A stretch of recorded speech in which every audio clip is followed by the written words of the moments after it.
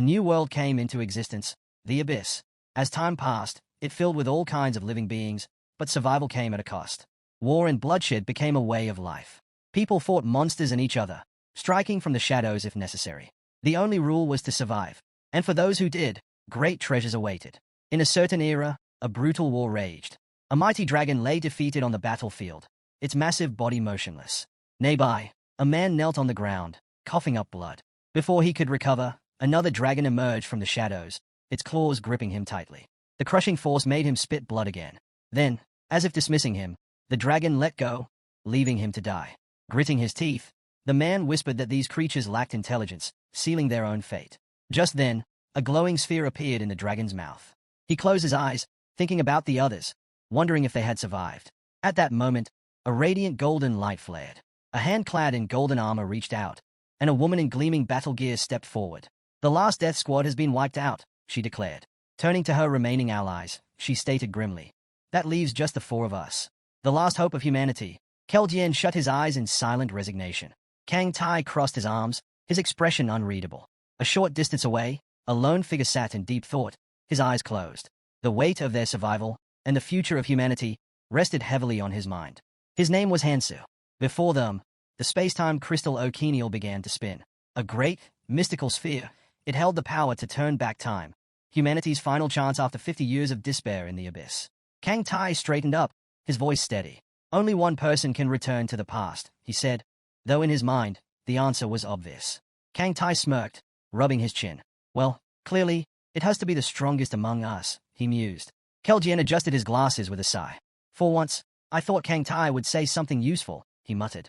"I regret wasting even a second expecting anything different." Air stepped between them, her voice firm.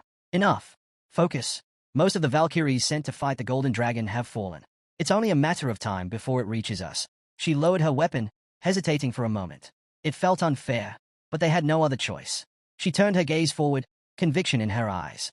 "The only one who can return to the past is Hansu." Hansu looked up at her, his heart pounding. He hesitated, staring at his own hands. Hansu remained silent, lost in thought. He had been fighting for too long. Day after day, year after year, his hands were drenched in blood, yet he could barely remember why he kept going. Maybe dying like this would not be so bad. Aes placed her hand over his, cutting off his thoughts. She sat beside him, her voice steady. "The fate of humanity rests in your hands. Don't give up, Hansu." He looked at her tiredly, then glanced at Keldien and Kang Tai. Keldien nodded. "Aes is right.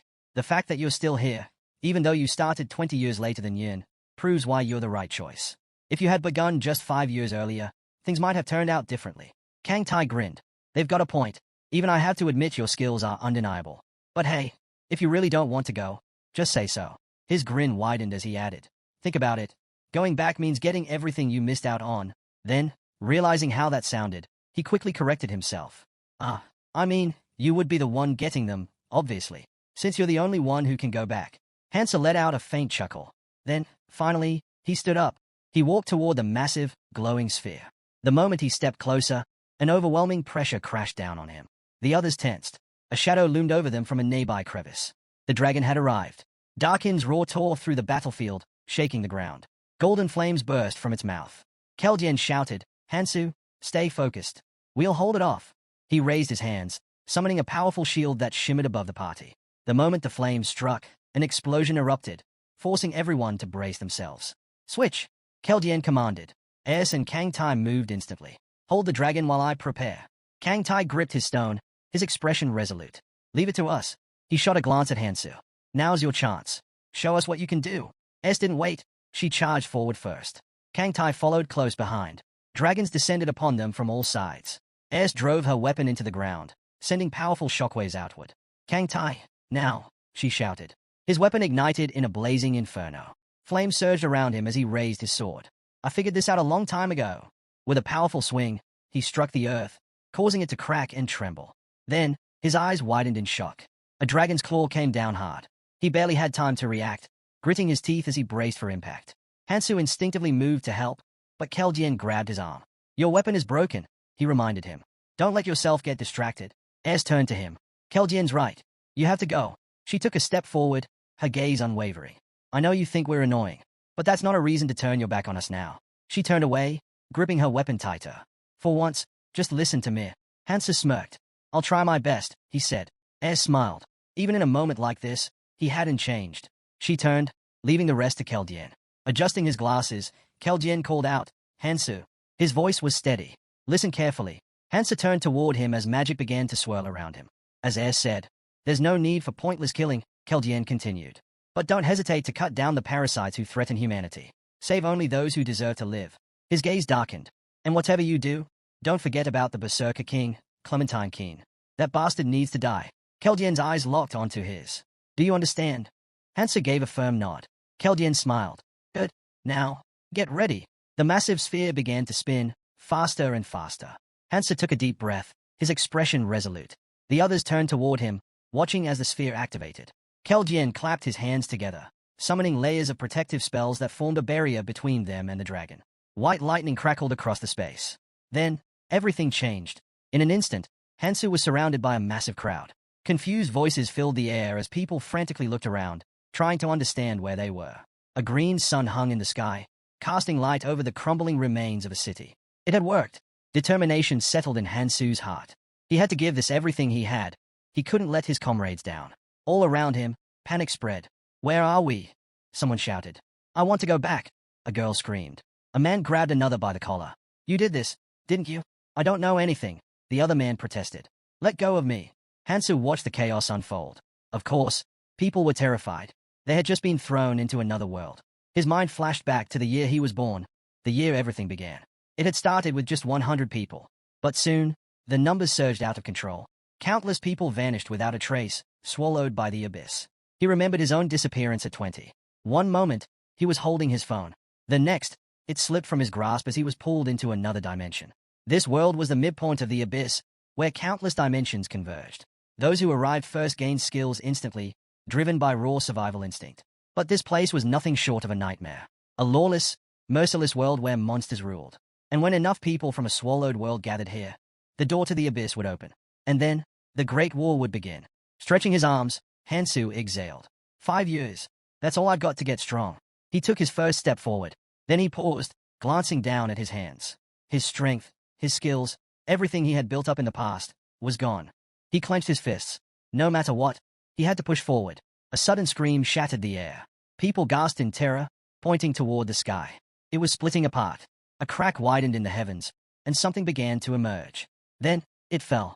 With a guttural howl, a monstrous imp crashed into the crowd. The people around it froze in shock. The imp let out a rough cough, then straightened itself. Its glowing eyes swept over the crowd. And then, it grinned. The imp-like creature grinned, bearing sharp teeth. Greetings, everyone.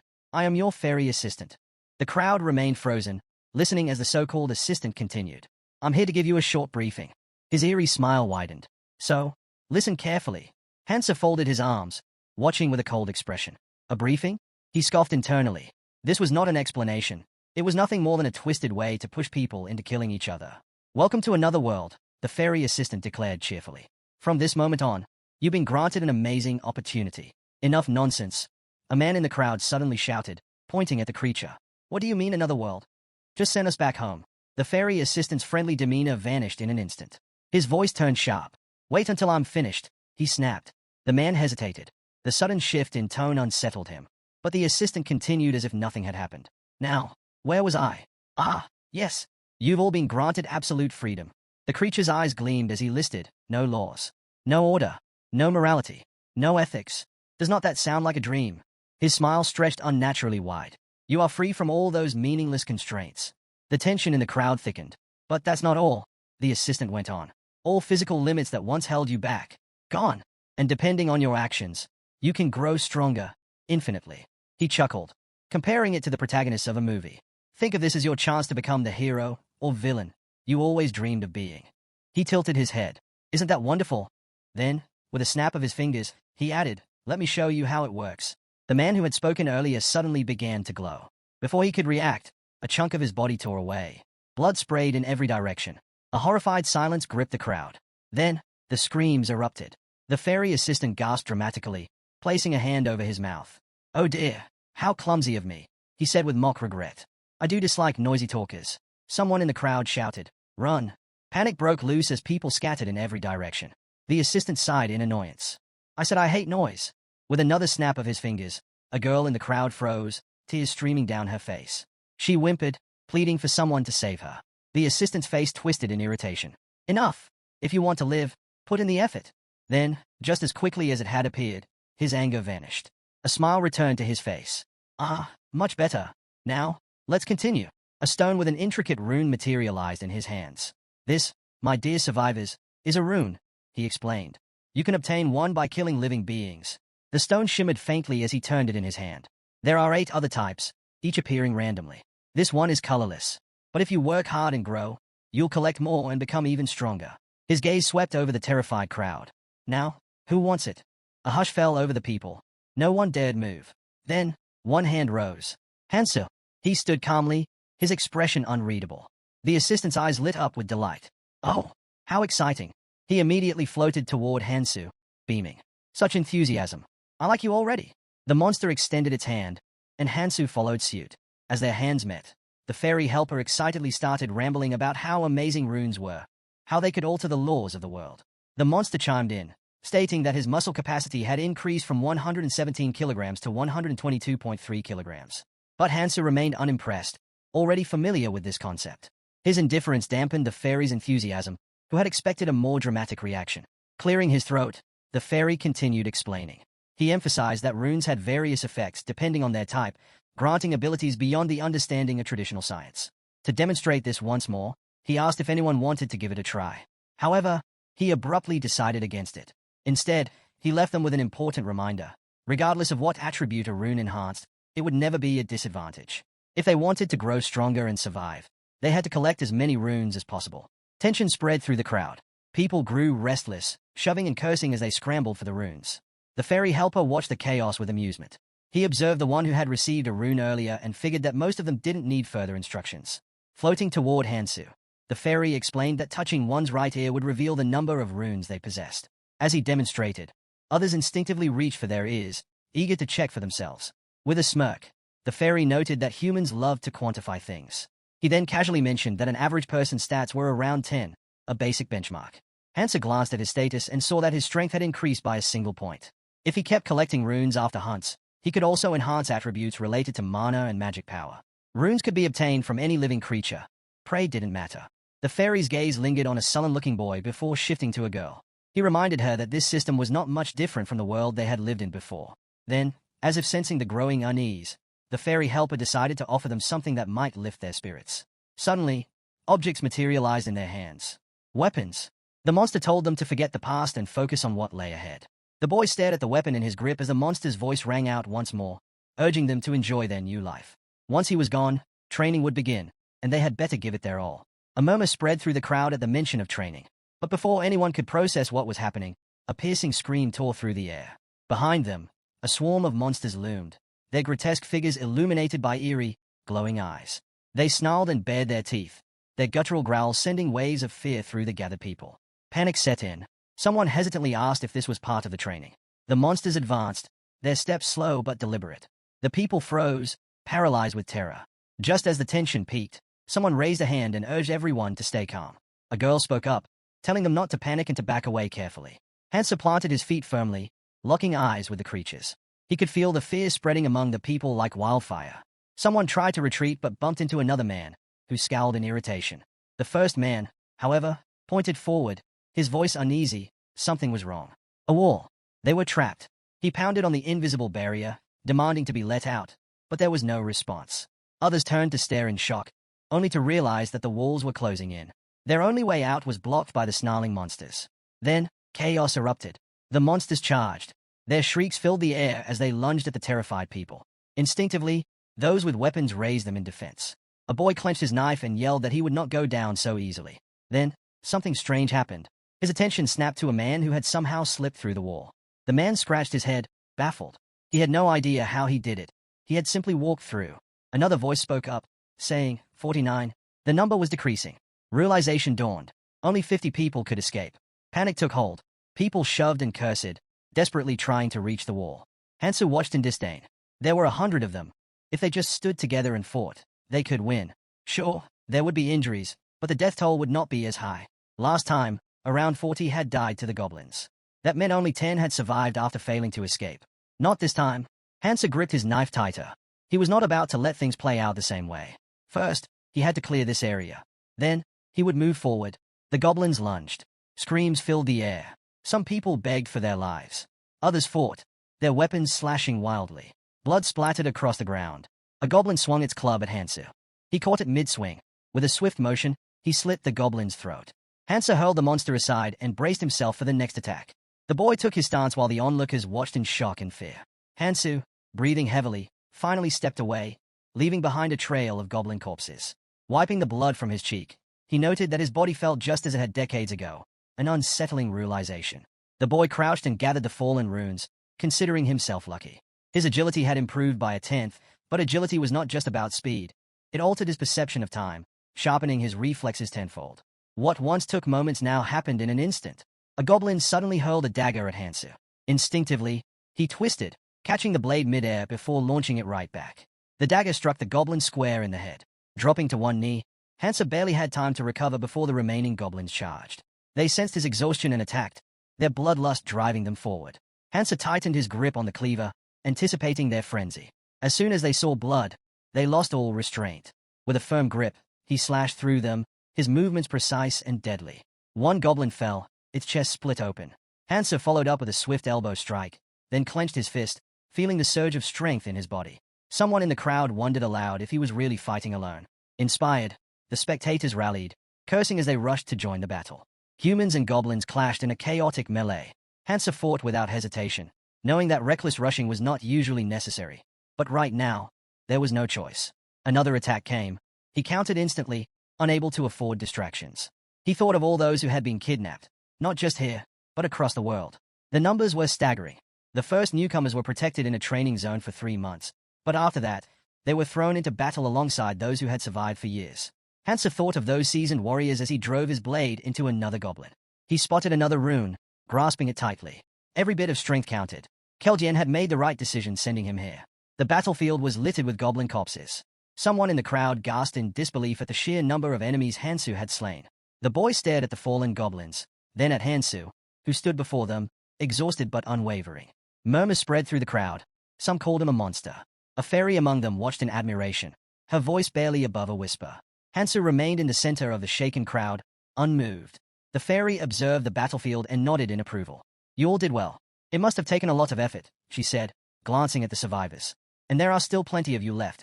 However, the people didn't share her sentiment. They glared at the strange creature with hostility. Behind her, the barrier began to shift, slowly opening. She smiled, unfazed by their anger. Now you understand how to survive here. Just keep going as you are. Without waiting for a response, she slipped through the gap in the barrier. I have other zones to visit, so I'll leave you to it. Good luck.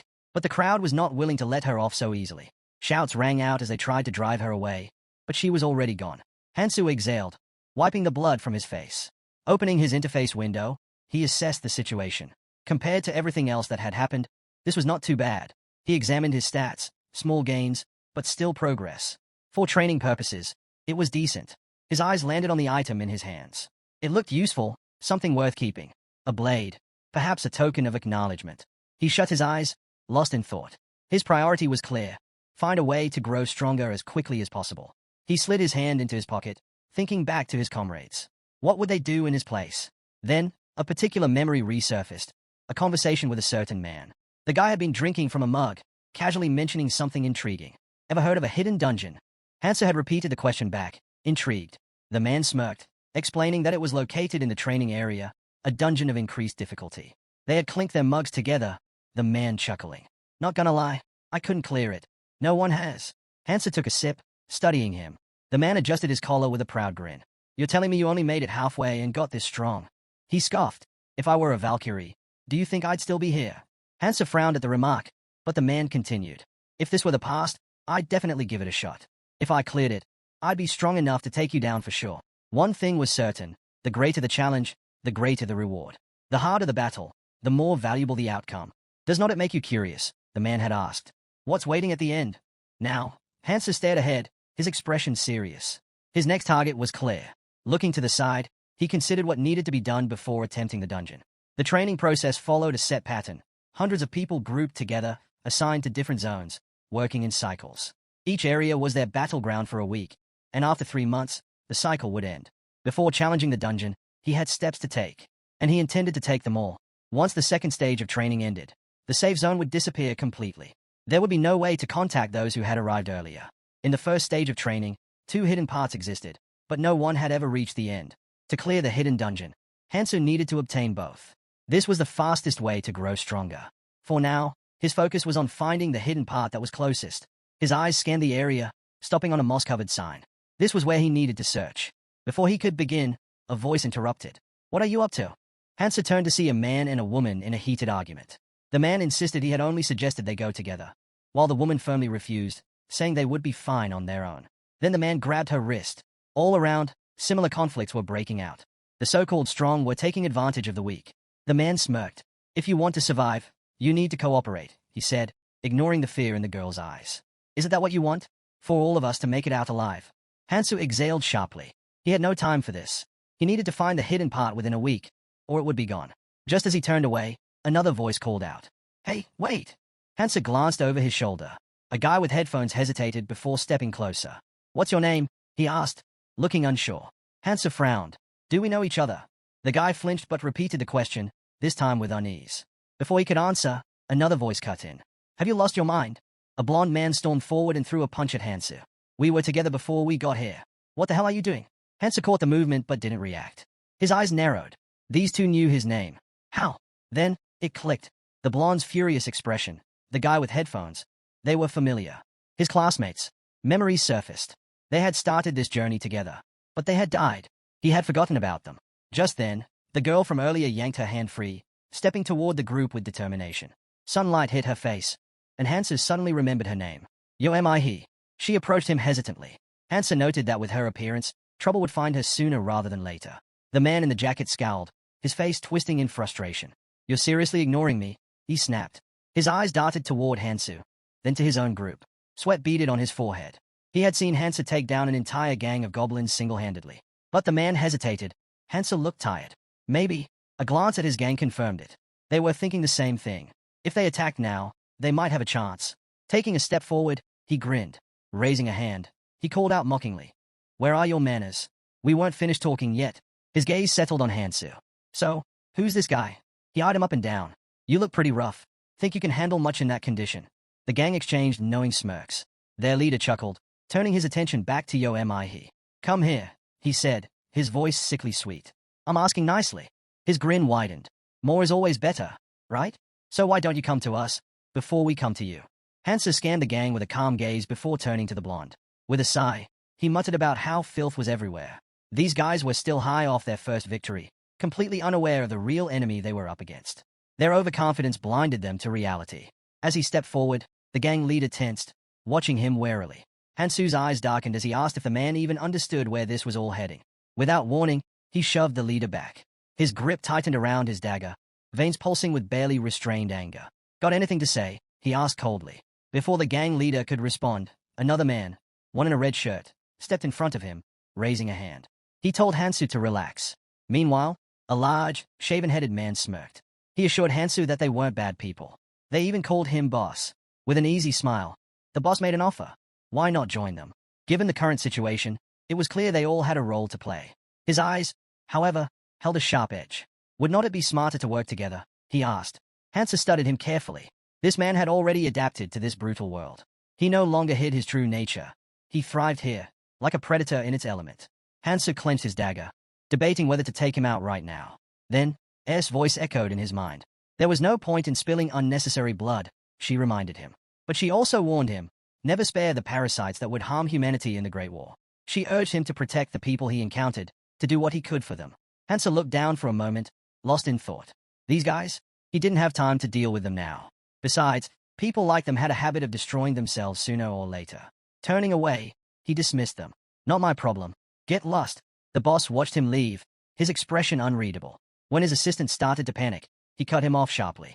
Enough with the hysteria, he said. They had more important things to focus on. He turned his gaze forward, toward the suffering people around them. In this twisted place filled with monsters, he had a vision, to bring order, no matter what it took. Hansu recalled the fairy and scoffed, calling her a devil. Still, something about this place intrigued him. With a smirk, he muttered that the strong ruled here. so why not take advantage of the opportunity? The boss led his group in the opposite direction, the crowd following without hesitation. Watching them go, the blonde shook his head. How is it that people are scarier than monsters? He murmured. His gaze then drifted to Hansu, who was walking away. Hansu had always been a bit strange, but had he always been like this? Wiping the blood from his face, Hansu barely noticed as someone caught up to him. It was the orphan, the boy with the dark, sullen expression. He hadn't paid much attention to him before, but now, the kid was looking at him intently. Why are you acting like you don't know us? He asked. Hansu frowned, his gaze sharp. Memory loss, he said simply. His classmates exchanged confused glances. Minnie giggled. Why do you sound like some old man? She teased. Hansu glanced at her, not sure what was so funny. Minhee, still laughing, blushed as she stole glances at him. He thought for a moment. She had a bright future ahead of her in their old world. But here, beauty was a double-edged sword. If used well, it was a powerful weapon. He could only hope she knew how to handle it. They walked through the ruins in silence. The blonde fidgeted, uneasy. We haven't said a word this whole time, she said, scanning their surroundings. Then she turned to Hansu with forced cheer. So, where are we going? Hansu didn't answer right away. Instead, he kept walking. You'll understand when you see it, he finally said. Up ahead, his first target came into view. They stopped in front of a subway entrance, Gangnam Station. The hidden section lay below. Minhee blinked. Wait, why are we here? Hansu exhaled and rubbed his mouth. He didn't have time to explain everything. If not for S words, he would not have even brought them. He curled his fingers slightly, resigning himself to the situation. I have a feeling, he said. His voice was calm, but there was certainty in his words. I lost my memories, but in return, I gained power. His classmates stared at him, stunned. Hansu was not sure why they were so shocked. After everything they had seen, a literal fairy, monsters, was it really that surprising? The blonde leaned toward her friend. Are we sure we should be following him? She whispered. Hansu suddenly turned, cutting off any further doubts. I'm not forcing you. His tone was firm. I respect people's choices. If you don't want to come, step aside and watch from the sidelines. The blonde scowled. She was irritated by how smug he sounded, but something in his attitude made her uneasy. Did he really know something? With a deep breath, Hansu stepped forward and began his descent. The blonde hesitated, her doubts gnawing at her. Still, she followed, as did the rest of the group. As they walked down, she tried to shake off her nerves. Flashing a nervous grin, she leaned toward Hansu. Are you sure this place is safe? She asked. It feels creepy. Hansu didn't break his stride. We're meeting some friends. The blonde blinked. Friends? Who the hell would live in a place like this? They reached the bottom. The air was thick with something unspoken. Whatever was down here, they were about to find out. Hansu slid his hands into his pockets and suddenly came to a stop. His gaze dropped to the ground. Without a word, he pulled out his dagger. Minhee let out a startled squeal. The blonde spun around at the sound, eyes widening. Tai-sung, someone shouted. Hansu's cold stare locked onto the trembling Tai-sung, whose face twisted in horror. But before anyone could react, Hansu drove his dagger into a fang caterpillar. Blood oozed from the severed insect as Hansu pulled out the blade. This dungeon is modeled after Gangnam Station, he said flatly. Those green bugs? They come out when they sense ground vibrations. The creature's remains twitched, then disintegrated into energy, leaving behind a small pebble. Hansu picked it up, inspecting it as he continued. They hate sunlight, so they usually stay hidden. But if one of these things gets a bite on you, he turned to face the others. Your flesh will be torn apart in seconds. You won't even have time to react before you pass out and die. Fear crept over his classmates as they processed his words. Hansu sighed. I'll show you an easy way to deal with them. Without hesitation, he plunged his dagger into another bug's throat. Knives were handed out, and soon, the group was slashing at the crawling insects. Hansu observed them carefully. These four might actually be useful. His eyes landed on a trembling boy wearing headphones. He stepped closer. If you're not confident, step only on whole tiles, Hansu instructed. If you see a crack with dirt inside, stab it, but keep your hands protected. Minhee, wiping sweat from her forehead, chimed in cheerfully. So basically, hit the spots where the ground rises. The blonde chuckled. Like a game of whack-a-mole. The boy in the headphones closed his eyes, gripping his knife tightly. He took a deep breath, mentally preparing himself. But just as he steadied himself, something burst out of the ground behind him. A beetle lunged at him with a screech. Before he could react, Hansu shoved him aside and slashed the creature cleanly across its body. The severed pieces thudded to the ground at his feet. The boy blinked in shock, then quickly smiled in gratitude. Thanks, he mumbled. Hansu barely acknowledged him. It was clear, this guy was not much of a fighter. He'd just end up being a burden. Without another word, Hansu turned and kept walking. The boy lowered his head, frustration evident on his face. The blonde, still trying to process everything, stepped closer to Hansu. You knew this would happen, he said, narrowing his eyes. How? Hansa glanced at him and smirked. Didn't I tell you? His voice held a hint of amusement. Then, with a satisfied grin, he added, it's my superpower. The blonde froze, momentarily dumbfounded. The others looked just as stunned. But Hansu was not interested in explaining further. Let's focus on hunting, he said, moving forward without another word. While the others hesitated, Hansa turned away, casually spinning the fallen stone in his hands. He glanced back at them and asked why they weren't picking up the runes. He gave an awkward smile and admitted that they thought it would be better if the hero collected them instead. In return, he could protect them, just like in the games. She trailed off, embarrassed, quickly adding that it was not as if picking up the runes would suddenly make them as strong as Superman. Hansa frowned. He's reasoning was flawed. Relying on him in exchange for safety was not a smart decision. With a sigh, he turned back to them. Your prey belongs to you alone, he said firmly. If you want to travel with me, you'll need to follow the basic rules. Those who had survived in the abyss for decades had established a simple code to ensure cooperation. Your prey belongs to you alone. In group hunts, resources are distributed based on need and contribution. In times of crisis, relationships built on goodwill fall apart. His classmates stared at him in confusion, but Hansa knew it would not take long for them to understand just how brutal this world was. He met their uncertain gazes and added, first, rely on your own skills. If you're useless, I won't hesitate to leave you behind. The group tensed at his words, but this was just reality. Tai-sung glanced at the blonde beside him, who nodded in silent agreement. Hansa looked at them with irritation but let it go.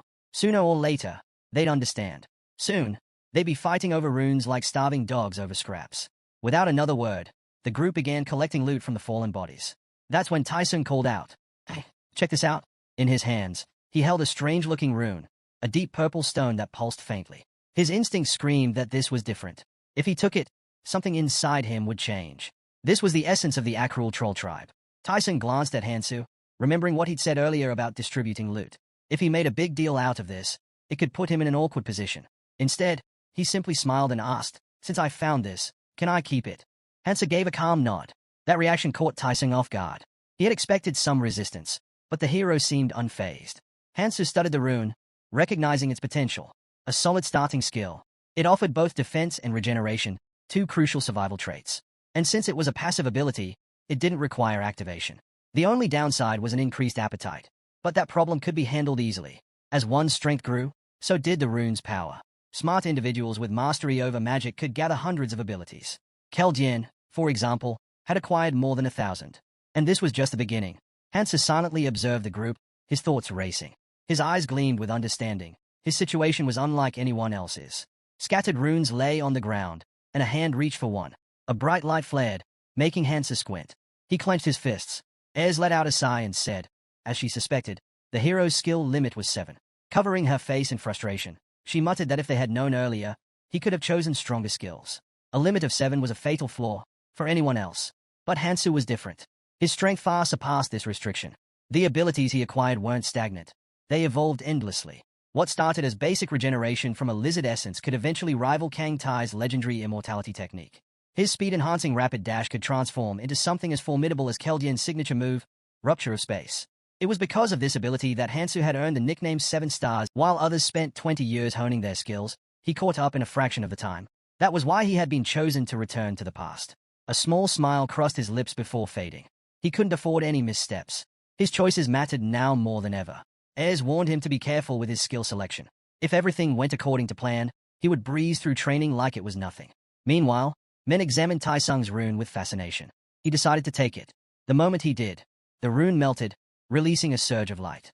The system displayed a notification. Physical resistance acquired. Tai-sung smirked, pleased with his decision. He checked his stats and saw a noticeable increase in several attributes. With a smug glance at Hansu, he thought to himself, he would never pass up an opportunity like this. Curling his lips into a grin, he mentally challenged the hero. Just wait, I'll catch up to you soon. Hansu simply waved and motioned for the group to move forward.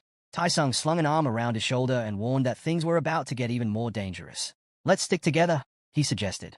Tai-sung, meanwhile, turned to Yo-Mi-he, asking if she needed him. Yo-Mi-he blinked, confused. Why was he looking at her while saying that? Hansu shot a displeased glance at the blonde. Does he really see me as his rival now? He wondered. The thought was almost amusing. Still, he wasn't going to entertain it. With a firm motion, he shrugged off the arm around his shoulder. Just because he found it amusing didn't mean he'd tolerate it. The group pressed on. As they walked, Hansu's gaze shifted downward with concern. We need to go deeper, he said. The girl hesitated. Why? The subway, he replied. She stared at him in shock. Wait, the trains are still running. Hansa simply said, you'll see for yourself, and took a few more steps forward. As he walked, his mind drifted to the past. There was someone who had never made a single mistake. He recalled sitting down for a drink with a stranger. The man had boasted about his dungeon experiences, confidently stating how many he had conquered. But before he could finish, another voice cut in. Those dungeons you're talking about? They are nothing compared to the ones I've been to. The braggart turned sharply, glaring at the interruption. Who do you think you are, butting into other people's conversations? A dark-haired man calmly folded his hands together. He had overheard enough. The so-called expert was spewing nonsense. Without hesitation, he pushed the braggart aside and took a seat next to Hansu. Leaning in slightly, he spoke with quiet intensity. If you really want to get stronger fast, there's one thing you need to find. Hansu remembered the way his eyes gleamed with excitement. It's in the training area. Somewhere in the subway. The stations varied in design, but structurally, they were the same, at least until the third floor. There, a portal sat in the center of the stairs. If you stepped through and followed the path to the very bottom, a train would be waiting. Catching it was the real challenge. But if you managed to board, that was it. Your path to power would be set. The only problem? Reaching it was near impossible. And the train only left once a day. Now, standing at the entrance, Hansa stared ahead. I have to make it there today. No matter what. They approached the portal. Mihe's eyes widened in surprise. Wait, this isn't Gangnam Station. She had been to Gangnam plenty of times, but she had never seen an entrance like this before. Anxiety crept in as she instinctively touched her neck. Are you sure about this? She asked. You don't even know what's waiting for us in there. Hansa remained unfazed, his gaze steady. I'm going where my instincts tell me to. Like I said before, if anyone wants to leave, now's the time. Tai-sung grinned. You think I'm gonna back out now? I'm in. Mihe hesitated for a moment, then pressed a hand to her chest. I'll go too. Hansa glanced at her, reading her expression. She's worried, and she knows exactly what kind of danger she's in. Someone like her, someone vulnerable, had even more reason to grow stronger. Even if it meant sacrificing everything. Mihe, on the other hand, looked ahead with barely contained excitement. The blonde shrugged and waved a hand dismissively. We'll stay here. Nothing's stopping us from just continuing to hunt. And with that, their paths split. Sang-jin, though trembling, declared that he would go with them. Down Tai-sung chuckled, questioning where Sang-jin suddenly planned to go when just moments ago, he had been too scared to move. Sang-jin shot him a glare and snapped that it wasn't any of his concern. Tai-sung raised an eyebrow in surprise. But before he could say anything, Sang-jin doubled down, stating that whatever he did was none of Tai-sung's business. Tai-sung scoffed, saying there was too much talk coming from someone so useless. He was about to continue when Hansa cut him off with a sharp enough. Closing his eyes, Hansa told them to quit the pointless bickering. He slipped a hand into his pocket and reminded them that time was short. They could do whatever they wanted. Tai-sung turned away, his veins bulging with frustration. Internally, he seethed, wondering how they dared to humiliate him in front of Mihe. Meanwhile, the hero stepped into the portal, focusing on the training area. Thousands of mobs roamed the landscape, and though the environment varied, some elements remained consistent. He glanced at the group behind him, then froze. Sang-jin and Mihe, standing behind him, looked just as shocked. Before them stood a convenience store. Confused voices echoed as people wondered how it got there. Without hesitation, they entered. Sang-jin immediately browsed the shelves while Hansu made his way to the refrigerator. The rumors had been true. There really was always a store on the second floor of the subway. Could this be some kind of hidden reward? Dais picked up a knife, wondering if he should take different weapons. Meanwhile, Hansu approached the counter, scanning the items.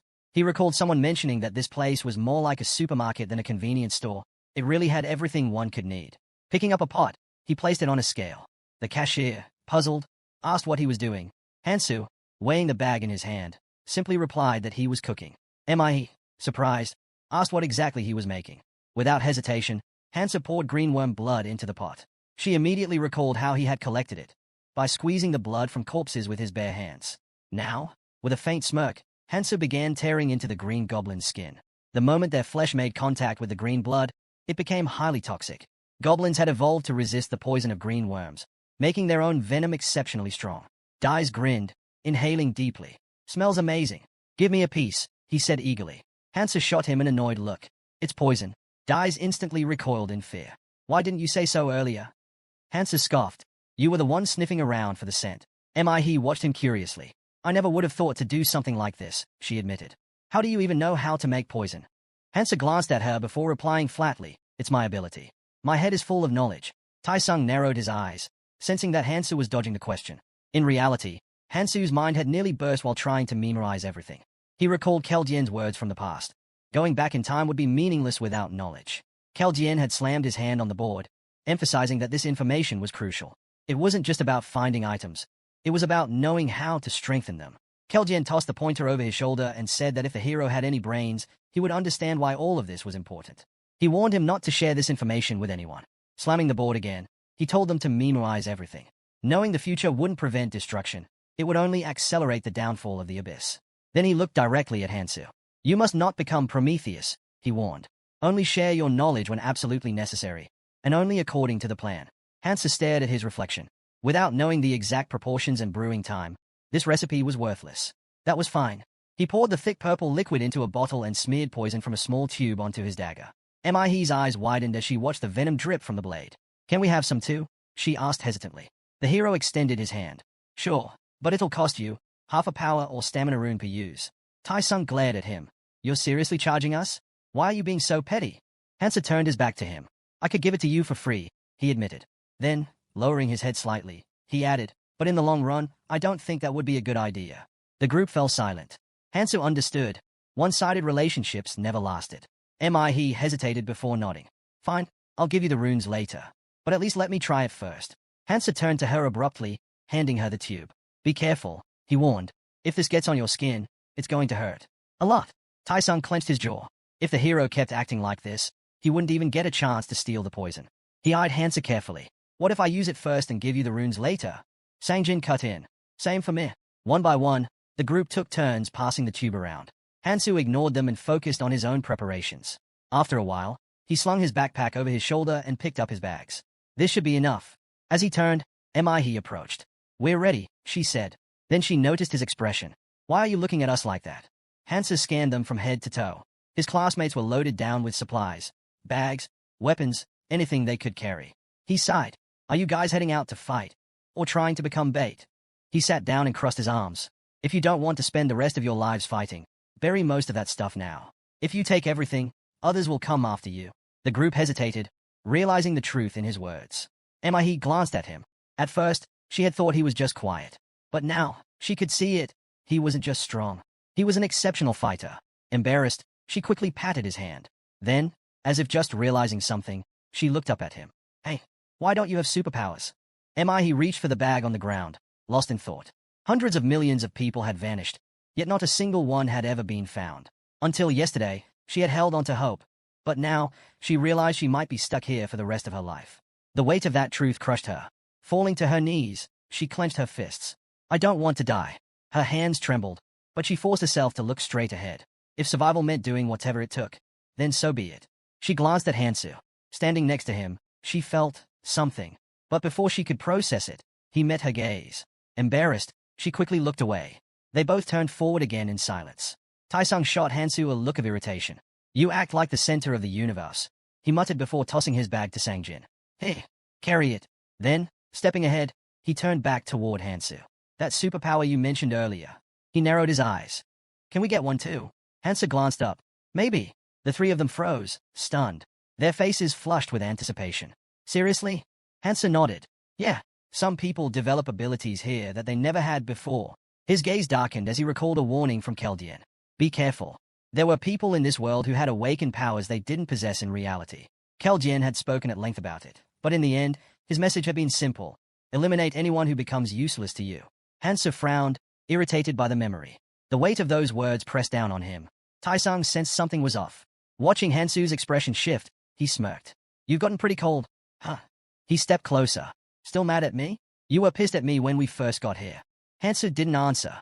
He simply kept walking. He had nothing left to say. 4 or 5 years before coming here, he had fought an endless battle. The abyss had only grown stronger, its monsters increasing in number. At first, there had been hope, but eventually, that too had faded, buried beneath despair. Covered in blood and bruises, Hansu had stared ahead, feeling nothing. No fear, no hope, just exhaustion. Now, he looked away, silent once more. Tai-sung watched him, confused. What's with him? Annoyed, he turned away. Damn superpowers. He refused to make a fool of himself next to Hansu. Tai-sung rubbed his chin, deep in thought. I'll get stronger. Then, he decided, I'll start dating Mihe. I'll get rid of Sangjin. And Hansu, I'll make him follow my orders. But before he could dwell on that plan any further, Hansu suddenly barked, "Stop. Everyone, stand still." Without hesitation, he crouched down and reached for the ground. As the blonde struggled to grasp the situation, Hansu examined the slime on his fingers. It didn't have the sharp, sour stench of a sword snail, and there were no half-dried entrails nearby, meaning it wasn't from a chopped-up zombie. That left only one possibility. San quickly put the pieces together. Land mermaids. Just as the realization hit, the creatures emerged from the darkness, slithering toward them. Hansu studied the slime again and checked the tracks. There was no doubt. These were land mermaids.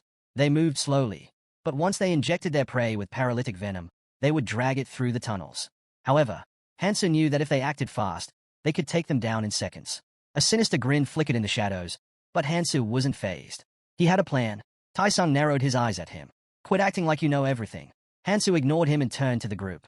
"You guys are in for a surprise," he said, motioning for them to follow. As confusion spread among them, Anu stepped forward with Molotov cocktails, pouring the homemade mixture into bottles. They did not have gasoline, but it should still do the trick. Sangjin and Yo Mi exchanged looks. The girl sighed. "Don't tell me you made this with something you found in a store." Taisung took a bottle and turned it in his hands. "If this is part of a superpower, then I gotta admit, it's pretty useful." Then he glanced at Hansu. "You like it here more than your old world, don't you? You can do whatever you want." Hansu smirked. Taisung stepped back. "What? Why are you looking at me like that? Did I say something wrong?" In Hansu's mind, Keljian and Es were still arguing over whether Tun even deserved to exist. Shaking off the thought, Hansu grabbed a stick and started sketching a rough plan in the dust. "One of us throws the Molotov. As soon as it hits, the rest rush in and attack." He added 3 more figures to his drawing. The group silently watched as he mapped it out. "The one in the vanguard gets priority when we distribute runes," he continued. Taisung lifted his chin proudly. "I'll go first. Someone competent has to lead." Hansu glanced at the others. "And who's throwing the Molotov?" Sangjin and Yo Mi exchanged awkward glances. Neither wanted to challenge the other.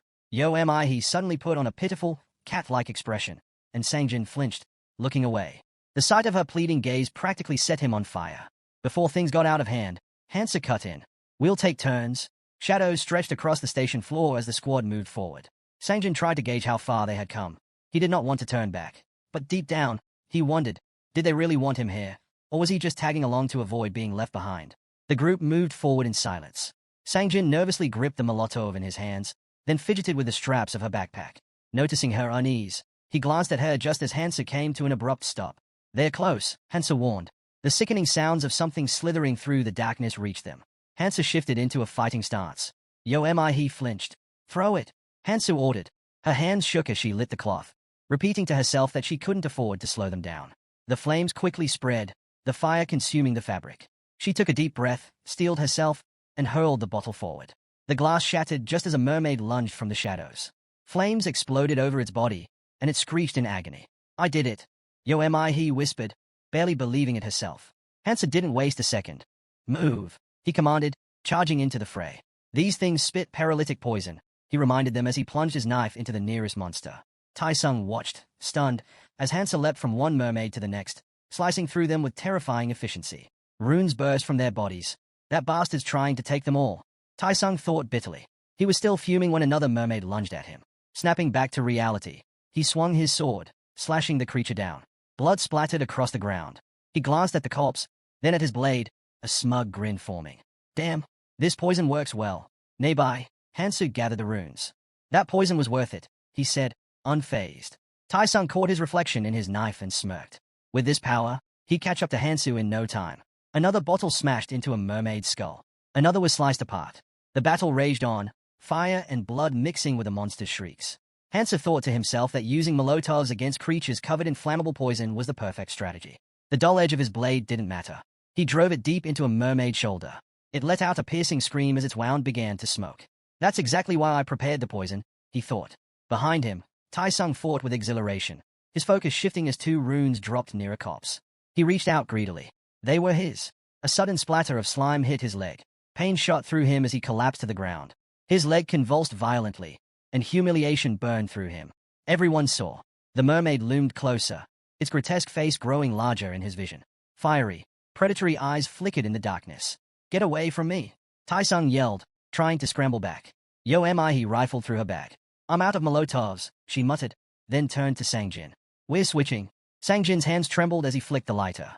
The flame caught, But before he could react, the mermaid was already upon him. Sangjin screamed. The bottle slipped from his grasp. Taisung watched in horror as the life-saving Molotov shattered uselessly to the side. Fury exploded in his chest. I told you to throw the Molotov, not take a piss, he roared at Sangjin. Panicked, Sangjin lashed out with his elbow, striking the mermaid square in the head. The monster collapsed, leaving him frozen in shock. A dagger flashed between them. Calm down, Hansu ordered. Stick to the plan. His voice was steady, unaffected. He glanced at them before turning away. Take a breather. Collect your runes. Taisung exhaled heavily, still shaken. I thought I was dead for sure, he muttered. He glanced at his leg, now fully healed. Guess my skill kicked in. Hansa looked at him. Boost your stamina. You'll recover faster. Then, with the same cool authority, he repeated, gather the runes. Quickly, Taisung stared at the measly handful in his palm, feeling a wave of frustration. This was all he got? Meanwhile, Hansu controlled the distribution with an iron grip. Sangjin quietly picked up his runes. Taisung's gaze darkened. Towering over the smaller boy, he loomed menacingly, eyes locked on his prize. A slow smirk crept across his face. Sangjin, he called. The boy hesitated, sensing danger. Taisung scoffed. Does your whole family have no shame? Sangjin's fists clenched, ready to protest. But before he could speak, Taisung grabbed him by the throat and lifted him with terrifying ease. A wicked grin spread across his face. Listen up, he sneered. You can't even throw a Molotov properly. Did you already forget how you nearly got me killed? Sangjin choked, hands clawing at Taisung's grip, trying to break free. His eyes filled with panic. What are you doing? Let go. Taisung shoved him back. Sangjin hit the ground hard, his headphones flying off. Clutching his chest, he gasped for air. Taisung crouched beside him, grabbing a fistful of his hair. Not long ago, you were crawling around like a pathetic weakling. Looks like you've forgotten your place. His voice was laced with mockery. Just stick to following orders for the rest of your life. Like your father. Stop pretending you're anything more. He turned away, reaching for the runes. A dagger stabbed into the ground between his hand and the pile. Taisung froze. Hansu's voice was calm but firm. Those aren't yours. Taisung clenched his jaw, eyes flickering with disbelief. You're seriously giving them to him. His voice rose. You might as well be throwing them in the trash. Hansa didn't react. Taisung's frustration boiled over. What did he even do to deserve them? He gestured wildly. We could split them. We don't need him. His breath hitched. His voice wavered. Teeth grinding, he spat. Tell me I'm wrong. Hansa remained calm, simply stating that the distribution should be fair, but it wasn't his place to interfere with how others survived. Taisung scoffed, calling it nonsense, and warned him not to regret his decision later. Hansa turned to Sangjin and advised him to learn how to protect what was his. As the others hurried to claim the remaining rooms, He stood back, watching the hero. She hesitantly approached, fiddling with the strap of a backpack, and asked if they were bothering him. Given the situation, she figured he might be annoyed watching them argue. Hansa kept his gaze forward and said it was fine. He wouldn't judge them for struggling with something they weren't good at. He caught up and asked if that meant he planned to stay with them until the end. She got the feeling Hansu acted like he could leave them at any moment. Hansa stopped, looking ahead. He reminded them that they were the ones who chose to follow him, and they were doing fine, so there was no need to worry. Then, his eyes lingered on the hero's back with a hint of sadness before he continued walking. As he passed the corpses of the mermaids, he noted how most of the runes they dropped focused on strength and endurance. It made sense. Physical stats were impossible to ignore now. It wasn't a bad investment either, considering how crucial they were for survival. The hero picked up one of the runes, recognizing that those were the exact traits he needed. He used a single rune, and his stats increased. Ahead, a bright light flickered. Then, a fairy appeared. She announced that the hero's total stats had surpassed 50, triggering his first achievement. Voices behind him questioned what kind of creature she was and why she had returned. The fairy pointed at him, declaring that he was the traveler who had raised his hand first. She had been curious about who was the fastest among them, and it seemed she had found her answer. Circling around him, she mused that they always admired those who put in the effort. She lightly touched his head, smiling, and said she had a small gift for the most active traveler. Then, she turned her gaze toward Mihe and asked if the hero was curious about what it would be. Mihe's hand trembled as she muttered that it wasn't fair. They hadn't started with the same stats. The fairy chuckled, telling her not to worry. It wasn't like she would even touch her. But then, the fairy suddenly darted toward Mihe, her grin turning sharp. She bared her fangs, her presence growing menacing. There are exceptions, she murmured. You could be one of them. Mihe froze in terror, but just as quickly as the tension spiked, the fairy leaned back and laughed. Just kidding. She gave the girl a playful push on the shoulder. Forget about fairness. You have your own strengths, don't you? Mihe realized the fairy was pointing at her. The creature smirked and remarked that she wasn't in a hurry to get rid of her. If she wanted to catch up to the others, she'd have to earn it. The Abyss assistant chuckled and said life had never been fair. Then, she fluttered up to the hero, grinning. It's time for your reward, she announced. He already had an idea of what it might be. The fairy's smile widened as she explained. For reaching a certain threshold in your combined physical stats, you get to choose 3 runes. Hansu remained calm, staring ahead. The fairy snapped her fingers, summoning the options. Agility, perception, healing, she listed, holding up the healing rune. This one's expendable, but it can patch up a hole in your stomach and cure most poisons. It's like having an extra life. The hero considered it. If a limb was torn off, it wouldn't be of much use. The others were stunned. A healing rune, something that could bring someone back from a near-death state. It was a chance to survive even the deadliest situations. While they silently hoped the hero would use at least 1 rune on them, Hansu studied the fairy and asked, "Do you have a rune that grants immunity to magic?" The fairy froze for a moment before revealing another set of runes. "There is one," she admitted. The group exchanged glances. The hero didn't seem particularly interested. Was this really such an ordinary choice to him? Hansu examined the options. Healing was valuable, but immunity to magic and physical damage was much rarer in the training area unless someone got extremely lucky, like Kangtai. Increasing stamina only affected endurance and recovery, but resistance to attacks, especially magic, was a far more fundamental defense. Physical attacks could be managed with experience, but magic was a different matter. He scratched his cheek, deep in thought. Finally, he checked his stats, deciding that what he had should be enough to keep him from dying right away. The fairy opened a swirling portal in the air. "Well, my job here is done," she said. Then, with a playful wink, she blew a kiss toward the hero. "Keep up the good work." Her words left the others speechless. Hansa turned to his companions, noticing their shocked expressions. "What's with those faces?" he asked. After some time, Mihi was locked in battle with a mermaid. She wiped the sweat from her forehead, realizing that fighting was becoming easier. Then, out of the corner of her eye, she noticed the hero at work again. She pressed a finger to her lips and froze, watching him. Hansa turned around as someone questioned him. They asked why his movements hadn't changed despite collecting so many runes. Another person stepped forward, pointing out that his speed was the same as before. Hansa raised his hand, revealing a glowing inscription. "This is the reason," he said. The others exchanged confused looks. "What is that?" someone finally asked. Hansu explained that it was a way to store runes. He told them to extend a hand and focus on storing a rune. It was that simple. Someone asked how he even knew about this. Adjusting his sleeve, Hansu smirked. "It's thanks to my ability." He leaned closer, intrigued. "Then I should try it too." Hansu immediately shut that idea down. "Don't." "Why not?" she asked, frowning. Glancing at the scattered runes, he explained. "For starters, it slows down the hunt. I can't store just any rune." He held up one. "And if I die, the runes I stored this way will drop." Sangjin furrowed his brows. "Then why collect them at all?" Hansu answered matter-of-factly. "I plan to trade them. Right now, it's difficult, but once the rules settle, they could work as a currency in the training area." He turned to the others. "You shouldn't do the same. Just use them as you get them." Tai-sung scoffed, raising his hand in frustration. "And who put you in charge? Just because we listen to you doesn't mean you get to look down on us. Why can't I do whatever I want?" Hansu exhaled sharply. These people still didn't understand the reality of where they were. He figured they'd only come to their senses when they hit rock bottom and suffered for it. His eyes fell to the dull blade in his grip. Scanning the group, he made a decision. They needed restructuring.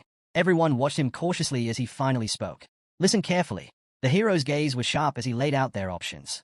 "Follow me or collect runes. Do whatever you want. I don't care." Then, with a cold glare, he threw the blade at his feet. His tone dropped, menacing and firm. "But for now, hand over your weapons." Tai-sung let out a bitter laugh, his expression twisting in disbelief. "Are you serious? You want to rob us?" He gestured at Hansu's own weapons. "You already have yours. Why should we give you ours?"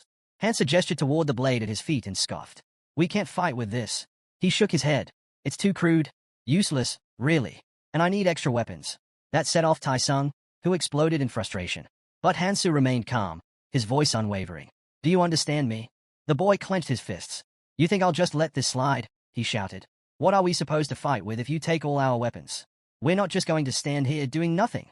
His voice was laced with anger, but his smirk carried a challenge. "Or do you expect us to stand around sucking our fingers while you handle everything?" Sangjin hesitantly reached for Hansu, his voice wavering.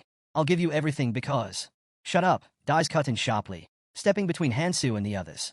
He locked eyes with Hansu, standing his ground. Hansu observed him for a moment before asking plainly, "Do you want to fight?" Tai-sung forced a grin, though it was clear he was nervous. "Why would not I? I have nothing to be afraid of here." His voice dropped, bitter. "I've always hated that arrogant look of yours." Hansu scratched his cheek, unimpressed. He had expected the guy to back down, but he was not entirely surprised. He does not even know what's down there. His gaze turned cold as he made up his mind. Raising a finger, Hansa laid out two choices. 1.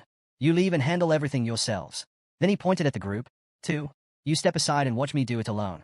His tone was icy. Your call. Sangjin fidgeted with his hands, looking uneasy. I'll step aside, he murmured. Yo am I? He hesitated but eventually nodded. Me too. If the hero says it's dangerous, then it must be. Taesung glanced between them, his frustration growing. That's exactly why we should fight together. His voice was desperate, sweat beading on his face. He just wants to leave us behind and take all the rewards for himself. He turned to the others, eyes blazing. Are you really going to let him do that? Hansa studied him, unbothered. He didn't care that Sangjin was a coward. But yo am I? He stepping back complicated things. He looked away, lost in thought. Friend. That's a nice word. He smirked to himself. If Keljin were here, this guy would already be wandering lost in some no man's land. But Hansa couldn't waste any more time. He needed to move. Hands in his pockets, he turned toward the entrance. We'll settle this downstairs. If you can fight, I won't stop you. Taesung glared at him, suspicion creeping into his mind. If he's so eager to go alone, does he know something we don't? His gaze shifted toward the dark passage leading into the depths. Only a fool would pass up an opportunity like this. And with that, the descent began. All three of them burst onto the surface, gasping for breath. They squinted against the sudden light, their hearts pounding. Yo am I? He clutched her chest, her voice shaky. I knew it. It's too dangerous down there. Just moments earlier, they had all stood frozen in horror. A monstrous snake, far beyond anything they had faced before, loomed before them. Its massive form coiled in the darkness, unblinking eyes locked onto its prey. Taesung could hardly tear his gaze away. He glanced back, disbelief flooding his mind. Is he really going to fight that thing alone? It was insanity. But Hansu was not hesitating. He stood firm, eyes locked on the beast. The snake hissed sharply, then shot upward, its body towering over him. Hansa tensed, anticipating its attack. Without warning, the creature opened its maw, an ear-splitting beam of energy erupted forth. Hansa barely had time to react, diving behind a nearby column as the powerful blast struck. The impact sent cracks splintering through the stone. Dust and debris rained down. Peering from cover, Hansa checked his stats. As expected, his magic immunity had kept him standing. Even the sound waves, amplified by the beast's magic, couldn't break through. Still, he knew better than to underestimate it. The snake, assessing the destruction it had caused, slammed its tail against the crumbling column. Hansa seized the moment, dashing forward. This was not an opponent he could take lightly. The creature's tail lashed out again, barely missing him. But he knew its weakness. His eyes locked onto the small gaps between its thick scales. A perfect opening. With a swift, precise motion, he drove his blade into one of the unprotected areas. The snake let out an agonized screech. Dark blood sprayed from the wound. Hansa leapt back, his knife still embedded in the creature's flesh. The snake twisted in fury, its tail lashing out again. He dodged, but the beast rose above him, mouth gaping wide. Another beam fired. This time, it struck him head-on. Pain shot through his body as he gritted his teeth, sweat beading on his forehead. Before he could fully recover, the tail came swinging toward him again. The impact sent him crashing backward. Hansa pressed against the wall, catching his breath. So, it's finally regenerating. He watched as the wound he had inflicted began to close. The snake scanned the battlefield, searching for him. This was a training area, and despite his physical resilience, he was not immune to poison. Blood trickled from the beast's injury, but it was not enough. He knelt, gripping another blade with trembling fingers. 5 left, but 1 or 2 would not be enough to end this fight. He steadied himself. Then, with cold determination in his eyes, he launched forward once more. The snake lunged, fangs bared, another attack incoming. The ground trembled from the force of their battle. Meanwhile, he stared anxiously into the tunnel's darkness. Even from this distance, the echoes of the fight reached them. She clenched her hands, worry clouding her expression. Taesung turned to her, frowning. Why did you stop? His voice was tense. We don't even have a single weapon. We should head back to the store. A flicker of doubt crossed Mihe's face, but she shook it off. Without another word, she took off running. I have to check on him. Taesung gritted his teeth in frustration. Taesung's scowl deepened as he watched her go. He had been ignored since the moment they arrived here, and now, once again, he was left behind. Still cursing under his breath, he ran after her. The three of them ran forward in silence, their footsteps quick and tense. Then, as they got closer, Mihe's breath hitched. Her eyes widened in horror. Are you? She couldn't finish a sentence. Her body stiffened. Hansu was dangling in the air. The massive snake's fangs sunk deep into his arm. Minnie let out a horrified scream. Hansu grimaced, feeling the crushing force of the beast's jaws. I wasted too much time. He steadied his breathing, glancing at his clenched fist.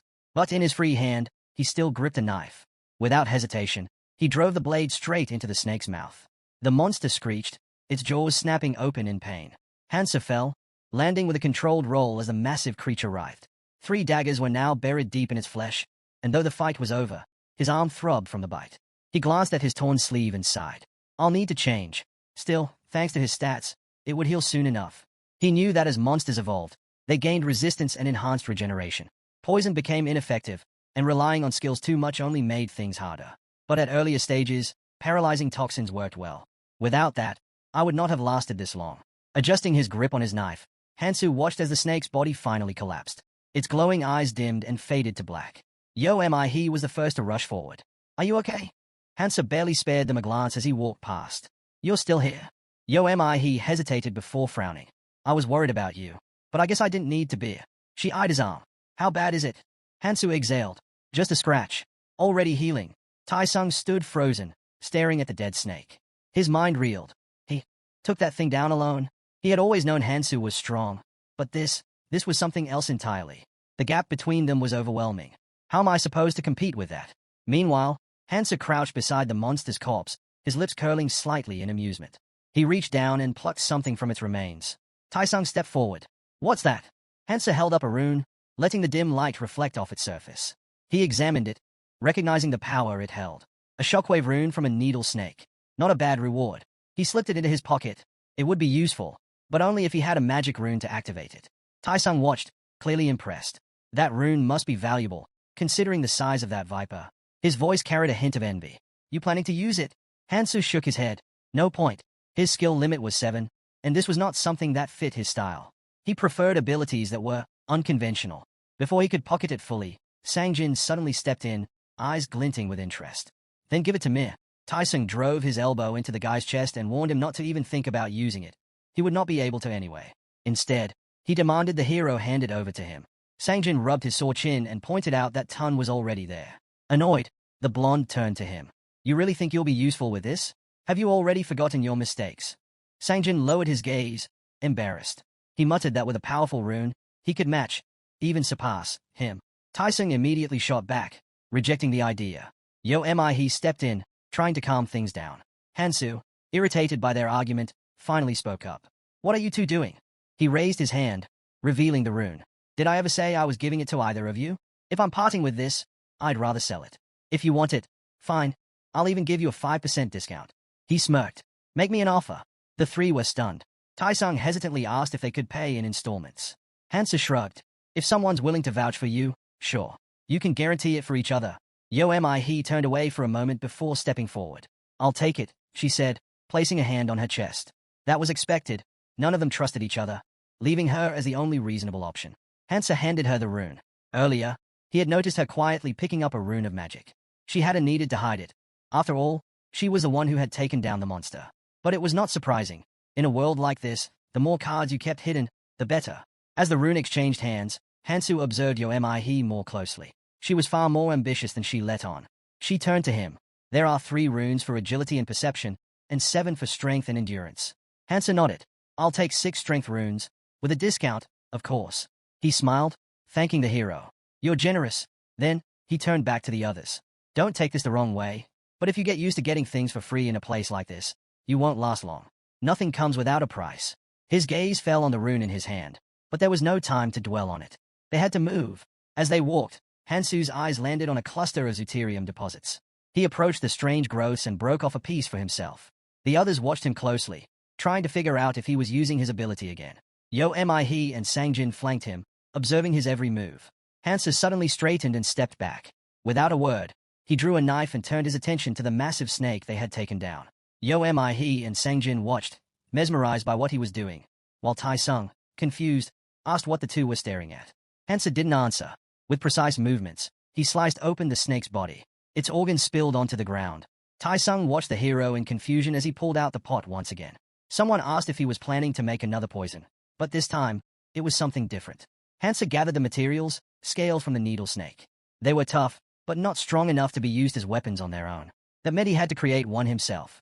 There were 134 possible weapon combinations using monster materials from the training area, but only 11 were practical for actual combat. The needle had limited range, making it difficult to inflict lasting damage like bleeding. However, if he targeted weak points precisely, he could turn that flaw into an advantage. He examined the needle.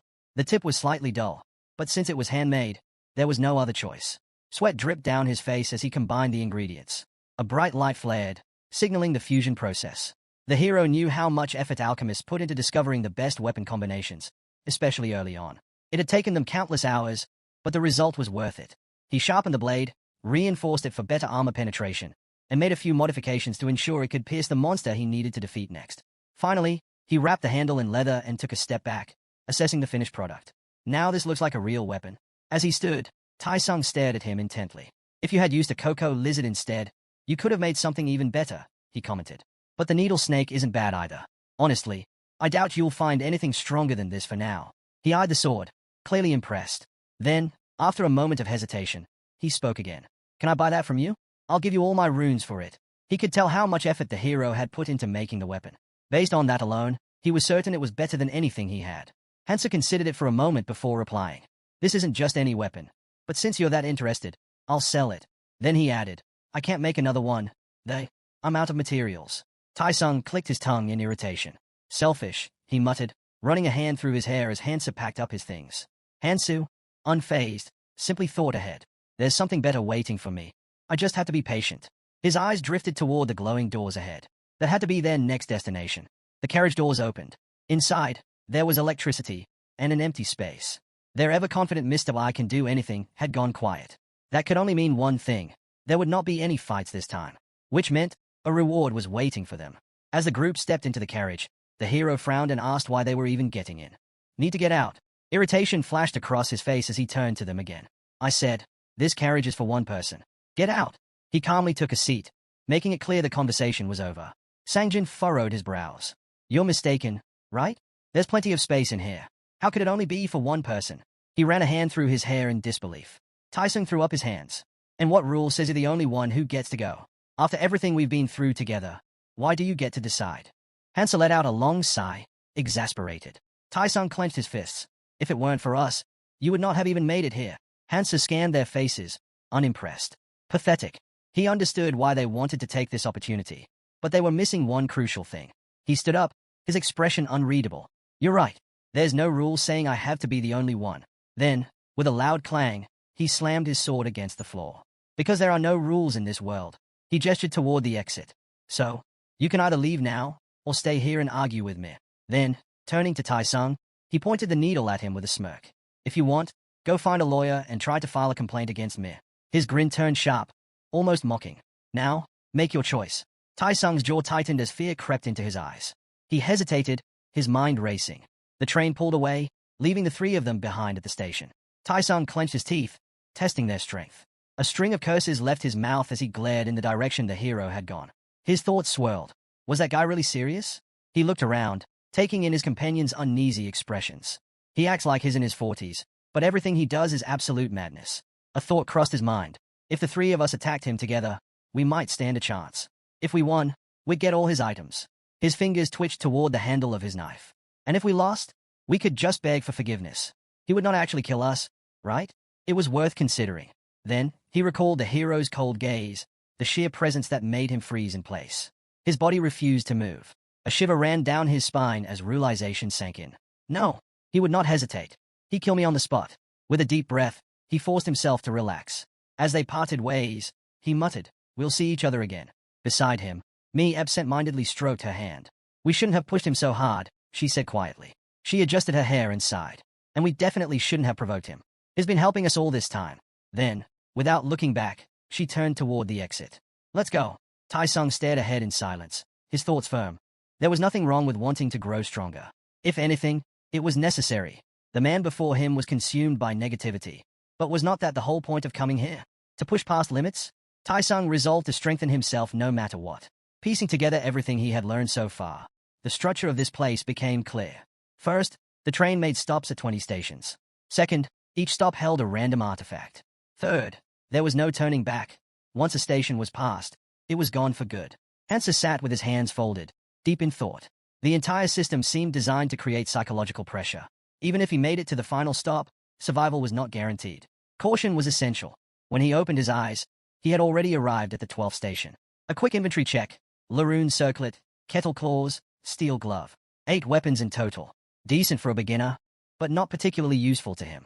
The Laroon circlet, combined with perception stats, could pinpoint monster weak spots, but Hansen no longer needed it. He already knew them all by heart. He stepped onto the platform, his mind shifting to a different priority: mobility. If he could find an artifact that enhanced movement, his combat efficiency would skyrocket. That was his focus now. Then, he saw it. His eyes widened. Resting atop the monument was the Cloud Maniac's neck. He hadn't expected to find something like this here. One drag from it would instantly boost all stats, and as long as he kept smoking, the effect would continue to grow. A single cigarette granted a 20% stat increase for 10 minutes. A smirk crossed Hansu's lips. This was exactly what he needed. It would not work outside the training area, but within these limits, it was an unmatched artifact. He picked it up, murmuring that it had been a long time since he last saw cigarettes. A memory surfaced. Someone had once scolded him for smoking. Again? "You're aging faster than you think," she had said, taking the pack from his hands. She had smiled, warning him that he'd ruin his face if he kept at it. Lowering his hand, Hansa silently reassured her. This time, it was different. The train doors slid open, pulling him back to the present. He returned to the Snake's Court core, scanning his surroundings. Were they really gone? He had 4 days before another hidden artifact would appear. In the next 2 days, he had to make a decision: focus on hunting and collecting runes or complete the remaining tasks. The choice was obvious. His gaze landed on a pot. He had completed a few tasks on the journey, so why not see what rewards awaited him? Slipping it into his backpack, he made a mental note. He didn't know what he'd get, but some rewards were worth the effort. One particular task caught his eye. The reward was promising, and it would not take long to complete. If he succeeded, he could obtain a Sage Stone, along with a clumsy mage as a follower. Hansa rubbed his chin, thinking. The Sage Stone was a powerful artifact, one that boosted all stats by 10, including its own, and could heal fatal wounds. A rare find, not just in the training zone but even in the red zones. However, the kind of person who completed this quest had to be unhinged, and he knew exactly who had done it before. Envy, a member of the Death Squad. She had been thrown into the abyss alongside criminals while volunteering at the prison. At first, she had her most trusted people with her, but once the training began, they turned on her. Betrayed and enraged, she unleashed her full strength. For 7 days, she hunted them down, tore them apart, and ate their hearts. In the end, she had wanted to take her own life, but then, this quest had appeared. Hansu exhaled sharply, rubbing the bridge of his nose. This quest was not for him. It clashed with his goal, saving as many people as possible. He decided to let it go. A different thought came to mind. It should be nighttime by now, which meant it was time for a quest with a solid reward. He recalled one that involved getting food from a selfish, wealthy man. Not a bad deal.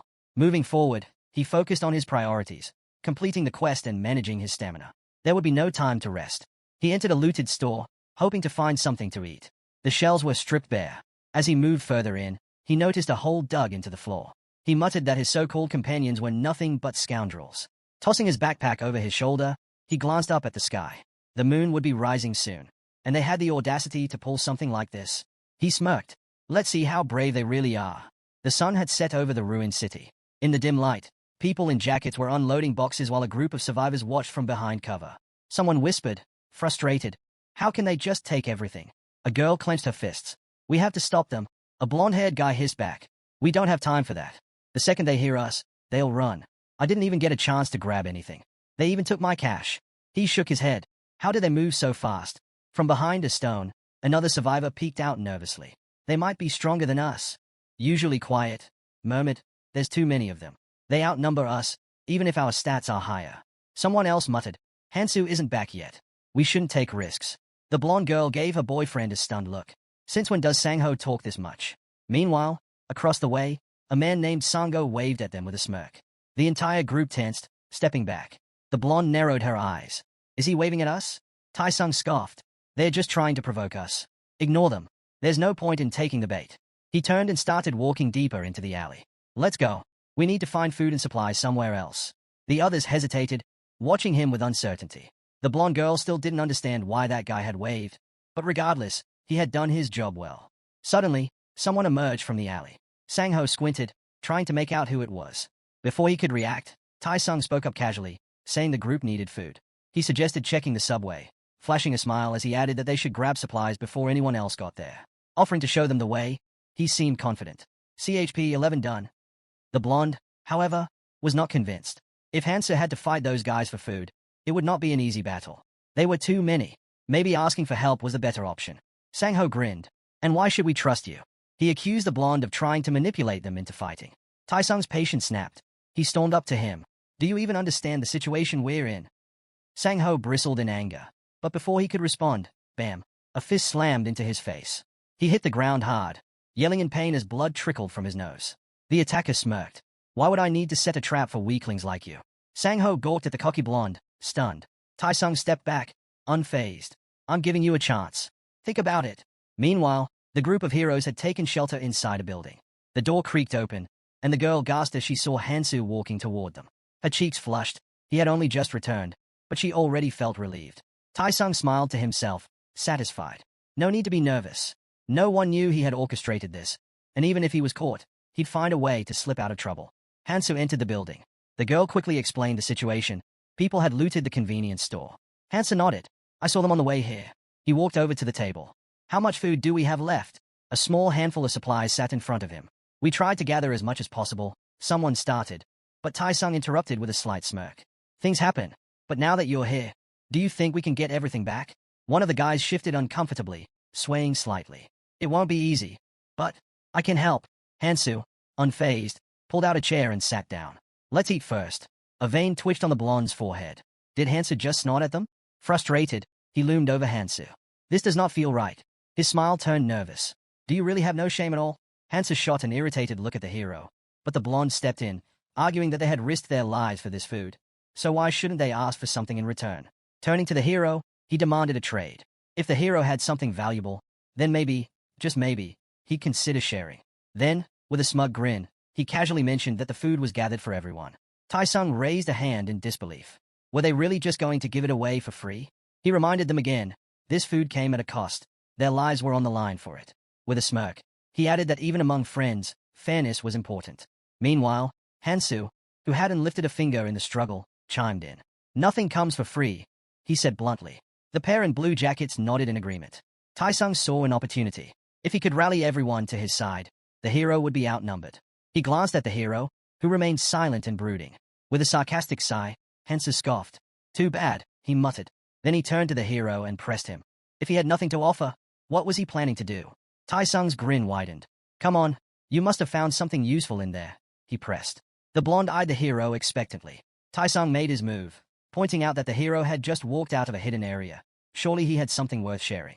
Right? He added, feigning innocence. Tai-sung chuckled and tossed the hero a chocolate bar. No need to drag this out, he said smoothly. Let's be reasonable. Hansu stared at him, silent. He let out a deep sigh. Looks like you've learned your lesson, he said. The guy frowned. What are you even talking about? Just answer me already. The hero abruptly stood up. This guy needs to be more subtle. Then again, it was not surprising. Everyone was just looking out for themselves. Tai-sung watched the hero, confused by his sudden change in demeanor. But the hero's mind was elsewhere. He never brought these people along because he needed them. He didn't even care about their runes. Hansu turned sharply as the blonde called after the hero in frustration. Where do you think you're going? The hero remained quiet, thinking back to the reason he had come here in the first place. He had done everything he could. His gaze dropped, remembering the furious Kang Tai, who had once sworn vengeance on his enemies. How could someone say something like that so easily? Shame crept in. Without another word, the hero pushed open the door. Take care of yourselves, he said. Save your strength for what's ahead. Then he left. He and Sangjin remained tense and silent, the air between them heavy. The blonde stepped in, trying to defuse the situation. She reminded everyone that they'd managed just fine until now. There was no need to make things worse. With a determined look, she turned to her friend and suggested they go after the hero and bring him back. Tai-sung ran a hand through his hair, unimpressed. If he wants to leave, let him. Why should we stop him? Hansu silently stepped outside. The blonde mentally scoffed, wishing he'd just disappear already, arrogant until the bitter end. He glanced at the girls following after the hero and smirked. Putting on a show, huh? If you give him anything for free, he'll come crawling back sooner or later, he sneered. Then he turned to Mi. We don't need that idiot. We can handle things just fine on our own. Mi hesitated, her body frozen in place as Tai-sung kept pressing her. But then, suddenly, she bolted out the door. Catching up to the hero, she looked at him desperately. Can I come with you? She asked. His gaze was cold. I can't take you, he answered firmly. She reached out to him, her voice trembling. But didn't you say? He looked away. People make their own choices, he said. For a moment, her face lit up. a soft smile forming as her cheeks flushed. But before she could respond, the blonde's voice rang out. You can't leave. She turned toward Tai-sung, who glared at her with barely contained anger. You didn't even get your runes, he spat. Maybe he gave you his, but definitely not Sangjin's. No one is leaving, especially not you. Before she could react, Sangjin stepped up from behind. It's fine, he said calmly. Tai-sung's eyes narrowed as Sangjin moved closer. I'm going with them, he added. A laugh erupted from Tai-sung as he clapped Sangjin on the shoulder. You sure about that? Do you even get what you're saying? Sangjin's expression darkened. You really think your father's gonna let this slide? Tai-sung jeered. He clapped him on the shoulder again, harder this time. You pick up some stray dog and now you think you can just walk away. His voice dropped, laced with mockery. Don't tell me you've forgotten who your master is. Sangjin clenched his jaw and adjusted his headphones. And what exactly are you gonna do about it? He shot back. You can't even step outside without a problem now. No one even knows I'm alive. So tell me, Tai-sung, how are you going to explain anything to my father? Tai-sung stared at him, momentarily stunned. It does not matter anymore, Sangjin continued, his voice firm. He shot a sharp glare at the blonde. I don't have to listen to you anymore. Tai-sung's eyes widened. Even after everything, after all he had done to break him, Sangjin was still walking away. You think things will be different out there, he shouted after them. We have all the food. You'll be back sooner or later. His fist clenched as he watched them disappear into the night. But the three of them didn't look back. They kept walking, their figures fading into the city's darkness. Sangjin glanced at the girl, his expression filled with concern. We don't have that many supplies left, he murmured. Hansa walked over to a jacket hanging nearby, hesitating for a moment before slipping it on. Does not matter, he muttered. The boy and girl exchanged confused looks. Adjusting his new jacket awkwardly, Hansa shrugged. We still have things to take care of. His gaze shifted to the hero, puzzled by his silence. What is he even thinking? He watched him closely. The hero had the strength to do anything, so why was he just standing there? If Hansa got into trouble, everything would be pointless. Hansa observed him in return, easily guessing what was on his mind. Not surprising, considering he does not know about the moon. With a sudden grin, Hansa spun around. It's almost midnight, he said casually. Yo am I? He turned to him, confused. A chill ran down her spine. Slowly, she pointed to the sky. Something's wrong with the moon. Above them, the moon pulsed with an eerie glow, its surface swelling unnaturally. Then, without warning, it split open, revealing a massive, cosmic eye staring down at the city. Yo am I's breath hitched. She stared in disbelief, trying to process what she was seeing. Her gaze dropped to Sangjin's hands. His chocolate bar was crumbling into dust. What? His voice wavered as he stared at it in horror. The chocolate disintegrated completely, slipping between his fingers like sand. Frantic, he reached into his backpack. No, it couldn't be. But when he pulled his hand back out, all he found was sand. His heart pounded. This can't be real. A faint glow flickered ahead. His eyes darted up. Silhouettes of people, everywhere. On the streets, rooftops, scattered across the entire city. They stood, eerily visible against the night, their glowing forms cutting through the darkness. A chill spread through him. Are we glowing too? Panic crept into Yo Mi's voice. This means people can see each other, even through walls. She whispered. This is insane. It's forcing people to fight. Sangjin turned to the hero, his voice shaking. Did you know this would happen? Hansa let out a short laugh. Don't be ridiculous, he scoffed. I might have powers, but even I couldn't predict something like this. His way too calm. Suddenly, a chorus of screams tore through the night. People were shouting, accusing each other of stealing their supplies. Then, chaos erupted. From the glowing figures, it was obvious, fights were breaking out everywhere. And it was only getting worse. Hansa watched the people argue over food, his gaze distant and uninterested. With a sigh, he muttered to himself about how terrible this world had become. He looked up at the sky, reminding himself why he had warned them not to take too much. The moment the moon appeared, the strange celestial body unique to this world, all food would vanish without a trace. As Hansa turned to leave, Sangjin called out, asking where he was going. Hansa replied in his usual calm tone, saying he had things to take care of. Meanwhile, inside the building, the remaining group watched in shock as their supplies crumbled into sand. Tai-sung, in disbelief, stated that all their food was completely gone. A frightened girl panicked, wondering what they should do now. Should they search for more? Her boyfriend, staring blankly ahead, pointed out that most of the stores had likely been picked clean. Tai-sung leaned on the table, deep in thought. His mind raced, recalling how Hansa had known everything from the start. He clenched his fists, frustration bubbling under the surface. Did Hansa set them up? Did he want to see them suffer? Cursing the so-called hero's abilities, Tai-sung seethed in silence. Near the window, a blonde girl froze. Outside, glowing figures wandered through the darkened streets, restless, searching. Sung-ho and his men were on the move, hunting down Tai-sung for deceiving them. One of the gang members growled, demanding to know how that coward dared to trick them. Tai-sung peeked out cautiously, heart pounding. If they were caught now, they would not stand a chance. Should they flee? Or wait for the group to separate and attack when they were weaker? The blonde turned to Tai-sung, suggesting they go find Hansu instead. Tai-sung scoffed, jabbing a finger at her face. That bastard, the one who abandoned us and begged for help. He sneered. Have some self-respect. She snapped back, asking what he planned to do. Do you really think we can handle this alone? She yelled. Just sitting here won't change anything. Frustrated, she shoved her boyfriend's arm. Think, if we don't find them first, they'll go after Hansu. If we offer to help him, maybe we stand a chance. Her boyfriend chuckled. If they outnumber us, fighting isn't an option. But maybe we can negotiate something. Tai-sung turned away, irritated but knowing they had a point. A temporary alliance was not ideal, but the idea of putting Hansu in his debt was tempting. With a smirk, he admitted they were right. Fine, let's go. Tai-sung glanced at the street. If we move quietly, they won't notice us. I know where to go. Just follow me. But before they could move, something oozed over his feet. Green slime spread up his legs, pulling him down. He struggled, clawing at the substance, his voice rising in panic. Help me! Pull me out! A voice interrupted. Are you sure you want to bring him along? The leader of the gang, draped in his usual jacket, approached with a calm demeanor. He observed the struggling Tai-sung with amusement. I doubt any of you are getting away. He took a step forward. Come on over. Let's have a little chat. Fear shot through the couple. Without hesitation, they turned and ran, leaving Tai-sung behind, his screams echoing after them. The gang leader crouched beside him, tilting his head. Such rude words for someone so young, he mused.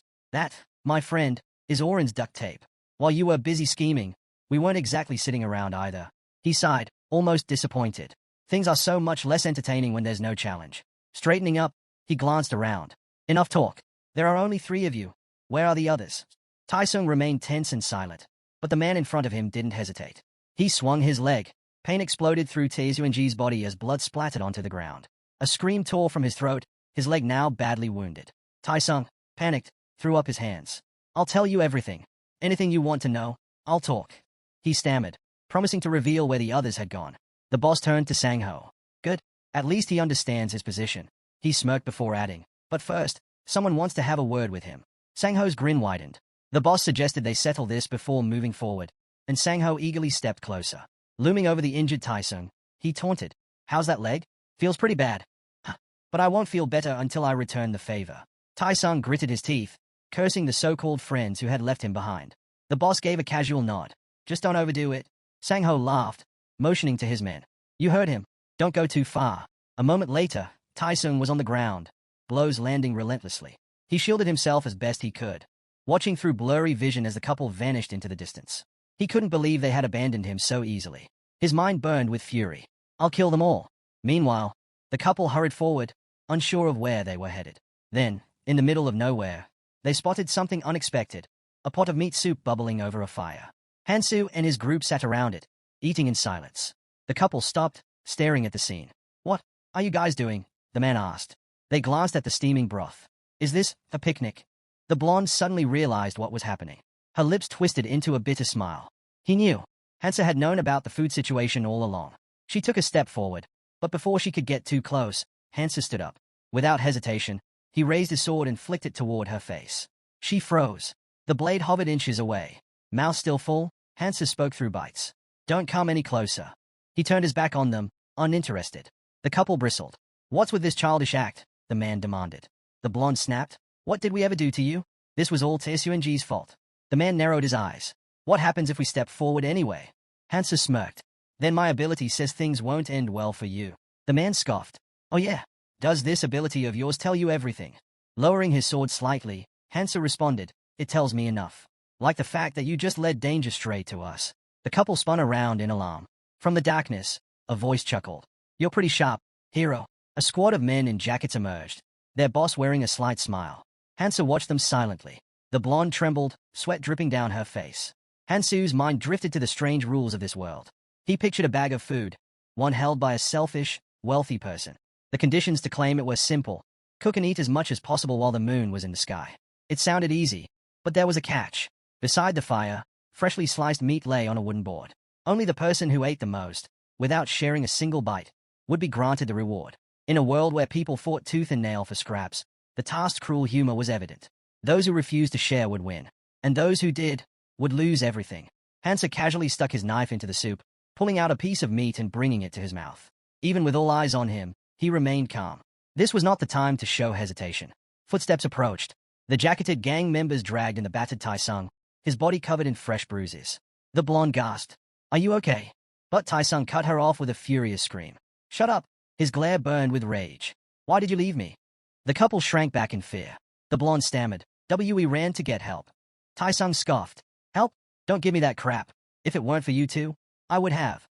Watching from the side, clicked his tongue. "Calm down." The gang boss stepped forward, giving Tai-sung a friendly pat on the shoulder. "Relax a little," he said with a smile, then turned to Hansu. "Nice to see you again." His eyes swept over the scene. "You've got some skills, I'll give you that." He gestured toward the pot.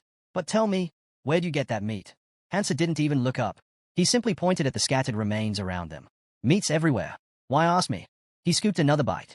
"I don't need to explain what it looks like, do I?" The gang members exchanged confused glances. They had forced prisoners to eat this meat before. Those poor souls had suffered extreme dehydration and poisoning. But Hansu? He was eating it like it was nothing. The boss stepped in closer, eyes narrowing. "So, you figured out how to cook it safely." Hansu swallowed and replied flatly. "Boil it in goblin blood, and it's fine. Try it yourself." For the first time, the boss hesitated. He knew Hansu had some kind of special ability. Tai-sung had mentioned it before, and he also knew Hansu had gotten something valuable back at the station. A thought crossed his mind. This is the perfect chance. No matter how skilled Hansu was, he was still just a 20-year-old civilian. Against a group like theirs, the difference in experience would matter. The boss smirked. He's used to fighting monsters, but that does not mean he knows how to fight people. Tai-sung, standing nearby, glanced nervously between them. What are you waiting for?" The boss grinned, tilting his head. "Relax. We're just going to grab a bite to eat and have a friendly chat." Tai-sung scowled, clearly annoyed. He hated being ordered around, but he was not dumb enough to act out in front of an entire group. Hansa rose to his feet, his gaze steady. He watched him, fear creeping into her expression. Tai-sung stepped forward, forcing a smirk. "Let's talk." Before he could take another step, he screamed. Don't cross that line."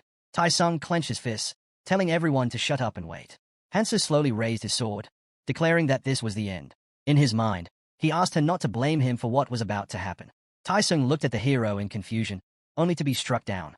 His legs gave out beneath him, and he collapsed to the ground, trembling. Panic set in as he stared at his severed limbs, his breath hitching. A blood-curdling scream erupted from him as he clutched the stumps. The jackets recoiled in shock, the couple among them instinctively jumping back. Tai-sung howled in agony, demanding to know how the hero could call himself human after doing something like this. How could he be so ruthless? Regret and fear filled his eyes as they shut tightly.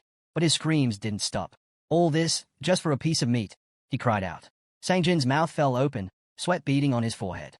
The blonde turned to the group and warned them to tread carefully around the hero. If he was willing to do this just to avoid sharing food, what would he do when he got even stronger? Did they really believe he would not eventually turn against them? Tai-sung whipped his head toward the jackets, shouting that the hero would kill them all for the runes. They had to act now. If they didn't stop him, he would come for them next. Kill him now. Or do you really think you can take him on when he's stronger? The boss's expression darkened. "Get ready," he ordered. Sang-ho hesitated, watching the hero closely. He couldn't argue that the guy was wrong, but there was something unsettling about him. Right now, he was not looking for a fight, but if he gained enough power, he could wipe them all out without effort. The group drew their knives. Under the moonlight, there was no way for the hero to escape. Sang-ho knew this was their best chance. If they wanted to survive, they had to eliminate him now. Hansa met their stares with an icy gaze. Sang-ho tried to wrap his head around it.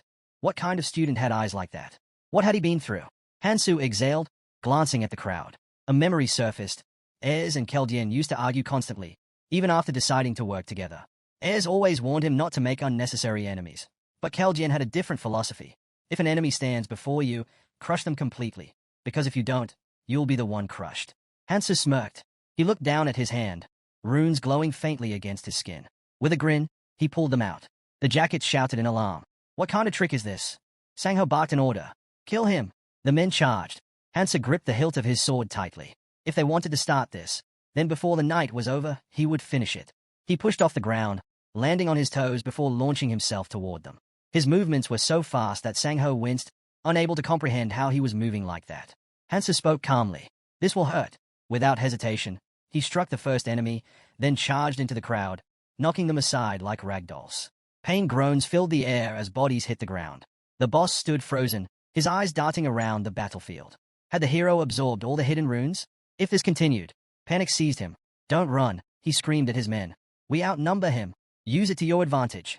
But before he could finish, Hansu was suddenly in front of him. His grip tightened on his knife as he raised it, his voice shaking. You think I'll back down? Hansu stepped forward, slow and deliberate. Think about it. The boss let out a nervous laugh. Do you really believe you'll be fine after taking a life? Killing a human isn't the same as killing monsters. Hansu kept advancing. The man's expression twisted in fear. He screamed, accusing Hansu of murder, his voice growing louder and more desperate. You're just a kid. Do you even understand what you're doing? A blade swung. The boss froze. Hansu walked past him, his sword dripping crimson. Blood gushed from the man's stomach as he collapsed, his breath shallow. Around them, wounded and lifeless jackets lay sprawled on the pavement, groaning in pain. Another bandit fell. The rest of the group looked on in terror. Hansu didn't stop. He drove his sword into another man's back without hesitation. His gaze flicked toward the remaining couple. They're still here, he noted with a smirk. Does that mean they want to fight? The couple exchanged frantic glances, then bolted. Hansu flicked the blood off his sword, sheathed it, and walked toward the abandoned meat. He crouched down, blew on it, then took a bite. Chewing leisurely, he glanced at his companions. What's with those faces? No one answered. He looked away, confused. Everything's fine. Then, stretching his legs, he sat comfortably on the ground. Sangjin remained silent, struggling to process the scene before him. The bodies, the blood, the quiet stillness of dawn breaking over the city. Above them, the moon, having witnessed the night's slaughter, slowly closed its eye. Hansu stood up, slinging a bag over his shoulder. He had eaten nearly 3 days' worth of food in one sitting, his stomach turning from the excess. He stared ahead, expression dark. Every task that focused on people, he had failed. But it had been worth it. His fingers tightened around the bag. The fairy's voice echoed in his mind. The bag protects food from the moonlight's gaze. Anything placed inside it exists in subspace. Hansu knew its true capacity. Despite looking small, it could hold nearly 2 weeks' worth of supplies. Behind him, the couple hesitated. Are you sure this is okay? One of them asked, concern in their voice. Hansu turned slightly. You didn't kill us, the girl stammered, eyes filled with uncertainty. He didn't respond right away. Then, with a small sigh, he smiled. Who's the scary one here? She blushed, flustered. I am not scary. I was just worried about you. Hansu chuckled, turning away. The girl watched his back, her thoughts swirling. In the end, it was not surprising he let them live. There was nothing they could do to stop him anyway. And soon, he would only grow stronger. He stepped forward, pushing away thoughts of the others. If Hansu had killed them, he would have taken their runes and gained even more power. Her gaze dropped to the pouch at his waist. She exhaled. In this world, only one truth mattered. You either rise, or you fall. And judging by how Hansu saw things, she realized she fit into this new reality just fine. Hansu looked away, his expression grim. He could have done it, killed them all and taken their runes if his only goal was to grow stronger. But that was not why he came back. His purpose was not just power. It was to save as many people as possible, to minimize conflict, to unite forces. The most important thing was establishing rules. And the first of those rules? No killing for runes. Sure, he could have taken their runes. But their worth was not just in their strength. What they could contribute mattered more. The real challenge would be enforcing these rules. If power dictated order, then someone strong had to be the one setting the example. That's why he couldn't let people see him mindlessly killing. A purge was inevitable, but not here. Not now. Too many eyes were watching. Behind him, Sangjin trailed closely, hugging his arm. Hansu figured it would not be long before someone stumbled upon the runes left behind. Then, Sangjin suddenly stopped. I'll stay here, he said. Hansu turned to him. What are you talking about? Sangjin hesitated, scratching his arm awkwardly. I don't think I can keep going. Not with the others. He glanced at the boy, concern flickering across his face. Why? Hansu didn't look back. Do whatever you want, he said flatly. I respect personal choices. Sangjin turned away without another word. She watched him go. Hansu spoke again. Why don't you just do what you really want? He flinched. The hero suddenly turned to her, his sharp gaze locking onto her. She froze. Are you not afraid of me? He asked coldly. He looked away. I am, she admitted. But the image of him standing among the bodies flashed in her mind. She clenched her fists. I just know not to cross that line. She stared at her feet, then gathered her courage and met his eyes. If I leave now, you won't let me come back, will you? Hansu was silent. He took a shaky breath. Then I'll stay. Until the end. The hero studied her for a moment. Good instincts. He smirked. Then let's go. Without another word, they descended into the subway. Some time later, Tai Sung trembled, desperately trying to shove a body off of himself. His hands were slick with blood as he thrashed beneath the weight. Damn jackets, all they do is yap, he spat, voice filled with rage. He should have just killed them all. The hero made a mistake. Taisung's wounds were already closing. Soon, he'd be fully healed. And when that happened, he'd make them all pay. Gritting his teeth, he dragged himself forward, every movement sending sharp pain through his body. But he didn't stop. He would follow the hero. He groaned, panting, dragging himself inch by inch. His anger burned, searing hotter than his wounds. How dare they abandon me? Yo am I he. Yo am I he left him too. His vision blurred with fury. I won't let him get away with this. I won't be left behind. A shadow loomed over him. Combat boots stepped into view. Taisung's body tensed. He slowly lifted his gaze. Sangjin stood over him, staring down in silence. Taisung blinked. Confusion flickered across his face. Then realization. This is my chance. He forced a weak smile. Pick me up, he said. Sangjin didn't move. Taisung's smile faltered. Didn't you hear me? Pick me up. Still, nothing. Sangjin just stood there, looking down at him. His eyes were empty. Something dark lurked beneath them. Taisung's expression twisted. Are you seriously going to leave me here? After everything? Sangjin said nothing. His fingers slowly reached down. Taisung scoffed. What? Trying to look intimidating now. Don't make me laugh. Sangjin grabbed a knife from the ground. Taisung's breath hitched. The blade glinted in the dim light, the metal radiating an unsettling chill. And Sangjin's eyes. They were terrifying. Taisung smirked at the boss while Sangjin silently observed his enemy. Just as Taisung turned away, Sangjin slowly closed the distance between them. Taisung frowned, puzzled by Sangjin's approach. Before he could react, a hand shot out, gripping his collar. Taisung immediately grabbed the man's wrist. What the hell are you doing? He demanded. Sangjin's expression darkened. Now I understand, he muttered. Taisung's mind raced. When had Sangjin become this strong? Sangjin yanked him closer. I should have done this a long time ago, he said, his voice eerily calm. Taisung scowled. What the hell are you talking about? Let me go. But Sangjin's gaze was chilling, his grip unrelenting. In the next instant, Taisung felt a sharp pain beneath his ribs. His pupils shrank. His trembling hand reached for the headphones around his neck as he cursed under his breath. Taisung's voice wavered with rage. How dare you? The headphones slipped from his grasp, clattering to the floor. Sangjin's voice was cold. You told me to know my place. Now it's your turn. A tremor ran through Taisung's body as Sangjin sneered. You think you're someone? All you've ever done is hide behind your father, using him to humiliate me. Sangjin let out a low chuckle as the blooded knife fell from his grasp. He dropped to his knees, covering his mouth, then suddenly struck himself in the face. His breathing was unsteady. Pull yourself together, he muttered. This is nothing. It's nothing. Beneath him lay the fallen runes of the dead. Sangjin stood. The boss reached out a hand. Let's talk, he offered. Spare me, and we can work together. Sangjin was not listening. He turned to the wounded man, whose voice droned on. And then it all made sense. Hansa hadn't followed him. He had known. The man reached toward Sangjin, desperate. Sangjin scoffed. You're pathetic, he said. If you were brave enough to stand beside me in battle instead of cowering in fear, maybe things would have been different. He thought of who? Of his distance. Can I still stay by your side? His fingers closed around Taisung's runes. If he had been stronger, the hero would not have pushed him away. That had never changed. His mind drifted back to the past, to school, where he had walked through life like a minefield, shrinking at every step because of one person. Not anymore. This time, he would prove himself.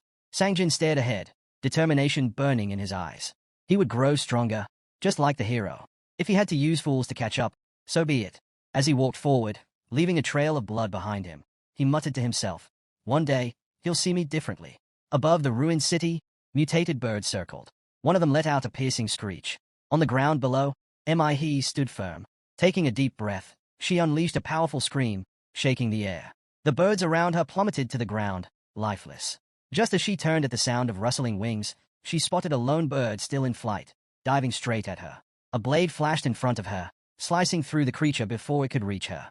The protagonist stepped forward, flashing a sheepish smile. He exhaled, relieved. Looks like I'll be needing your help again. As she approached the fallen bird, Hansa spoke. Being independent does not mean doing everything alone, he said, handing over the runes. If there are gaps in your skills, it only makes sense to rely on a comrade. Taking the remaining runes, the young man added, try to understand your strengths and weaknesses better. He smiled to herself. He was always strict about distributing resources. Tucking a loose strand of hair behind her ear, she realized 2 days had already passed since their arrival here. Standing in front of her status window, she had an idea, buying skills from her ally that increased mana and stamina recovery. Without them, catching up to his level would be nearly impossible. She glanced away, feeling slightly embarrassed. She was still struggling not to rely on him. With a deep sigh, she focused on her stats. The reincarnator had raised all his attributes to 42. Scratching the back of his head, he figured maintaining balanced growth was the best approach. There was no need to exchange runes since he lacked strength and stamina anyway. A distant voice broke their thoughts. Survivors, return to the starting position immediately. Latecomers will be punished. The protagonist frowned, clearly displeased. He hesitated, her expression uneasy. Hansa glanced at her. Come on. The two of them made their way through the destroyed city. As they walked, he stole quick glances at him, her cheeks growing warm. Hansa noticed. What's with that look? She hesitated, then took a deep breath. Do you have a girlfriend? Hansa flinched, smiling nervously. He immediately regretted asking. Was that too personal? It was not the right thing to ask, but still, her ally had been unusually generous.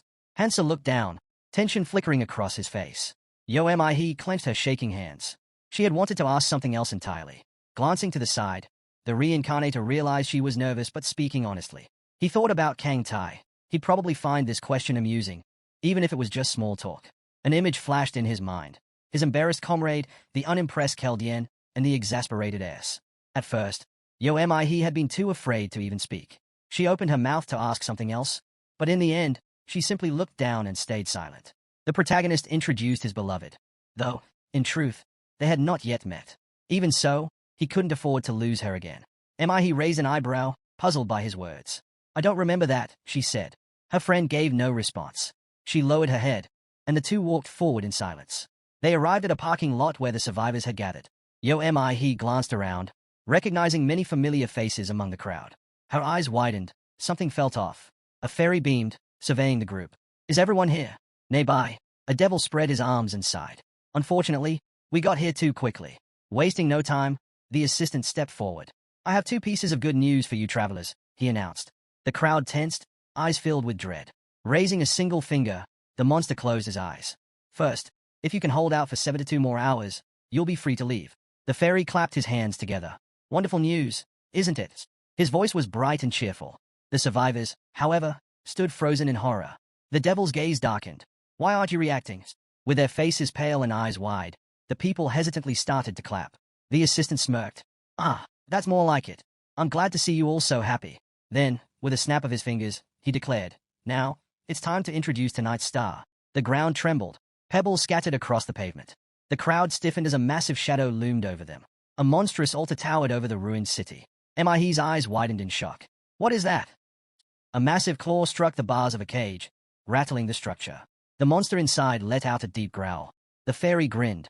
A very cute little creature is waiting for you inside. Spreading his wings, the devil gestured grandly. Do you see it? Behind him, an enormous eye opened, unblinking and hungry. The assistant chuckled. This little guy is a carnivorous beast. Gasps filled the air. The fairy continued with a playful lilt. For your sake, we haven't fed it all day. The survivors paled. It's very eager to be let out. The altar walls shook violently. The devil slammed his fist against the barrier. It may look sturdy, but I promise, it's not as strong as you'd hope. A deafening roar split the air. The beast bared its fangs. The assistant tilted his head. Now, tell me, how many of you will survive when it gets out? Someone in the crowd murmured. Do we have to fight that thing? The fairy smirked. Let's not get ahead of ourselves. There's still one more piece of good news. Casually, the devil lay his head on a pillow. There's a way to make it fall asleep. If we do that, it won't even try to break free. Blowing a kiss to the crowd, the assistant teased. Anyone want to guess how? Silence. The survivors' expressions remained grim. The monster scoffed, tossing the pillow aside. You're all such boring actors. Then, baring his fangs, the fairy grinned. The method is very simple. The devil casually declared that feeding the monster 5 people a day was the simplest solution. The girl frowned, while the assistant quickly did the math. 3 feedings would be needed to last 72 hours. Standing before the anxious crowd, the protagonist took a quick count. Only a little over 60 people remained. That meant nearly a quarter of them would have to be sacrificed just to keep the beast asleep. With a snap of his fingers, the fairy reminded them that the choice was theirs to make. Then, to silence any doubts, he played a recording. A massive creature filled the system window, trampling buildings beneath its enormous feet. Its eyes burned with a crazed fire as terrified screams echoed through the air. People tried to flee, but one man was lifted high into the sky before being tossed into the monster's gaping mouth. Hands behind his head, the devil smirked. He explained that the footage was from another training area, one where the survivors had foolishly attempted to fight back. Their fate was clear. Hansa glanced around. The other survivors were already arguing. The assistant sighed and pointed out the obvious. Fighting the monster was a joke. One that would not end well. A man in a red cap hesitantly raised his hand. His voice trembled as he asked how they were supposed to decide who to sacrifice. The fairy tilted his head. Why ask me? He mused, watching the man flinch. The devil explained that it was up to them, whether they picked their victims by force or left it to chance. His gaze darkened. Either way, he added, as long as they are still breathing, it works. The assistant spread his arms. You have 1 hour. Make a decision, and you'll be safe for the next 24 hours. After that, you'll have another hour to choose your next 5. A bright timer appeared on the system window, counting down. The monster watched, waiting for the travelers to make their choice. The survivors stood frozen, uncertainty hanging thick in the air. He turned to her friend. Which choice do you think is better? He closed his eyes. Does it even matter? The outcome is already decided. The man in the hat raised an eyebrow. Let's at least be honest about it. He lifted his hand. We should draw lots to decide the first 5 sacrifices. Someone scoffed. And why should we do that? All eyes turned to the speaker. Fear spread through the crowd. The girl's mouth fell open. Sang-jin frowned. Why be honest? The boy took a step forward, scanning the crowd. Do we even have a reason to be? The man in the hat crossed his arms. Then what's your plan? You can't just reject an idea without offering a better one. The boy smirked and turned away. Sang-jin suggested using the most practical method. Just as the boy placed his hand on a nearby pole, it suddenly snapped in half. A wave of fear rippled through the travelers as the traffic light crashed to the ground with a loud clang. Raising his hand, one of the survivors spoke up. We should start with those who are useless, he said coldly, scanning the crowd for potential sacrifices. The people shrank back in fear. Mihi stared at her former ally in horror. Meanwhile, Sang-jin smirked. He had power now, and everyone was listening to him. He liked it.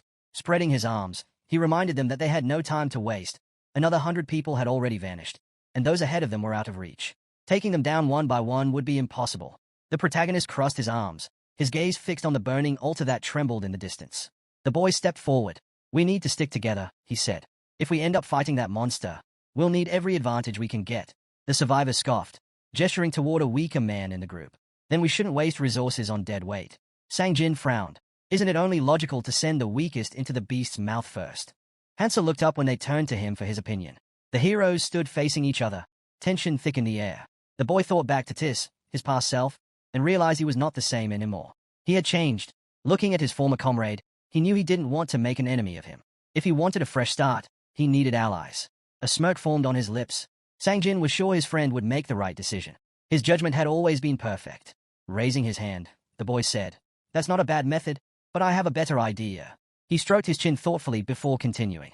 If we follow my plan, no one needs to be sacrificed. The group fell silent. What? Someone blurted out, eyes wide in shock. The man in the hat narrowed his gaze. Are you saying, we should fight that thing together? His voice was laced with disbelief. The recording had already proven that was a death sentence. The monster only grew stronger with every person it devoured. Outnumbering it would not work. The boy shook his head. I never said anything about fighting it. The survivor's expression darkened.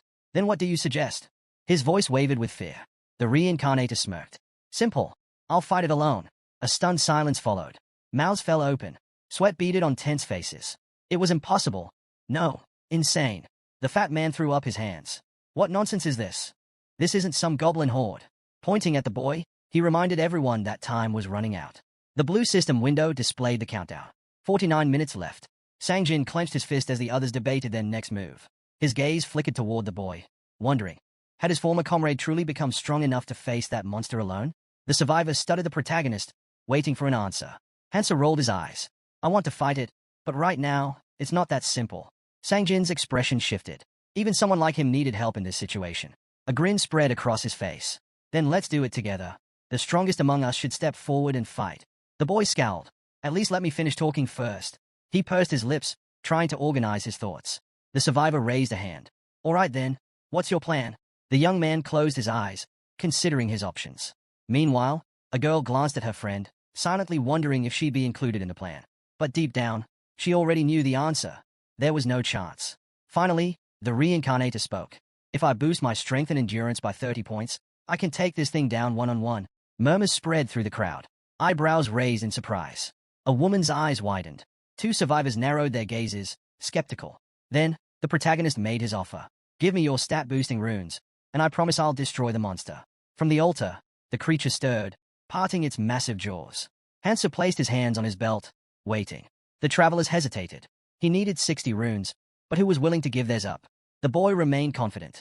If he used his items and maxed out his stats, he could pull this off. A pack of cigarettes rested in his breast pocket, a familiar reminder of his past battles. He had the experience. He knew this monster's weaknesses. And if he succeeded, he could claim the second hidden treasure.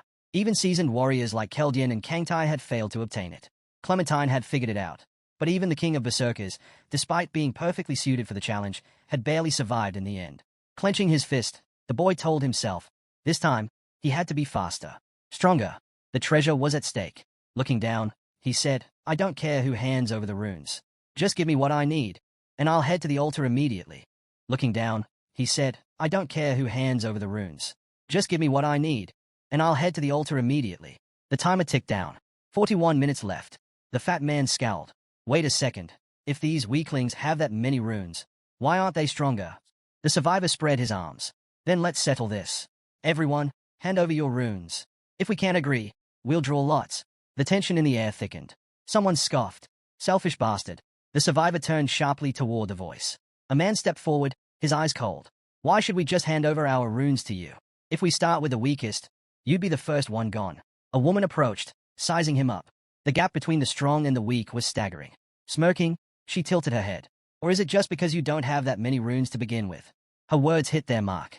The man gritted his teeth, his brows furrowing in frustration. How dare you talk to me like that? Resting her hand on the knife's handle, the stranger warned him not to overstep his bounds, threatening to break every bone in his body and toss him into the altar. Covering his face with one hand, the survivor grasped the reality of the situation. It all came down to strength. He reminded them that elders deserved respect, his voice trembling with fear. Desperate, he asked if they didn't live in a democracy. Clenching her fist, the girl smirked and suggested they vote, since they were in a democracy. After all, her grin widened as she gave her comrade an ultimatum. Hand over the runes and live or refuse and be eaten. The mention of an anonymous vote sent a wave of horror through the crowd. Eyes widened, and a fat man raised his eyebrows in fear. Stepping closer to the young man, someone pointed out that he had the power to take runes from others. The survivor coldly added that killing strong opponents would make it even easier. Anger flared. Someone struck him across the face. A man in a hat grabbed him by the collar, demanding to know if he had a death wish. The fat man, shaking, pleaded that he had to survive. His family was waiting for him. But the crowd had already made up their minds. Voices rose, calling for him to be thrown into the altar. The protagonist checked the timer. Hansu exhaled heavily, watching as chaos unfolded. The travelers had lost control, attacking one another with no thought of stopping. It was clear, he had to intervene. As tensions reached a breaking point, Hansu raised a hand and called for order. The crowd hesitated, turning toward him. Calmly, he laid out their choices, pointing at the others as he explained that they had 5 options. This was how the week would be structured. The fat man's mouth fell open in disbelief. The man in the hat, his face pale, demanded to know if they were seriously considering sacrificing people to the monster. Parents clutched their children tightly. A voice rang out, asking if the weak were really about to be thrown to their deaths. A young man smirked. The timer showed only 30 minutes remaining. He stood before the altar's entrance, frustration clear in her stance. Behind her, a man scoffed, saying she could have joined him if this was how she planned to act. Sangjin approached his former ally, suggesting she had a chance to get closer to the boy. The girl flushed, embarrassed, and shot back, asking if he still hadn't figured out what Hansu was really like. The boy pursed his lips in displeasure. With her hands behind her back, the woman spoke up. She wanted to go with him too. He chuckled, pointing out that she couldn't just follow him around and hide behind him forever. The survivor turned to her. What are you going to do now? She stepped forward, determination in her voice. She was not going to just stand there and wait. Looking back at the crowd, she added that if she did, she'd only earn the scorn of her friends. And that would make her no different from the rest of them. The protagonist glanced at the group and asked what they were doing while others were out there handling the real challenges. The survivors looked up, fear evident in their eyes. Hansu spoke up, his tone firm. It didn't matter how bad their situation was. What mattered was understanding the consequences of their choices. With a serious expression, he explained that the leaders hadn't abandoned them because they were weak. Rather, they simply hadn't been strong enough to keep up. Did they really expect to be taken care of here? The weaklings averted their eyes in guilt. If they wanted to survive, then each of them had to claim 2 runes. Folding his arms, Hansu told them to decide who they would hunt over the next 3 days. They needed to find the runes and settle their debts. Smiling, the reincarnator warned that anyone who tried to escape without paying would regret it. He turned away, remarking that her friend always kept his promises. He could handle things on his own. With a determined look, she decided she needed to pick up the pace and catch up to him. Sangjin, watching her, invited her to join him instead. He assured her that the rest of the team would be glad to have her. The girl flinched at the offer, then smiled warmly, thanking him. She told him she'd give her answer later. Yo am I he turned and walked away. As he watched her leave, the boy didn't need to see her in action to know she had grown stronger since their last meeting. Her hair fluttered in the wind, and clenching his fist, the survivor knew he had to prove himself. What he had now was not enough. Narrowing his eyes, he resolved to show his worth. A stranger pointed at him, saying they needed to talk. A smirk played on her lips as she raised an eyebrow. Sangjin asked what she wanted. Resting a hand on shoulder, another man chimed in, asking what was bothering her. A man named Suyol extended his hand and introduced himself, explaining that his friend was just shy. Gesturing toward a nearby group, a formally dressed man explained that the leaders of two different teams were about to have a conversation. The boy blinked in surprise. He hadn't expected to be called a leader. He shook Suyol's hand and admitted that his friends were just following him. Suyol chuckled, saying that was exactly what leadership was. Then, as if remembering something, he noted that the survivor knew Hansu. Raising an eyebrow, he suggested they talk about him for a bit, if that was all right. Sangjin smiled nervously but agreed. Inside the altar, a purple portal flickered to life.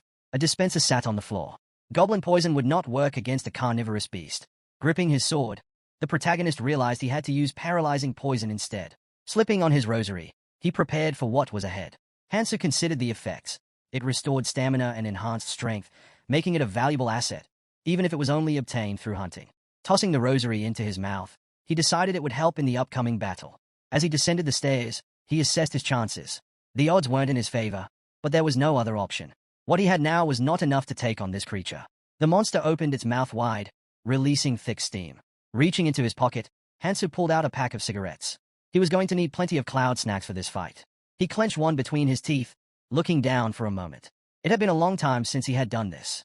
Slipping the pack back into his jacket, he could only hope that he was making the right call. A bright energy flared around him as he looked away. With a decisive frown, he realized that a rune perfectly suited for this world had finally been formed. The once gray rune shimmered, shifting through different colors, a phenomenon that occurred when its stats exceeded 100 units. Colorless turned red, red became orange, and orange shifted to yellow. A status window appeared. According to the inscriptions, cloud snacks boosted stat values by 20%. Although the gap between regular runes and colorless runes at 100% was small, as their level increased, the difference became significant. The monster's eyes gleamed with awareness. This carnivorous beast was not like the monsters released in the first training round. A colorless rune would be necessary to take it down. Stepping forward, Hansa thought that things would move along much faster if he had the essence of a troll. If that were the case, the Berserker King would go mad. Coming to a halt, he recalled that only one person had ever managed to find the hidden treasure. Lightning crackled from his eye. The more impossible a task seemed, the greater the reward in this damned world. The monster turned, sensing his presence. Hansa tightened his grip on his sword and charged. The air above was filled with enormous creatures, each possessing racial skills. This carnivorous beast was born with two of them. It slammed its hand against the ground, shattering it on impact. Hansa remained calm, eyes locked on his opponent. The monster lifted its head, and its gaze burned with a sinister light. Its first skill, intimidation. Hansa narrowed his eyes and raised his sword. The beast lunged forward, its massive hand reaching for him. Claws rushed in to seize his prey. At the last second, Hansa dodged to the side. Jumping back, he recalled the effect of intimidation. It paralyzed its victim with fear, making them easy prey. The creature would then devour them, using carnivory to restore its stamina. Lighting another cigarette, Hansa smirked. Despite everything, his habits hadn't changed. In a way, he was glad that his strength hadn't dulled. The monster's tongue shot out as it let out a deafening scream.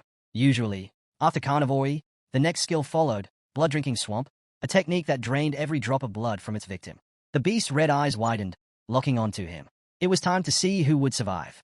Hansa swiftly dodged to the side, narrowly avoiding the incoming strike. He knew this enemy would be tough to handle. A quick glance told him that reckless attacks would not work, but he had a strategy in mind. Instead of blindly striking, he needed to restrict the creature's movements. Lightning crackled over the body of the carnivorous beast as Hansa halted and turned. The monster lunged, claws swiping toward him. He sidestepped and gripped his sword tightly. Random stabs would not be enough. He had to target its nerves, injecting poison into the joints. With a swift motion, his blade struck, leaving small punctures on the creature's arm. Lightning surged from the sword's tip, and the beast let out a piercing roar. Hansa leaned on his weapon, watching and waiting. The poison needed time to work, 12 minutes, according to the timer. Just then, a brilliant light illuminated the altar. The monster struck again, forcing him to retreat. Dust billowed from the ground as he landed lightly on his feet. The beast snarled, locking eyes with him. But suddenly, its pupils darted wildly. Hansu lit another cigarette and took a slow drag. The monster swung at him again. His unique skill, intimidation, depended on the target's willpower, and against a weaker foe, it could be devastating. A surge of energy flared around him, his magic immunity offering an extra edge. Holding his sword before him, he scoffed. This creature was nothing compared to the real threat ahead. He exhaled smoke and flicked away the spent cigarette. Another attack came, but he dodged effortlessly. Years of experience had honed his instincts, sharpening his awareness in battle. He smirked, recalling KNGTAE's words. Anticipation is the key to survival. Pulling another cigarette from his pocket, he felt a strange sense of amusement. He could now predict every movement of his opponent. The beast twisted its head, attempting another strike. Hansa followed its gaze and instantly knew where it aimed. Looking down, he admitted that the fight was still challenging, but his increased strength and endurance allowed him to react faster. Fighting inside the altar had been a good decision. Plus, he still had time. And snacks. From a tower above, a woman crouched, watching intently. She marveled at the fact that he was fighting alone. Smirking, Seol thought he had to be crazy, or just extremely confident, to take on such a foe so casually. Meanwhile, Sangjin observed from a distance, listening to the others speculate. They believed Hansu had stolen their runes intentionally, not because he needed them, but because he simply didn't care. Turning toward the stairs, Sangjin reminded them why they had come. It was time to do their part. But before they could leave, a voice called out. A boy raised a hand to his mouth and shouted. They were here to help. Hansa turned, surprised. Looking down at the survivor, he hesitated as the boy urged him to wait while they made their way down. The group leader furrowed his brow and asked what was going on. Placing a hand on his shoulder, he reminded them to move quietly. If they made a sound, the monster would notice. Sangjin, however, insisted that their comrade needed to know they were here. Spreading his arms, Seol countered that if the boy knew, the beast would know too. The younger one scratched the back of his head, realizing his mistake. With a nervous chuckle, he admitted he hadn't thought about that. The older man laughed, shaking his head. It happens, he said before turning away and calling his comrade an idiot. The survivor looked back, apologizing. From the altar, Hansa caught the exchange and smirked. His low chuckle carried through the air. The group leader's expression darkened. There was no way they could afford to lose because of someone else's mistake. But in truth, there was no immediate danger. The spiral staircase led downward, where another fierce battle was raging. CHP 19 done. As they descended, Suyol muttered his plan. Once the beast was dealt with, they'd take care of the boy. When the adrenaline wore off, Hansu would not have time to notice them closing in.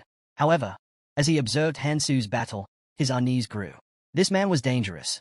Standing in the center of the altar, Hansu's posture was tight, his movements sharp and precise. To the guild leader, he didn't seem like a person.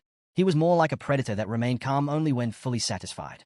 A bead of sweat rolled down his cheek as a memory resurfaced. That night, Hansa had fought an entire crowd alone, cutting through them without hesitation. Worse, he looked like he was enjoying it. Suyol clenched his teeth as he climbed further up the stairs. He couldn't allow someone this dangerous to grow even stronger. If Hansu continued to gain power, he'd dominate everyone, including him. Turning back, he ordered his ally to go check on the situation below. Down below, Hansu's battle was shifting. The carnivorous beast was slowing, its attacks growing sluggish. Watching from the staircase, Sangjin's mouth hung open in shock. But then, unexpectedly, he grinned. A woman beside him frowned, sensing something was off. Why'd he go quiet all of a sudden? She muttered. Before anyone could respond, a deafening roar shook the tower. The ground trembled, and the spiral staircase quivered beneath their feet. A massive explosion erupted above them, obliterating the structure. The force sent them flying. In midair, the woman gasped. What the hell? Crashing to the ground, she groaned and struggled to stand. The realization hit her immediately. They had been exposed. However, the monster's movements had become sluggish. It snarled and swung its tail violently. Bracing itself, the beast planted a clawed hand into the ground, its bloodshot eyes flickering with rage. The onlookers clutched their heads as an overwhelming pressure bore down on them, far greater than what they had felt before. Then, the beast's gaze shifted. It had noticed them. The monster's jaws parted, its breath heavy and menacing. Gritting his teeth, Suyol reassured himself that even though their surprise attack had failed, everything would be fine. Hansu was still here. From the staircase, the woman caught sight of him. What are you doing there? She called out. Turning slightly, the man shrugged. Shouldn't we focus on taking this thing down? If we work together, we can handle it. The group leader tensed, worried that their comrade might abandon the fight when they were so close to finishing it. Meanwhile, Hansu, cigarette hanging from his lips, exhaled a thin stream of smoke. His gaze shifted back toward the monster. You idiots just ruined everything, he muttered. Now it's going to recover all its stamina. His ability to dodge the creature's attacks had only been possible because of the cloud snack. But now, things had taken a turn for the worse. The group flinched at his words, their faces tightening with fear. Nearby, Suyol clenched his jaw, fingers twisting the bottle of paralyzing poison in his grip. Hansa watched them for a moment before sighing. If the beast finished dealing with these travelers, continuing the fight would only get more complicated. Hands on his hips, he decided on a new approach. Well then, he said, why don't you all try handling it yourselves? The woman's eyes widened as he turned away. Rushing toward the stairs, she snapped, are you seriously planning to run away? Her brow furrowed in frustration. Your friend is still here. Hansa didn't respond. Glaring, she turned back toward the others. Would he mind if we used his friend as bait? She muttered coldly. Descending a step, Sangjin tilted his head. Who are you looking for? Before she could answer, the boy grinned. Oh, didn't you notice? You all fell down the stairs. Her body stiffened. The realization hit her like a brick. His smug expression, the broken stares. He had overheard everything. And he had done this on purpose. You bastard, she seethed. I'll kill you. Not happening. The survivor cut in, his voice eerily calm. He lowered his gaze. You don't have the time. The monster licked its lips, watching its prey with delight. The travelers stood frozen, trapped under its massive shadow. It relished their fear. Suyol's voice broke through the silence. If this thing recovers, we're dead. He gritted his teeth and narrowed his eyes. They had no choice but to work with Hansu. There was no other way to survive. We need him, he muttered. Without him, we're done for. Scanning his surroundings, Hansu smirked. There was no longer any need to worry about the stairs. He turned back toward the group. Tell me, he said. Did you all come here just to sacrifice yourselves? The group leader stiffened. What? What are you talking about? Suyol trembled, flashes of a past conversation flooding his mind. The fairy's grin haunted his memory. She had told him the truth. 5 people had to be sacrificed every day. A chilling scream tore through the air. The monster's tongue lashed out, dragging a stunned man into its gaping maw. The others could only watch in horror as the beast's jaws snapped shut. Hansu remained silent, watching the scene unfold. Then, he gave a small nod. Thanks for the noble sacrifice. As the protagonist made his way toward the exit, Hansu called out, demanding to know why he had done it. Squinting slightly, the boy admitted he had already figured out Hansu's intentions and warned him to be more mindful of his words. Lowering his gaze, Sangjin muttered that he had come to a realization. Then, a small smile crept onto his face as he lifted his eyes and declared that he could be useful. Hansu's expression hardened. He told Sangjin to prove it. The young man placed his hands on his hips, looking at him in disbelief. And why would I do that? He asked. Sangjin responded calmly. He knew Hansu's goals were different from others. The reincarnator took a slow drag from his cigarette, eyes shadowed as he regarded his friend. He pointed out that Hansu was always thinking several steps ahead, never hesitating, something that had become clear in the fight against Song and the bandits.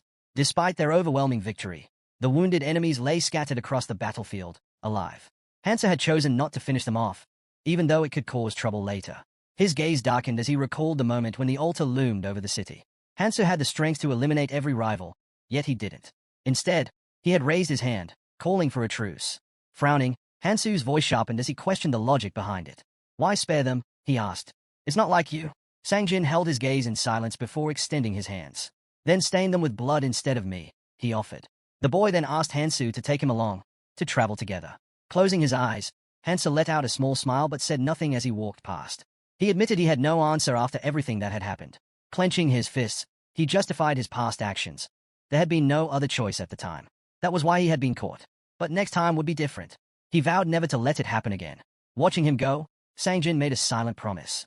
There would always be obstacles in Hansu's path, but he would eliminate those Hansu couldn't, ensuring he could pursue his goal without hesitation.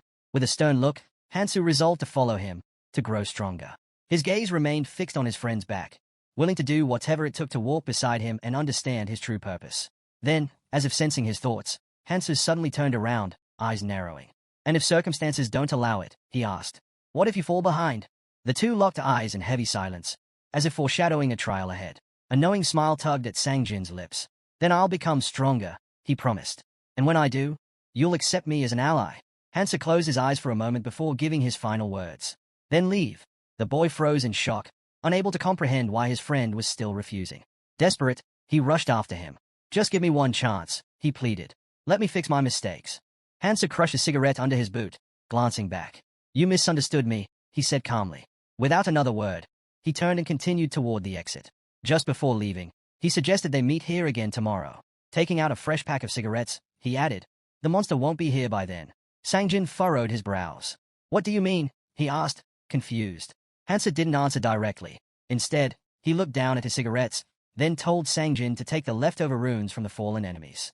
With a faint smile, he repeated, "See you tomorrow." Left alone, Sangjin collapsed to his knees, frustration washing over him. The reincarnator remained uncertain about him, but perhaps he could be useful in the future. Just then, S knelt beside him. She reminded him of his past mission, the one that had once mattered above all else. "Your duty was to save humanity," she said. Her long hair covered her eyes as she warned him that many would try to stop him. "For that, you'll need a punisher," she explained, "someone who can act in your place." Surrounded by warriors, the woman in armor continued.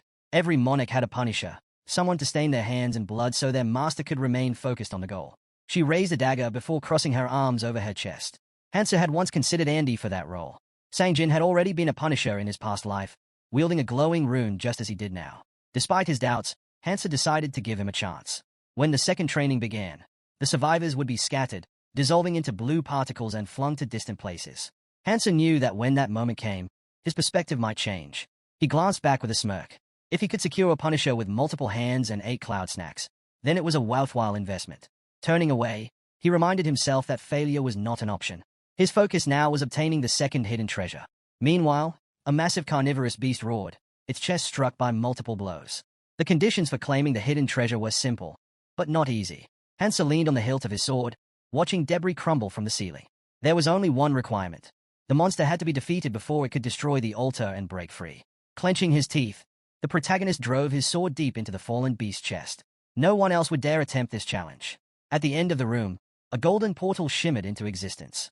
As Hansu stepped inside, the system confirmed the hidden task was complete. The boy reached out, his bloody fingers closing around the glowing treasure. A faint smile crossed his lips as he examined what lay in his grasp. The ring of the Vampire King, Nirmaha. As he looked closer, a realization struck him. He now understood how the Berserker King had obtained it and why no one else had ever managed to claim it. A brilliant white gemstone shimmered on the ring's surface, its radiance undeniable. Beyond it, space was littered with floating artifacts, each classified by color, an essential indicator of their value. In general, ordinary artifacts could never surpass superior colored ones. But there were always exceptions. Multicolored runes flickered in the air. Over time, as travelers evolved their runes, certain artifacts could absorb them, changing their color in the process. The most coveted among all were single artifacts. A sudden flash erupted from the pedestal, followed by a burst of flame igniting in the boy's palm. Number 9. The Nirmaha Ring. A symbol of Clementine himself. The Berserker King had once concealed his face behind his hand, the weight of his power evident. Single artifacts were not named for their rarity but for their exclusivity. Each one had only one rightful owner. The Nirmaha Ring had become synonymous with Clementine because, under his control, countless foes had been torn apart by its power. Holding the ring, the reincarnator could hardly believe such a legendary artifact was now his. Slipping it onto his finger, he knew this was not some forgotten relic left to chance. The difficulty of obtaining it proved its significance. He clenched his fist, and the system immediately responded. System notification. The user can wield only one ability at a time. Total abilities, 8.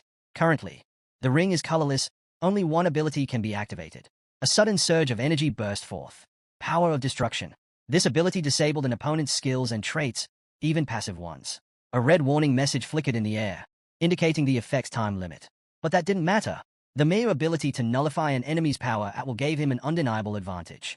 A status window appeared, detailing the ring's conditions. To unlock its full potential, at least one of his attributes needed to match the colorless rune. Stroking his chin, the protagonist recognized the challenge ahead. He would need a vast number of magic runes. That, however, was a problem for later.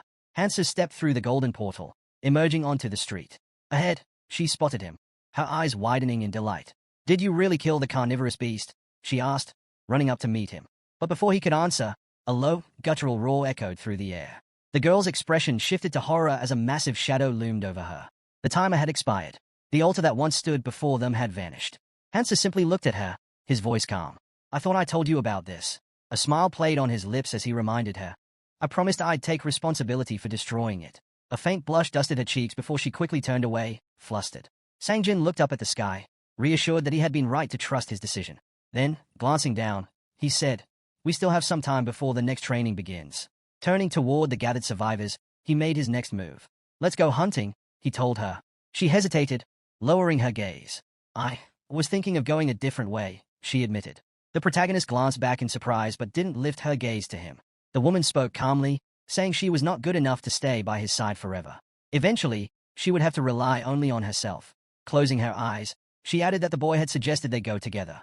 Looking over at his team, the survivor confirmed that she could join them. Everyone would welcome her. Hansa turned to his friend, realizing this was the right moment for them to part ways, no matter how difficult it was. With the second training about to begin, they would have been separated anyway. Accepting this, he raised his eyebrows and called it a good decision. The girl watched him in silence as he walked away. Taking a step forward, she suddenly called out for him to stop. Her brows furrowed with determination as she made a promise, not to give up when they met again. Smiling, he agreed, suggesting they meet once more. A faint smile crossed the boy's face before he turned away from his friends. Just as he was about to leave, Sangjin flinched at the sound of his name. Without looking back, the reincarnator reminded him of his offer, making it clear that the choice was his. The boy's face lit up with a smile, his cheeks slightly flushed. A week later, the fairy spread her arms wide before the gathered travelers, announcing that they had waited long enough. The second training was finally about to begin. The devil covered his mouth with a hand and cleared his throat, scanning the participants. The assistant noted that there were more people than expected. With a mischievous grin, the monster declared he had been looking forward to this moment for a long time. The protagonist kept her eyes on him. Then, with a snap of her fingers, the fairy changed the scene. A sudden burst of bright light erupted from the ground. Sangjin looked down in alarm, his voice shaking as he asked what was happening. A girl clung to her father's hand. Hansu, gazing upward, understood. It had begun. The man touched the ground and found himself materializing in an empty room. People around him murmured in confusion, wondering where they were. A schoolgirl began crying from the tension. Meanwhile, the system's voice echoed through the space, confirming everything was in place and suggesting a recalculation before the training could proceed. A brunette raised an eyebrow in surprise, asking what that meant. Several men clenched their teeth in frustration. The voice calmly explained that moving forward, each room could only hold 7 people at most. The training would resume once this rule was followed. A group of people gathered in a circle. Adjusting his glasses, a man realized with a grimace. They had 8 members. The voice clarified that while each team's situation would be different, everyone had to start under the same conditions, meaning they were free to discuss and decide among themselves. Crossing his arms, the brunette remained unfazed. Lately, things had been too easy anyway. His gaze drifted to a strange needle-like weapon hanging from a competitor's belt. The guy stood confidently in the center of the survivors. Though the traveler had never seen him fight firsthand, he had heard rumors. This person was a valuable ally. Raising her hand, a stranger spoke up. No matter what, they had to work together. However, they couldn't ignore the reality. One of them had to leave. Closing her eyes for a moment, she suggested they introduce themselves, emphasizing that first impressions mattered. Stretching out her arms, she added that their introduction would prove their worth. Taking the first step forward, a man with a fiery blade in hand spoke. He introduced himself as Daecheol and confidently stated that no one in the room had a skill strong enough to defeat him, making him the most valuable asset. A sharply dressed man lifted an eyebrow in concern. Narrowing his eyes, another young man quickly recognized the name of the skill Daecheol was referring to. QI Art. A red aura flickered around the blade in Daecheol's grip. QI Art was a runic ability that used magic to enhance a wielder's stats and weapons. It was unique and powerful but not particularly suited for their current environment. Unshaken, Daecheol tightened his grip on his blade, a faint glow illuminating his fist. Kamenet introduced himself as a healer, stating that if they were discussing essential skills, his abilities were just as crucial. Unimpressed, Hancheol crossed his arms declared that he had a combat skill specializing in horror. The man in the suit hesitated before asking if they truly had to eliminate someone, pleading for an exception since his family members were present in the room. Before anyone could respond, the warrior raised his hand. Daecheol's gaze shifted to another person who had yet to introduce themselves. He suggested that she set an example for the others. Narrowing her eyes, the stranger closed them briefly before introducing herself as Jimin. A wild grin spread across her face. Without hesitation, she decided to demonstrate her ability. Gritting his teeth, a man nearby instinctively stepped back and asked if she really needed to approach him. He warned that her actions would not be well received. Ignoring him, a purple energy surged around Jimin as she moved closer. In an instant, blood splattered. The tip of her blade had found its mark. The warrior gasped as the knife pierced his chest from behind. Hancheol's mouth fell open in shock. The man in the suit immediately shielded his family. The blonde warrior crumpled to the ground, lifeless. Jimin, still smiling, picked up a red stone from his body. She explained that the chances of obtaining such a rune were incredibly low. Holding it up, she gestured to the other runes and suggested they divide them among themselves. They needed to be extremely cautious around someone who could kill so effortlessly. Meanwhile, the protagonist crossed his arms, looking off to the side. This woman had just made things easier for those without skills. A mother held her frightened daughter close. In their past lives, they had died here. But now, the future had shifted. Hansu, smirking, found himself intrigued. Events were only becoming more interesting. Just then, the fairy peeked out from a rift, announcing that they were the first group to reach the required 7 members. She then proceeded to explain the next phase of their journey. The heroes found themselves on a floating island. A chain of islands, connected by suspension bridges, formed a path leading upward. Their mission was clear. Over the next 3 months, they had to ascend to the dormant volcano at the center of the 2nd floor. That was their first goal. Pointing upward, the devil declared that once they completed this stage, a world of adventure would open before them. The assistant wished them luck. The group tensed as they looked ahead. Without hesitation, they stepped onto the suspension bridge. Han Chiol, smiling, remarked that since they would be together for a while, they might as well become friends. Then, frowning, he asked where their ally was rushing off to. Suddenly, the man's eyes widened in horror. He shouted for everyone to stop. The bridge behind them began to collapse. Realizing the danger, the team bolted forward, barely avoiding the fall into the abyss. One of them glanced back, watching as the rest of the squad caught up. Overhead, the fairy appeared again, warning them that as time passed, sections of the lower islands would break away, causing the bridges to fall even faster. Gritting his teeth, a man muttered in frustration. Couldn't they have been warned about this sooner? Shaking off his irritation, he got back on his feet and asked again where their ally was heading. Frowning, the soldier accused him of being antisocial. Jimin, still smiling, suggested they follow him. His confident stride made it seem like he knew exactly where to go. The reincarnator fixed his gaze ahead as the survivors continued along a forest path. The bright sun shone down on them as they pressed forward. Han Chiol sighed, complaining that they had been wandering for hours without spotting a single bridge leading upward. He started to doubt whether their comrade even knew the right path. A girl casually waved away a fly and admitted she had no idea. Han Chiol frowned, convinced they had passed this area before. There was nothing here.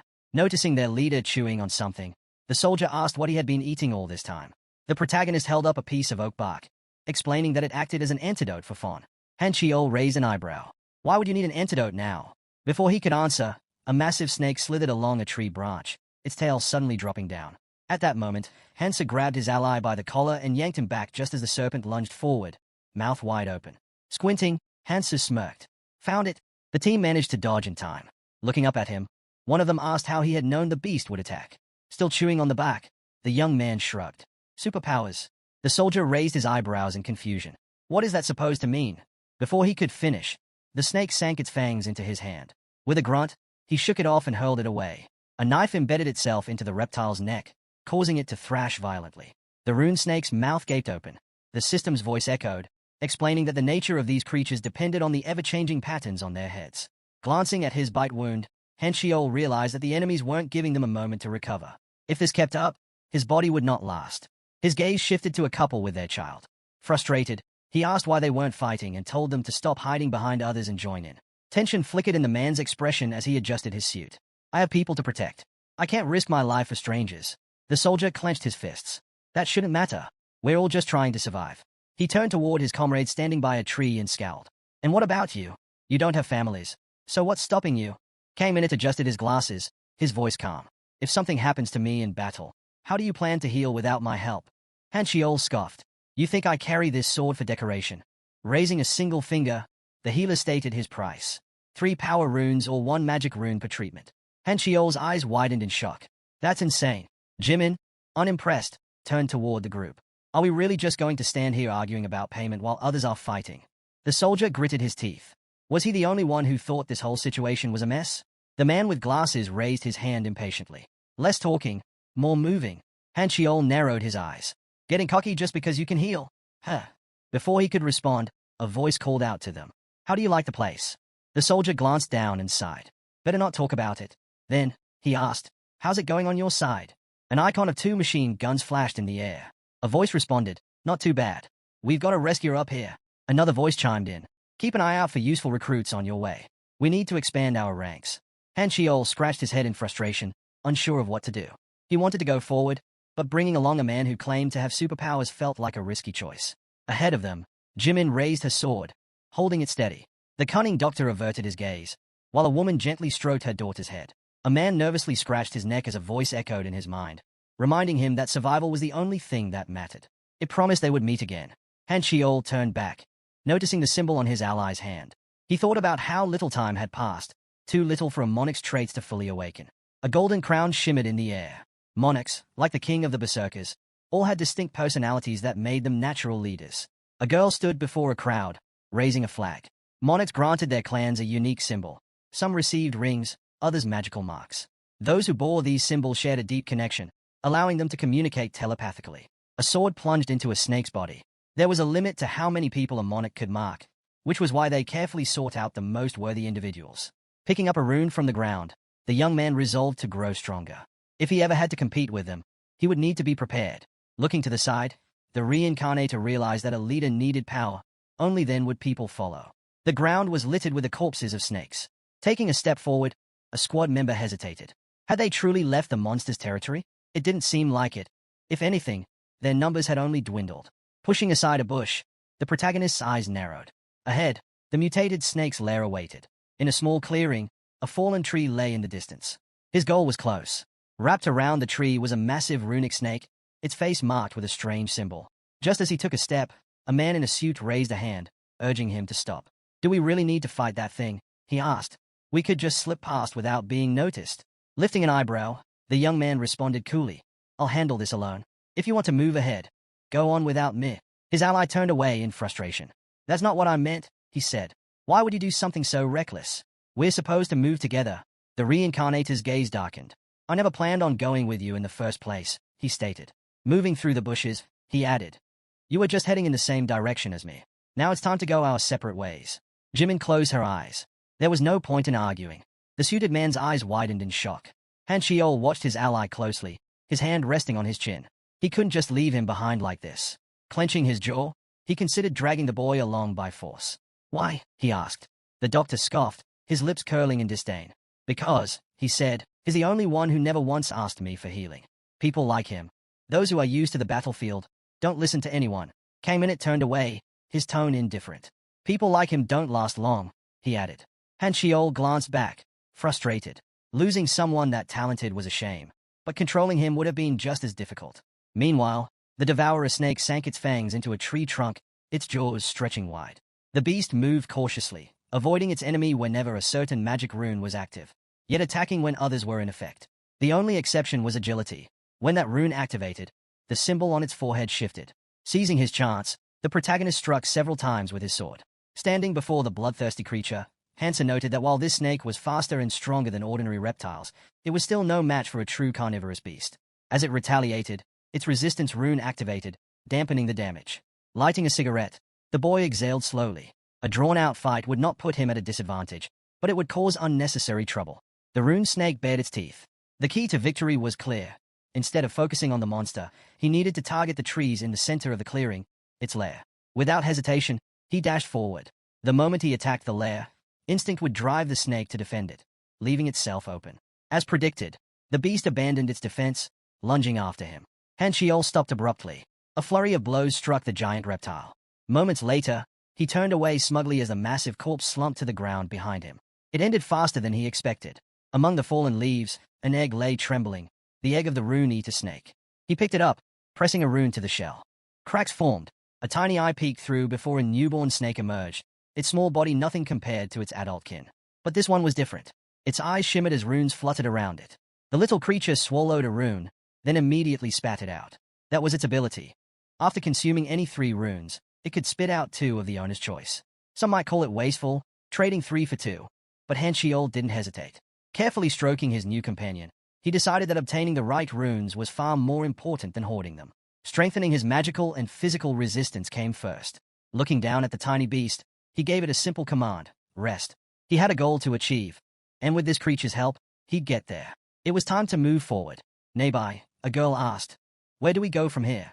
A man holding a map replied, "Be patient." The maps they had received after leaving the room weren't detailed. Staring at the paper, the suited man frowned. "We can't just wander forward without knowing what's ahead, or where we'll find a safe zone." If they hadn't been abandoned, things would have been different. A sudden rustling from the bushes made a woman tense. Covering his family protectively, a survivor stiffened. Was it a monster? Or another traveler? Then, from the bushes, the protagonist emerged. The group's tension eased immediately, their faces lighting up with relief. Walking up to them, "What are you all doing here?" A man grinned. "You made it out. Did you escape from that monster?" Scratching the back of his head, "Caught it." The man in the suit stared in disbelief. His friend had survived with just a single scratch? Impossible. Meanwhile, the survivor hesitated when asked about the others. A while ago, Caminit had simply crossed his arms and urged the family to leave. The man furrowed his brows. What are you talking about? He asked, concern creeping into his voice. Splitting up was too dangerous, and besides, there was no reason to do so. Han Chiol smirked. So, are you planning to just hide behind us and travel comfortably? Jimin glanced back and nodded in agreement. Without a strong fighter in the group, being stuck with annoying companions would only make things worse. The healer shrugged. I don't really care who gives me runes, but I'd rather stick with the strong ones. The suited man's expression darkened. We were left behind. The rest of the squad even blocked the path to stop us from following them. Noticing their comrade turning away, the survivor hesitated. Where are you going? The boy didn't stop. We've wasted enough time. Let's go. The woman frowned, then signaled for her husband to follow. He hesitated but finally raised a hand, gesturing for his family to move. As they trailed behind, the reincarnator glanced back. What are you trying to do? The suited man raised his eyebrows, recalling his own words. With a sigh, he said, forget it. You go ahead. We'll handle things our way. Closing his eyes, the protagonist shrugged. Do whatever you want. Does not matter. I'll be fighting alone anyway. Hansa battled several boars. The fights weren't easy, but each one strengthened his stats, keeping him in top form.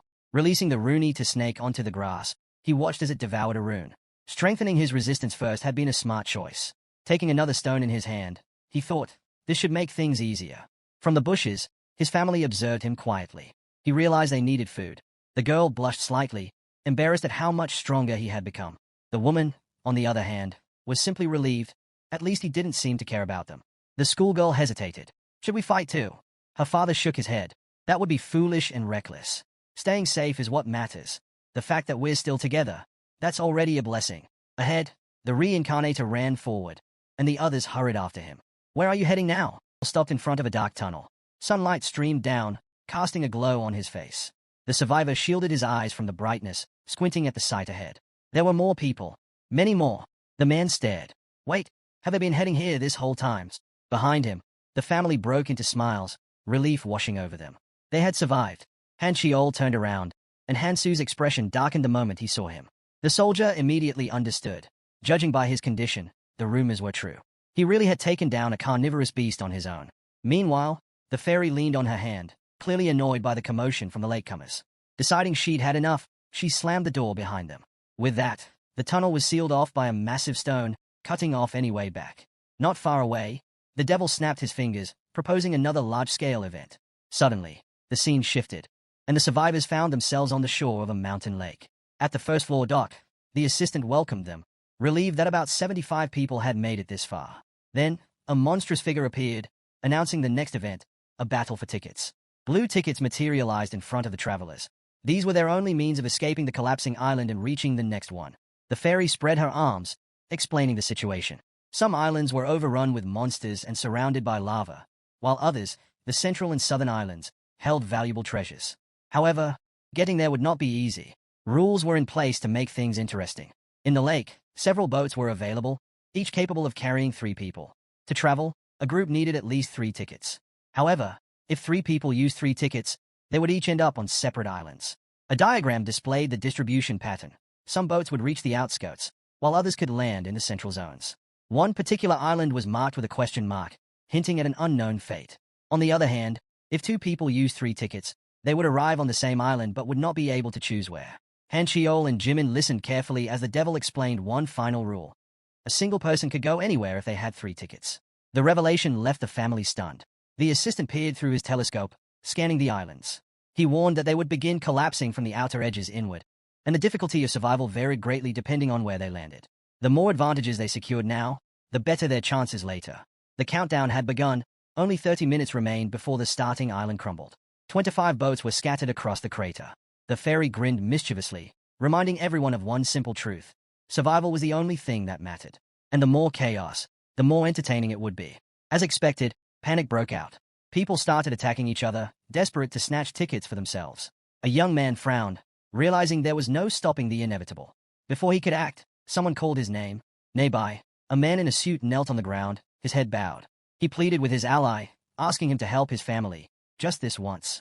Without lifting his head, the survivor explained that they needed more tickets to safely reach the central island. But his so-called ally only smiled, eyes gleaming with madness. Aren't you strong? He asked mockingly. Shouldn't it be easy for you to get those tickets? Lifting his head, The desperate man insisted that if his ally took a few extra tickets and handed them over, they could all reach their destination safely. Then, pressing his forehead to the ground, he begged him to spare the innocent. The reincarnator averted his gaze, unimpressed. "It's time you took responsibility for yourselves," he said coldly. "Mind your own business," the survivor scoffed, asking if his so-called ally had no sympathy at all. Before he could say more, Han Shiol stepped forward and told him to be quiet. The soldier didn't hesitate. He kicked the traveler aside, then grabbed him by the collar. "Are you really going to waste time listening to this annoying fool?" he sneered. "I just want to grab my tickets and go." Turning to the protagonist, the soldier made an offer. He'd travel with them and even hand over his tickets if necessary. Glancing back at the group, he admitted he didn't like any of them, even though they were supposedly on the same side. Han Shiol clenched his fist. "If you're so strong, why not team up with someone on your level?" In response, the soldier raised his hand, revealing a glowing symbol. He explained that this was not just a skill, it was a power awakened by a friend, meaning the boy could gain it too. Hansa stared silently at the mark as the man continued, saying their leader had already agreed to give it to him. Traveling alone was more hassle than it was worth. But Hansu only shook his head. "I'm not interested." The survivor's eyes widened in disbelief. "What? Do you even understand what you're turning down?" The man tried to convince him, insisting that he didn't realize the true value of the clan. But Hansu turned away, his mind drifting to the faces of his comrades. Walking through the forest, he remembered the bond they shared. He couldn't just throw that away. Looking ahead with newfound determination, he made his choice. He would follow the monarch. It was the only way to achieve his goal. Realizing that Hansu was not going to change his mind, Cho let out a smirk. "So that's how it is." With a flick of his wrist, he tossed his ticket at Hansu's feet. "I stole this from that worthless man," he explained, gesturing toward the fallen survivor. "Take it or don't, I don't care. But consider this a gift for the future. We'll be seeing each other again." The soldier scowled at his comrade's refusal. "I don't have time for this." Without another word, he turned and walked away. Hansu eyed the ticket on the ground, unmoved. These tricks would not work on him. None of this mattered right now. But the moment the other travelers spotted the ticket, everything spiraled into chaos. A mob rushed forward, desperate to claim it. Someone managed to grab it first, but the struggle was not over. Hansa stood to the side, watching silently as the survivors fought over their chance to escape. Then, a flash of silver, a knife. Kian lunged at a man to protect her father, but the attacker grabbed her by the vest, smirking as he realized they were from the same family. "Perfect," he said coldly. "Then you can die together." From a distance, the fairy observed the scene with amusement. The parents wailed for their daughter, their pain woven into the very design of this twisted game. It was deliberate, a cruel spectacle orchestrated by the higher powers. This stage was nothing more than a battlefield of puppets, and the devil was pulling every string. Even death itself was just another part of the show. The young man flinched as a voice broke through the chaos, questioning why he had turned down Han Shiol's offer. Jimin crossed her arms, watching him closely. The reincarnator remained unfazed. "Personal reasons," he replied. "What do you want?" Smiling, Jimin stepped forward. "I have an offer of my own." She removed her glove and extended a hand, inviting him to join her. But once again, the protagonist shook his head. Jimin sighed, as if she had expected that answer. Before turning away, she decided to ask him one last question. "Are you really staying behind because of some clumsy sense of sympathy?" Her gaze sharpened. "You're not that pathetic." Hansa smirked at her words but said nothing. She was the last one left. Everyone else who had the chance to leave had already taken it. The boats lifted into the sky, and now, only one remained in the crater. No matter what happened here, no one would ever know. Bodies littered the ground, some wounded, many dead. Those who remained barely had the strength to defend themselves. Shadows loomed behind the boy, voices trembling as they pleaded for salvation. He wanted to help them all, but he knew it was impossible. Here, in the training area, the fairy's power was absolute. Above them, the devil circled lazily, watching the unfolding scene. Turning away from the desperate faces, the boy steeled himself. He had no choice. If he failed here, everything would have been for nothing. Gripping his sword, his hand trembled. "Forgive me," he whispered. He already knew the fate of those left behind. The remaining travelers plunged into the river of acid, their screams piercing the air as they begged for help. The fairy, perched above, watched with delight as their bodies dissolved. Hansa spread his arms. "Complain all you want," he said, his blue eyes glowing. Instead of leaving them to suffer for his assistant's amusement, he had shown them a different kind of mercy. Above him, islands hovered in the sky. A snake coiled on his shoulder, devouring runes as it watched. "Fascinating," the boy murmured. But the moment was fleeting. It was over too soon. Crossing his arms, the assistant nodded approvingly. "As expected from a rising star," he remarked. "We never just talk for fun." Grinning, the devil hovered nearby. "I'll be looking forward to our next meeting." Hansa glanced downward, his expression unreadable. He had no regrets. He hadn't come back to save everyone. He had come to win. Hesitation had no place in this world. Looking toward the sky, he refocused on his next goal. The central island. The last boat drifted into the air, carrying him forward. In the heart of the island stood a towering clock tower. The system announced its congratulations to the nearly 1921 travelers who had made it this far, welcoming them to the land of opportunity. Above the grand castle with its striking red roofs, a clear blue sky stretched endlessly. On this central island, three things were crucial: protecting the crystal housed within the castle, growing stronger through the region's unique dungeon, and preparing for the incoming wave of monsters. The enormous pink crystal gleamed under the sunlight, while the castle's wooden doors stood slightly ajar, allowing beams of light to spill into the hall. Beyond those doors, an army of skeletons, their eyes glowing eerily beneath protective armor, advanced. The hero issued an order to stop them. From atop the castle walls, defenders fired arrows and swung swords, trying to hold their ground. A boy shouted in panic. They were running out of men. The hero's grip on his sword tightened as he blocked a skeleton's strike. But in the chaos, a skeleton's blade sliced through a girl's neck. The hero let out a desperate cry, declaring that if they could endure just a little longer, they might survive another day. One of the fighters, his eyes dark with exhaustion, stretched his hand forward. He shouted that lasting another month was impossible. They needed reinforcements. The hero barked another command, ordering everyone to maintain formation. Suddenly, bright energy crackled in the air, lifting small debris from the ground. A piercing scream echoed across the battlefield. Inside the castle, a boy slammed his palm on an ornate table, insisting that rules needed to be established. The hero rose to his feet, frustration evident in his voice. Their defenses had collapsed on the very first day, and the damage was severe. How much longer could they afford to wait? Jungwook frowned, warning that if things continued like this, they wouldn't just fail to protect the crystal. They'd all be slaughtered. And Juyun clasped her hands together, suggesting they wait for the other monarchs before making a decision. Xia, unimpressed, crossed her arms. The strongest are already here, she said. The rest don't matter. Li Guktai raised an eyebrow. So, what's your plan? Jungwook spread his arms. The biggest issue is the lack of protectors. If we want to survive, we need more people, even if it means bringing in those who haven't joined the clans, by force if necessary. Xia's eyes narrowed. And how exactly do you plan to control these unaligned travelers? The man frowned, his expression grim. We'll have to put pressure on them, he said. But I doubt words will do much in this lawless mess. Leaning both hands on the table, he reminded them that the next attack was coming in just 3 hours. And this time, survival wasn't guaranteed. The hero's voice cut through the tense silence. Are we just going to sit back and let it happen? Li Guktai raised an eyebrow. And what if the clan alliance joins forces with us? Can you guarantee that will make a difference? The hero exhaled sharply. Sending more people into the dungeon is a serious decision. From the window, the gathered heroes could be seen seated around the table. A voice noted that with their growing numbers, they now matched the clan alliance. A new faction had formed, a ragtag group calling themselves the Basement Alliance. They were unpredictable, operating outside anyone's control. The real question was whether the clan alliance, which had focused solely on defense until now, could actually handle them. A vision formed in his mind. Rows of people standing before a wooden gate. Jungwook turned away, visibly displeased. Send the clans from the front lines into the dungeon, he suggested. And Juyun immediately shot up. Then who's going to defend the castle? A girl spoke next. If we're doing that, then the smaller clans should go first to minimize losses. Xia closed her eyes, frustration creeping in. This discussion was going in circles. Everyone was just voicing their wishes without any real plan. Biting her finger, she looked away, lost in thought. If only all 1,900 people focused on defense. At first, survival had been a shared goal. But that changed when someone returned from the dungeon wielding powerful artifacts. One by one, the clans abandoned their posts, seeking strength instead. Near a large sword, a group of battered and bruised warriors stood. A girl clutched a precious stone, while a boy gripped a golden necklace. Xia absently bit her nail. How are we supposed to protect the crystal for an entire month? Just then, the door swung open. A girl entered the room. Xia tensed, grinding her teeth as she raised a hand. I don't have time for your games. Jimin smirked. Not here to mess around. I got news. Xia narrowed her eyes. This better be good. Jimin's voice was urgent. Some lunatic is fighting the Basement Alliance right now. Xia's eyes widened. What? How is that even possible? A distant voice yelled for help, his words frantic. I never promised I wouldn't go. The heroes turned in surprise. A young man collapsed to all fours, panting as he lifted his head. I'll hunt for 2 more days, he muttered, struggling to his feet. Then I'll come back. I will join you.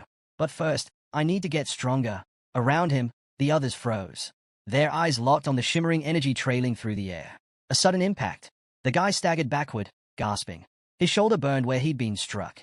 His mouth opened, but no words came out. From across the room, a hero exhaled a thin stream of smoke, cigarette in hand. You're done. Starting tomorrow, everyone fights upstairs. No more sitting around. The young man instinctively stepped forward. The hero raised a hand. Don't come any closer. But the dark-haired boy took another step. Something wasn't right. He could feel it. The hero's raw strength, his art characteristics, were lower than his own. And yet, there was no way he could beat him. His fingers twitched as he stretched out a hand. I need my weapon. A ripple of unease spread through the onlookers. Someone frowned. Who does this guy think he is? The hero answered with action. A flash of silver. His knife cut through the air, glowing with streams of energy. He lunged straight at the young man, his blade deadly. The boy spun, his thoughts racing. That knife, it has a skill that enhances its cutting power. He opened his palm. The dark-haired guy extended his palm, analyzing the blade in front of him. Not bad for a colorless rank artifact. Without warning, he lunged forward, gripping the hero by the throat. The surrounding crowd erupted into shouts, urging him to finish the hero off. But he frowned, teeth clenched. The knife skill hadn't activated. The blade hadn't pierced him. Does he have some kind of defense? The dark-haired hero smirked. Is it my turn now? A sharp impact. His fist slammed into the guy's face, leaving bruises and scrapes. Fighting without killing them was exhausting, but he had no choice. These people were valuable resources. The guy crashed to the ground, his vision blurring. Around him, the onlookers stared in shock. He sighed, realizing there was no point in talking. They wouldn't listen to reason. The dark-haired hero raised an eyebrow, then smirked.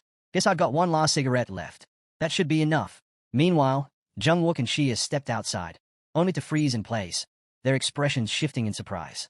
Who is that guy? A voice muttered. Inside, an unknown figure sat at the table, facing the other monarchs. Shia and Njuyun exchanged wary glances. The hero furrowed his brows.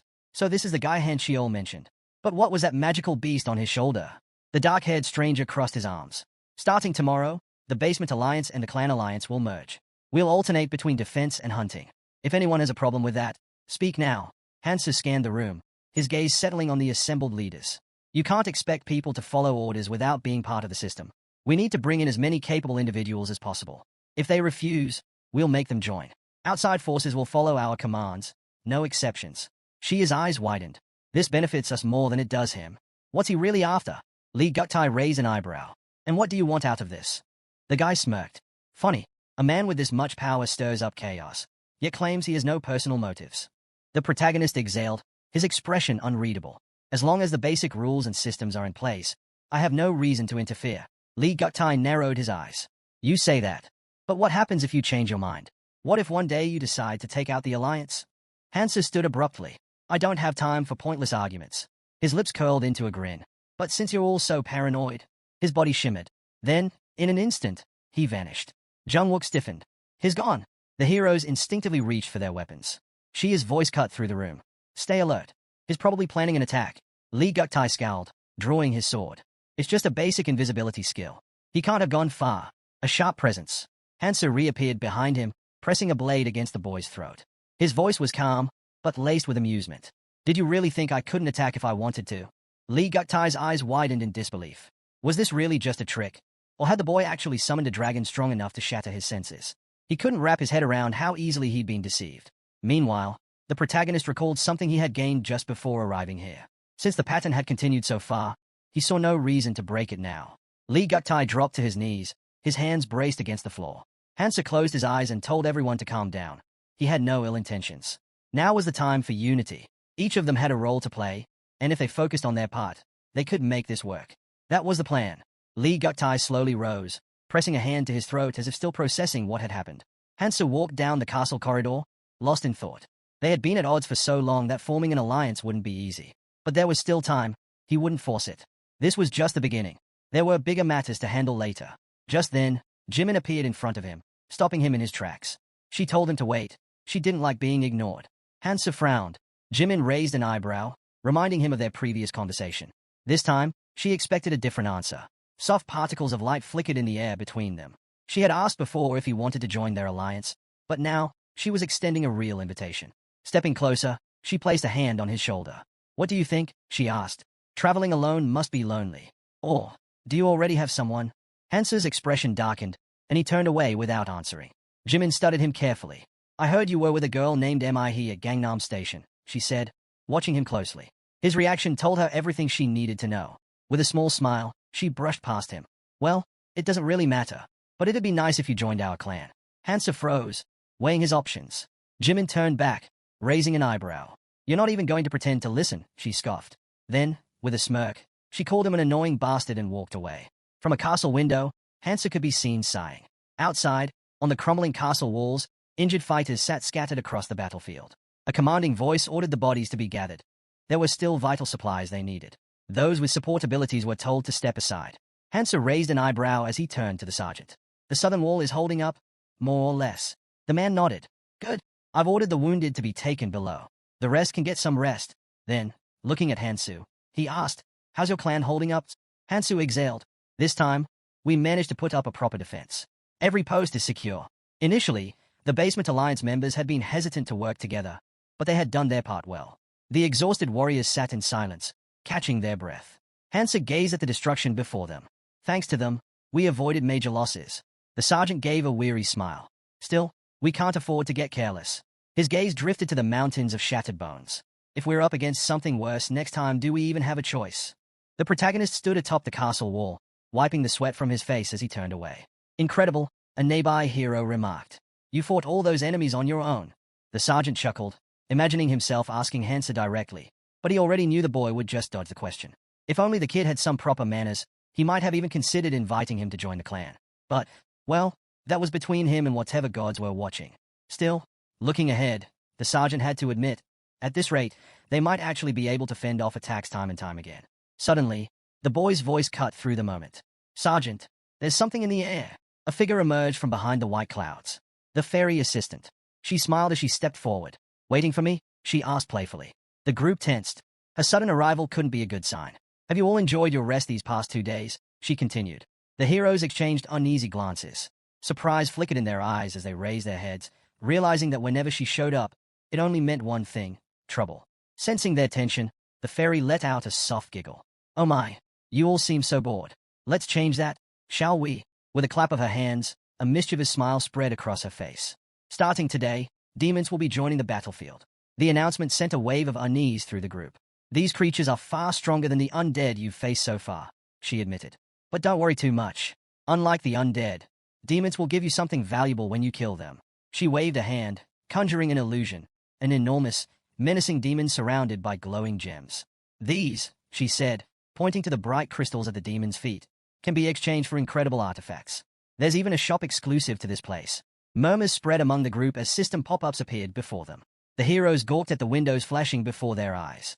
Hansa's eyebrows lifted as he scanned the options. The fairy, noticing his reaction, added, oh, and there's more. These crystals aren't just for artifacts. You can also buy escape tickets to leave this place. Hansa's gaze flickered to an icon in the shop menu. A running figure. The cost, 600 crystals. The fairy's voice rang out again. So, do you all want to get out of here quickly?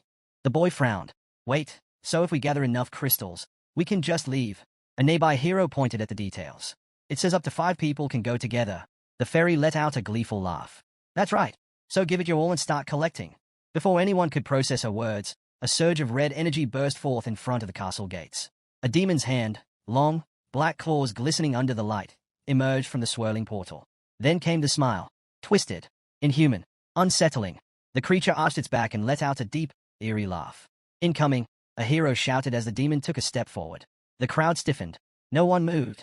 Someone had to face it first. But how strong was this thing? They all wanted those crystals. But was it worth the risk? Through the stunned crowd, Hansu stepped forward. His voice was firm. Step back. Hansa pushed off the castle wall, launching himself into the air with a sharp sword in hand. He shot straight toward the demon, swinging his weapon in a powerful arc.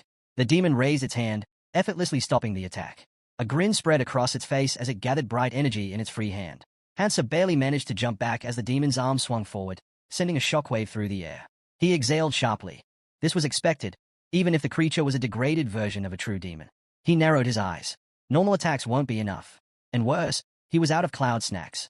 His defenses were solid thanks to the Rune-Eater snake, but his attack power was lacking. The demon's grin widened. Bright streams of energy surged from behind its back. Hansu suddenly felt power surging around his feet. He glanced down as a system notification popped up. Light boots of a scoundrel. Speed increased for 1 minute. A smirk crossed his face. Speed? Huh. He could work with that. In a flash, Hansa moved. A zigzagging trail of light followed behind him as he accelerated toward the demon. He appeared behind the creature in an instant, blades swinging. The demon reacted fast, spinning around and raising both hands to block. The air crackled as Hansu's sword struck over and over, leaving bright slashes hanging in the air. With a sharp swing, he finally sliced across the demon's chest, leaving a glowing wound. The creature's bright eyes widened.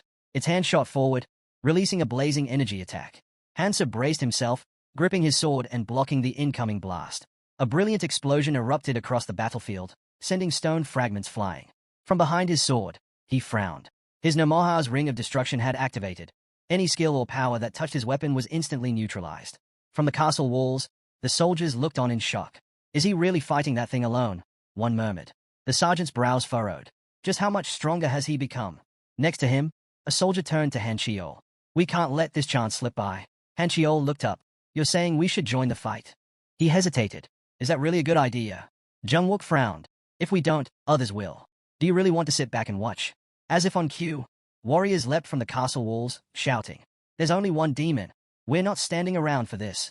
Jimin raised an eyebrow. Not really my style, she muttered. Then she turned to Xia. What about you? Xia folded her arms. We wait.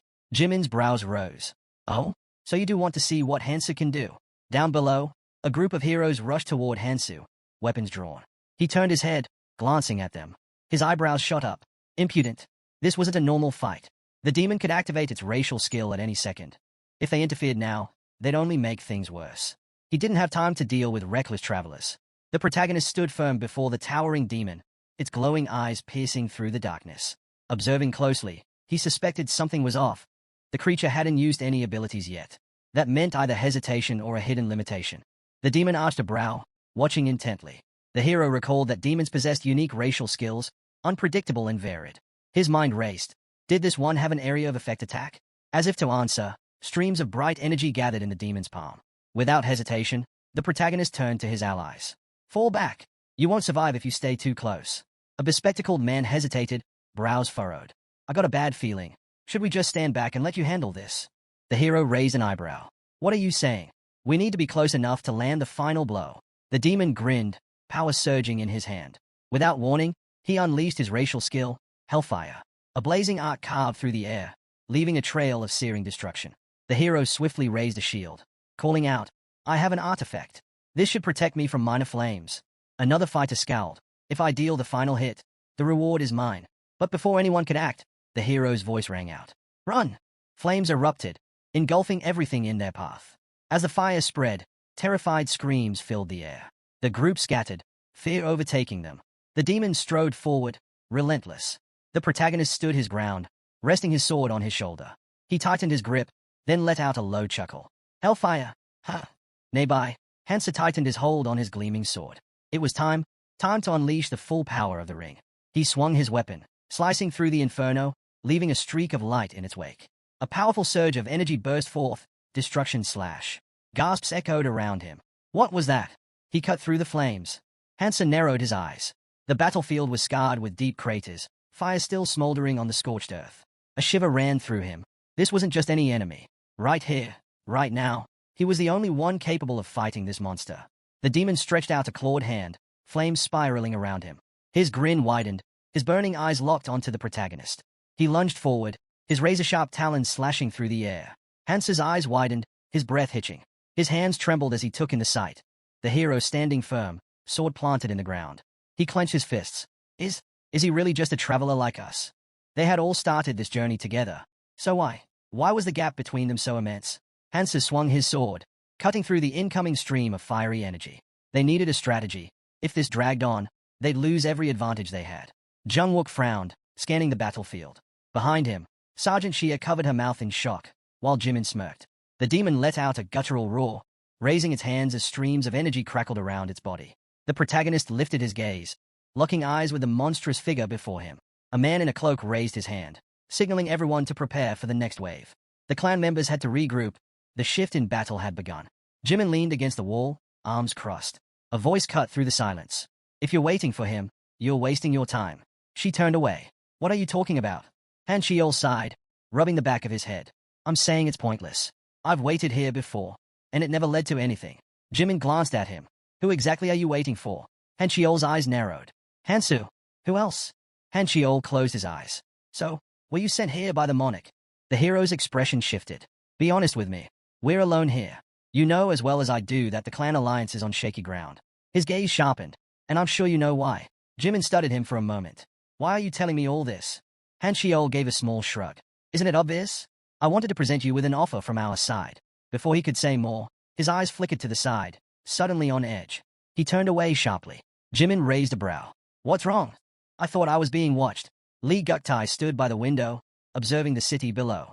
It's been a while since Hansu monopolized the demons. And yet, he hasn't made a single move. A boy standing nearby narrowed his eyes. No reports either. We've had the clan members keeping tabs on him. But something doesn't add up. A girl beside him nodded. Aside from defending the fortress, hunting demons, and occasionally diving into dungeons, he barely does anything else. Thanks to him, our defenses have improved, but... She turned to Guktai. There's still another problem. The independent fighters, those who refuse to join any clan, are constantly clashing with the clans. Guktai stroked his chin in thought. I figured this would happen. With someone like him refusing to align with any faction, trouble was inevitable. His expression darkened. Even the clan alliance is forced to follow his lead. He exhaled sharply. That's why I made preparations. A group of people stepped forward. Li Guktai smirked. If our power weakens, we'll lose control. And if that happens, our future plans fall apart. We cannot let that happen. Among the gathered crowd, a hero in a red robe stood tall. Li Guktai glanced at the newly arrived warriors, his eyes gleaming. You came just in time, he said, spreading his arms. Let's talk about the future of the clan alliance. Meanwhile, on the battlefield, swords and spears jutted from the fallen monster's corpse. The protagonist stood motionless, gripping his sword tightly. He lowered his head. This was meaningless. The spear clattered to the ground. Hansu exhaled slightly, stretching out his hand. The white snake coiled around his neck flicked its tongue as he counted. This was the 60th. He had finally gathered the amount he needed. High-level artifacts were available in the crystal shop. In the glowing display, icons of a shield, potion, sword, and axe flickered. Most were exclusive to clans, each with incredible effects. If the clans got their hands on these crystals, fierce competition would break out. Hansa couldn't let that happen. He had to act before things spiraled out of control. His eyes flicked to the system window before him. Raising an eyebrow, he muttered, I have a bigger goal in mind. A notification popped up. Exchange complete. 60 crystals deducted. Among swirling streams of energy, iron chains materialized. Hansa smirked. He had mastered many weapons, but this was his favorite. A sharp sickle formed against the backdrop of chains. Gripping the twin blades, he admired their sleek, deadly design. The system identified them as judgment of the Decrados. Hansa's gaze hardened. This should make the next fights much easier. He spun one blade in his hand, eager to test it out. The ground was covered in dirt and debris. But suddenly, skeletal figures began emerging from below. Undead. Hansa grinned. 10 days remained until the siege ended. He was eager to see who would make a move in the final stretch. In his mind, he pictured Li Guktai's wild eyes and manic grin, along with a group of shadowy figures waiting for their chance. Then, it happened. A small figure appeared. A fairy assistant. Her eerie smile sent a chill through the crowd. This round has been quite entertaining, she mused, floating above them. For those of you who have survived the longest, we've prepared a special event. Before anyone could react, the ground trembled violently. A surge of unknown energy spread beneath their feet. Panic set in. This wasn't the start of a new wave. A dark force enveloped the battlefield. The corpses of slain monsters stirred. Gasps rang out as the lifeless demons' eyes snapped open. Their broken bodies were being pulled together, their remains glowing with an eerie purple light. Inside the fortress, the grotesque fusion continued. The pieces merged into a single mass, shifting and twisting into something new. From the grotesque pile, a figure emerged. A girl. Her horns protruded from her head, liquid dripping from her face. The demon had arrived. The fairy assistant's voice rang out, laced with amusement. And so, your next challenge begins. The demon unfurled her wings, ready to strike. The assistant chuckled, crossing his tiny arms. If you were human, I'd suggest staying far away from the fortress walls. Not that it would help. There's no escape. He raised a finger. That leaves you with 2 choices. 1. Stay and fight against the undead swarm that's heading your way. 2. Escape using a crystal. His grin widened. But be warned, these undead aren't like the ones you've fought before. He hovered in the air, his voice dripping with excitement. So I'd wait for them eagerly if I were you. But, if that doesn't sound appealing, he paused dramatically. You have one more option. His eyes gleamed. Face the demon herself. Inside the fortress, one of the boys was shocked to hear about the Demon King. Another quickly responded that no one had mentioned her before. Meanwhile, the fairy helper casually filed his nails and remarked that he hadn't brought it up because most travelers never lived long enough to meet her. Since few survived that far, it didn't seem worth mentioning. The crowd tensed as they learned that the crystal would activate only 30 minutes after the undead attack began, and it could only carry 500 people. That meant half of them would be left behind. But there was another option. If they managed to defeat the Demon King, everyone could escape. A timer suddenly appeared, and the fairy helper, in an unusually patient tone, explained that since this was a special event, he would wait for their decision. One man cursed, realizing they weren't just holding out for a month as they originally thought. A sudden clap drew everyone's attention. Lee Guktai stepped forward, clenching his fist, and declared that all they had to do was survive for half an hour and escape with the crystal. He urged everyone to hold on and prepare, then ordered the clan alliance to head toward the crystal while the rest defended the front lines. A guy with glasses looked at Lee Guktai in outrage, seeing right through his intentions. He sneered, realizing Lee Guktai and the clans were planning to save themselves while leaving the others behind. Their eyes locked in a tense standoff. Lee Guktai defended his strategy, arguing that survival was more important than reckless action. But the glasses-wearing man shot back, mocking Lee Guktai's words as befitting a clan monarch, someone who only cared about saving those under his control. Lee Guktai, unfazed, turned to him with a threatening look and demanded to hear a better plan. He reminded everyone that even the demon from the first day had wiped out dozens in a single attack. So how exactly did they plan to defeat the Demon King? His expression darkened as he posed the question to the entire group. Would they rather escape together and reach the next island or throw themselves in a certain death like moths to a flame? The glasses-wearing man hesitated. Meanwhile, Juyun smirked, thinking the argument was already settled. Their alliance with the Smog clan ensured their safety. But then, a voice rose from the crowd. Someone stepped forward and declared that the only way for everyone to survive was to defeat the Demon King. Juyun tensed up, his body's rigid with unease. Meanwhile, Hansu remained calm, stating that if they managed to defeat the Demon King, everyone who survived would be able to escape. Juyun scowled, irritated that Hansu was interfering yet again. Lee Guktai stepped forward, eyeing Hansu skeptically. Are you sure you'll survive? He challenged. Hansu simply shrugged. Who knows? He said indifferently. Then, he pointed out the harsh truth. If they made a run for the crystal, far more than 500 people would die. Maybe even all of them. A girl in the crowd smirked and said that in that case, she'd rather follow him. She added that trusting the so-called clan leaders was out of the question, so siding with them made no sense. Turning to Hansu, she asked for his thoughts. People around them started raising their fists in support, eager for a way out that didn't rely on abandoning half their group. Seeing this, Juyun and his clan quickly decided to join in. Soon after, Shia announced that they would also fight alongside Hansu. Juyun's expression darkened. If things kept going this way, Hansu would have to be dealt with, by force if necessary. He glanced at the convoy, realizing that they needed to break their morale now. If a battle erupted, everyone would fight for their own survival, making it the perfect moment for an ambush. But before he could act, Hansu shot him a menacing glare. Save your plans to kill me for later, he warned. In a flash, Hansu attacked. His weapon crashed into the ground beside Juyun, the impact sending a tremor through the floor. Then, with a swift motion, he pulled it back, the blade gleaming. You sure you can handle the consequences? He asked. Juyun flinched, realizing he had just barely escaped death. Lee Guktai quickly intervened, suggesting they bide their time and wait for the right moment. There was still time. After all, he thought to himself that, for now, they would have to follow Hansu's lead. But the chance to escape would come later. The decision was made. But before moving forward, Hansu stepped toward the crystal. Let's make sure we're all committed, he said. With a powerful swing of his weapon, the chain wrapped around the crystal. He yanked hard, and cracks splintered across its surface. A moment later, the crystal shattered into countless shards. And Juyun and Lee Guktai froze, their faces pale with shock. A panicked cry erupted from the crowd, demanding to know what Hansu had done. He turned to them, his voice firm. We're heading to the fortress. We don't need the crystal anymore. The thought of escape will only make us weaker. The words sank in, and murmurs of agreement spread. The hesitation in people's eyes faded, replaced by a single, focused determination. Raising their hands high, they shouted in unison, "Follow Hansu. Kill the Demon King." But Hansu held up a hand to stop them. "Don't follow me," he said. "Look ahead, for your own sake." As the timer hit 0, the massive doors to the fortress groaned open. A thin strip of light spilled into the hall, illuminating the path forward. One of the men muttered in disbelief. This fortress didn't feel like the same place they had seen before. The atmosphere had completely shifted. As they walked through the dimly lit hall, flickering candles with eerie purple flames cast long shadows on the walls. At the far end, the light faded into an unsettling darkness. The group hesitated, glancing around warily.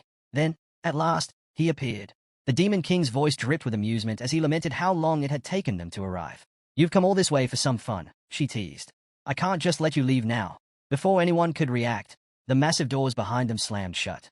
A crushing force pressed down on them, forcing the men to their knees as a system message confirmed. The fortress was now sealed. Without warning, the ground beneath them began to crack.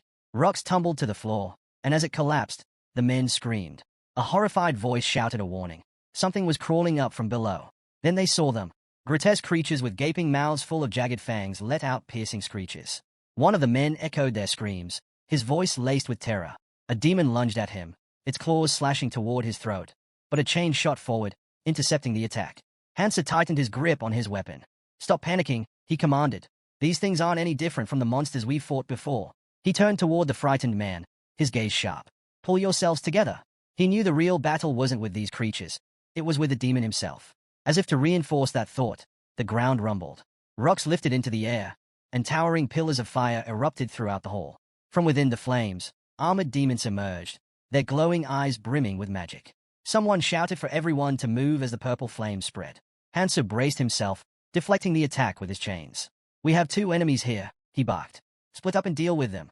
He quickly issued orders. Support units were to fall back, range fighters should step up, and those unable to hold the flanks needed to stay out of the way.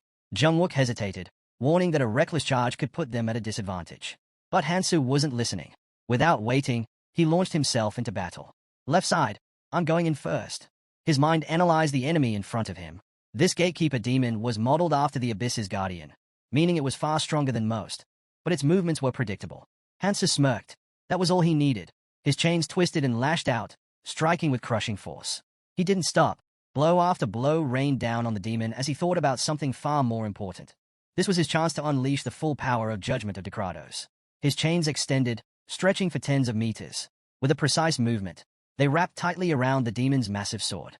As they glowed with an eerie light, a powerful force surged through them. Suppression. Magic pulsed through the chains, binding the demon completely. It struggled, but couldn't move. Hansa knew what was happening. The spell was siphoning magic from his opponent, draining its strength and lowering its stats with a powerful curse. He exhaled sharply. Using suppression consumed his own energy as well, but it was a price he could bear. A ring on his hand gleamed faintly as he turned to the others. "Are you just going to stand there and watch?"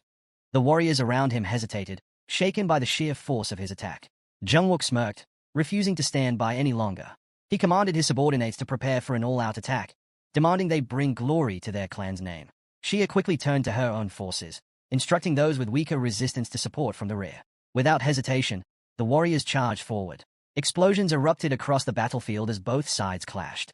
The demons didn't remain idle either. Hansa suddenly realized they were attempting to summon hellfire. Cracks split open in the ground, and blinding light burst forth. Hansa's chains rattled helplessly as the demon broke free from his shackles. Hansu immediately ordered the attack to continue. He knew they wouldn't last long if the demons landed a solid hit. But if he could predict their movements, he could manage. With renewed determination, he launched another strike, sending his chains hurtling toward the demon. Just then, a searing beam of demonic flame nearly knocked him off his feet. One of his allies shouted a warning. The hellfire would make his attacks useless. But Hansa refused to back down. He leaped toward the demon, knowing he had to eliminate it himself. His gaze locked onto the source of the hellfire, the ignition crystal. With immense effort, he reached into the flames, grabbed the crystal, and yanked it free. Grinning, he crushed it in his palm. As the fire surrounding the demon flickered out, the onlookers gasped, questioning what had just happened. Hansa simply reminded them of his earlier words, then ordered them to keep fighting. He assured them there was no need to worry. The demon wouldn't be able to use hellfire anymore. A sudden warning cry rang out. Hansa barely dodged an attack in time. Meanwhile, Jungwook turned his attention to another demon, the one assigned to the non-clan warriors. The scene before them was grim. The fighters lay sprawled on the ground, unarmed, while the demon loomed over them. Desperate, they begged for help. Juyun frowned, questioning why they weren't fighting back.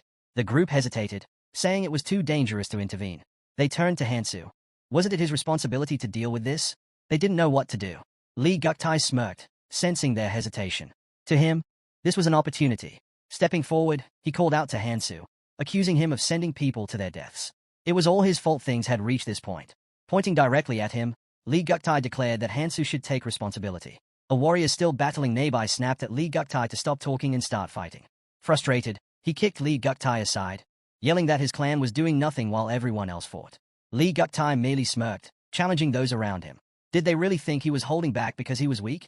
He scoffed, ready to prove he was different from the idle chatterers around him. Fine, he sneered. Let's see the true power of the special forces. His warriors raised their bows, arrows aimed at the demon. With precision, they attacked, striking repeatedly. Swords and arrows tore into the demon's flesh. The spectators murmured in disbelief. Then, at last, the demon collapsed to its knees. Hansa turned to Xia and Jungwook, telling them to head to the other side. He'd handle this. Without hesitation, he lunged forward, his daggers slicing through the air as his chains whistled. Wrapping the chains tightly around the demon, he swung his blades with precision, severing its tendons. And Juyun watched in shock. A monster that would have taken dozens of their warriors to bring down. Hansa had handled it alone. Frustrated, he turned to Guktai and demanded he finish things already. Hansa knew Guktai wasn't the type to form a special squad just to show off, but right now, that didn't matter. He needed to stay focused. His chains lashed out again, tightening around the demon as he unleashed another relentless assault. Meanwhile, Juyun gritted his teeth and struck his opponent with his sword. From the side, Hansu observed the battle unfold. Jimin charged in with a wild grin, twin daggers in hand. Hansu's chains coiled around the demon's neck, squeezing tighter. With a final, decisive motion, Hansu spread his arms wide, slicing clean through his enemy's throat. He turned, surveying the aftermath of his work. Wiping dirt from his cheek, he caught Lee Guktai staring, his expression a mix of anger and unease. Hansu stood over the fallen demon, locking eyes with him. A subordinate approached Guktai, pointing out a crystal among the remains. He suggested they use it to trade for valuable artifacts. And Juyun spoke up, revealing that the clan alliance had formed a special squad, and strengthening it was now the priority. However, another warrior argued that the small clan should be the first to claim the trophies. The young man merely smiled. I might be the temporary commander, but the special squad belongs to the entire clan alliance. No need to worry. Jungwook frowned. When had the alliance created such a squad? As far as he knew, they had been keeping that a secret. Xia shot Lee Guktai a cold look. We managed to control our unruly monarchs and form a proper alliance. The looming crisis only sped things up. Hansa checked his system window while overhearing her thoughts. There was no point in dwelling on why the squad was created. Just then, Xia and Jungwook approached him. It looks like the alliance is trying to corner you, Xia warned. Hansa waved it off. I already know what's happening. No need to worry. Xia raised an eyebrow. So you have a plan? Hansa smirked. Just wait and see. He had already made his move. More warriors joined them, announcing that the alliance would now have to take the front lines. That meant their side would have an easier time since the alliance couldn't just stand aside anymore. Jimin narrowed her eyes. Are you sure about that? What if they regroup and refuse to do anything? Even if we help them, they might just ignore us again, making it clear. If they wanted to escape, they had no choice but to fight the Demon King. Survival meant fighting. Xia assessed their situation. Many were injured, some couldn't even lift their weapons, while others were completely out of the fight. Most of them had only prepared to face the Demon King, believing they might stand a chance if they joined a clan. But now, uncertainty filled the air. A sharp voice cut through the murmurs. Enough whining. A girl stepped forward, her tone firm. If you want to live, the only way is to defeat the Demon King. She turned to Hansu, locking eyes with him. I'm Song. She introduced herself, stepping closer. Her hand reached for his chest, but before she could make contact, Jimin nearly exploded in fury. Only Xia managed to hold her back. Hansu smacked Song's hand away, glaring. What do you think you're doing? She tilted her head, feigning innocence. Oh, so heartless. I wasn't trying anything. Just wanted to introduce you to someone. Turning away, she tossed him a smirk. Let me know if you're interested. Then, as if enjoying the chaos she caused, she added, after all, someone is certainly interested in you. Jimin cursed under her breath. What is wrong with her? Xia pulled Hansu aside. Just ignore her. Jimin scowled, muttering about how Song had refused to acknowledge them earlier. She only interacted with the clanless, shutting out anyone else. No matter how they tried, she had ignored them completely. Hansu exhaled, clearly unimpressed. If you're done, let's move. Juyun groaned. Ignoring me again. Huh. With that, the group set off. They arrived before a massive wall, voices rising in debate about what lay beyond. Are we really going to fight the Demon King? Someone asked, their voice filled with doubt. A fairy helper wiped away tears of laughter. Travelers these days are amusing. But don't worry, I got good news for you all. The crowd fell silent as the fairy continued. You don't actually need to defeat the demon to open the portal to the next island. Gasps echoed through the chamber. All you have to do is hold out for half an hour, the fairy explained. Once that time passes, the crystal on the throne will activate. Wait, so we just have to survive? Someone asked in disbelief. The fairy nodded. That's right. Once the crystal activates, the portal will open, allowing you to travel freely between islands. Then, with a sly smile, he added, of course, if you don't want to wait, you can always buy passage using crystal shards, but that's not the official way. Hansen narrowed his eyes. He wasn't surprised. The monster had clearly been waiting for the right moment to reveal this option. The fairy clapped his hands. Well then, good luck. I hope to see you all on the next island. With that, They stepped into the Demon King's chamber. The hall was filled with massive cocoons, looming in eerie silence. The demon raised her hand. Rise! At her command, eyes snapped open within the cocoons. Skulls burst from the walls as creatures began to emerge. A satisfied smile crossed the Demon King's face. Hansu's mind raced. This version of her was weakened, only a fraction of the true horror that lurked in the abyss. But that didn't mean the fight would be easy. He already knew how he would strike. The demon ordered, arise. The skeletons arises and moves upward. The demons let out piercing screams as a system notification popped up. Monocrystals had been used to purchase artifacts. Hansu's hand glowed as he summoned the chain sides of judgment, Decrados, and launched an attack. The demon shrieked in agony.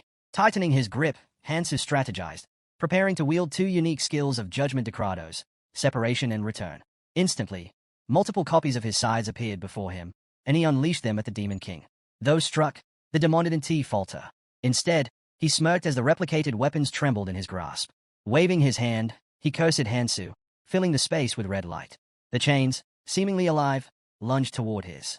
But with a confident grin, he struck different parts of the weapons, asserting his dominance.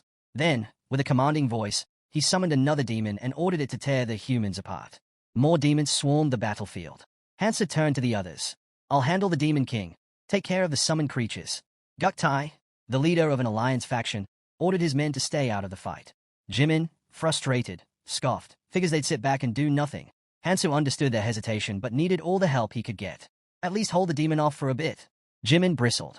And how exactly are we supposed to do that without you? The demon let out a chilling laugh, raising her hands. Above her, a monstrous fist of exposed muscle hurtled toward Hansu. A sudden green glow illuminated his face. One of the warriors had cast a protective dome around him. We can't hold this for long. Hurry up. Meanwhile, another alliance warrior observed the chaotic battlefield. There are too many of them. I can't even tell what's happening. Should we be helping somehow? Another asked, coughing up blood mid-sentence. And Juyun turned in shock as one of their own collapsed. He stared at the attacker and demanded, "What are you doing?" Guktai, with a sinister smirk, replied, "The perfect time to strike is when everyone's distracted." His faction had no intention of fighting the demons. Instead, they were eliminating their own. And Juyun's face twisted in horror. "You think we'll just let this slide? Why aren't you fighting the real enemy?" The answer was chilling. No one could move as a special squad launched a surprise attack. And Juyun, defiant, yelled, "This battle isn't over. We'll wipe you out too." But Guktai only sneered. "You were just disposable pawns, willing to throw yourselves away for the monarch." And Juyun froze. "What monarch?" Before he could process it, Guktai roared, "Time for you to disappear, Juyun," and swung his blade. But before the strike could land, and Juyun collapsed, overwhelmed by fear. Hansu arrived just in time, his gaze locking onto Guktai. "So, you've finally shown your true colors," he muttered. It seemed the boy's underhanded tactics hadn't changed one bit. Guktai, startled by Hansu's presence, questioned why he wasn't still fighting the Demon King. But it didn't matter. He was convinced Hansu was too late. The special squad surged forward to attack, but Hansu quickly pieced everything together. The Monarch of Disguise had finally revealed himself. These were clear traces of the Black Monarch, a discarded pawn that needed to be erased. Meanwhile, Guktai calculated his odds. Even if they couldn't defeat Hansu outright, they just had to keep him busy long enough for the demon to finish off the rest. He was willing to sacrifice himself if it meant taking Hansu down with him. But Hansu smirked. "You're mistaken," he said. "I'm not here to stop you. I have an offer to make." Guktai hesitated, his mind racing. Explosions shook the tower as tension hung thick in the air. The waiting fighters grew restless, wondering when Hansu would return. Cursing under his breath, Hansu realized he'd lost sight of them. With a powerful push, he launched himself off the floor and struck a demon mid-air. His chains wrapped around the creature's face, and in the next instant, the linked demons were torn apart. She had turned to him. "Where have you been?" she demanded. "Preparing," Hansu replied simply. Before she could question him further, a sudden explosion sent Jimin flying. The demon sighed. "This is getting boring," she said, clenching her skinless fist. Hansu dodged her incoming strike, crafting a scythe mid-movement. With precise control, he sent his weapons soaring toward her. Chains coiled around her, scythes swirling in the air. The demon thrashed, her screams filling the space as she struggled against her bindings. "How dare you!" she roared. But no matter how she fought, she couldn't break free. Shia watched in shock, but Hansu waved her off. "Stay back," he warned. Han Chiol frowned. "Why are you stopping us?" Before Hansu could answer, a purple flash illuminated the room. A powerful bolt struck Hansu, sending black smoke spiraling into the air. The onlookers gasped, unable to see through the thick haze. "I can't see him. Is he dead?" Shia's breath caught in her throat. "There's no way he went down that easily." Then, Jimin's voice rang out.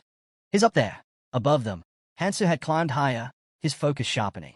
More copies of his size materialized, and without hesitation, they hurtled toward the enemy, slamming directly into the rings.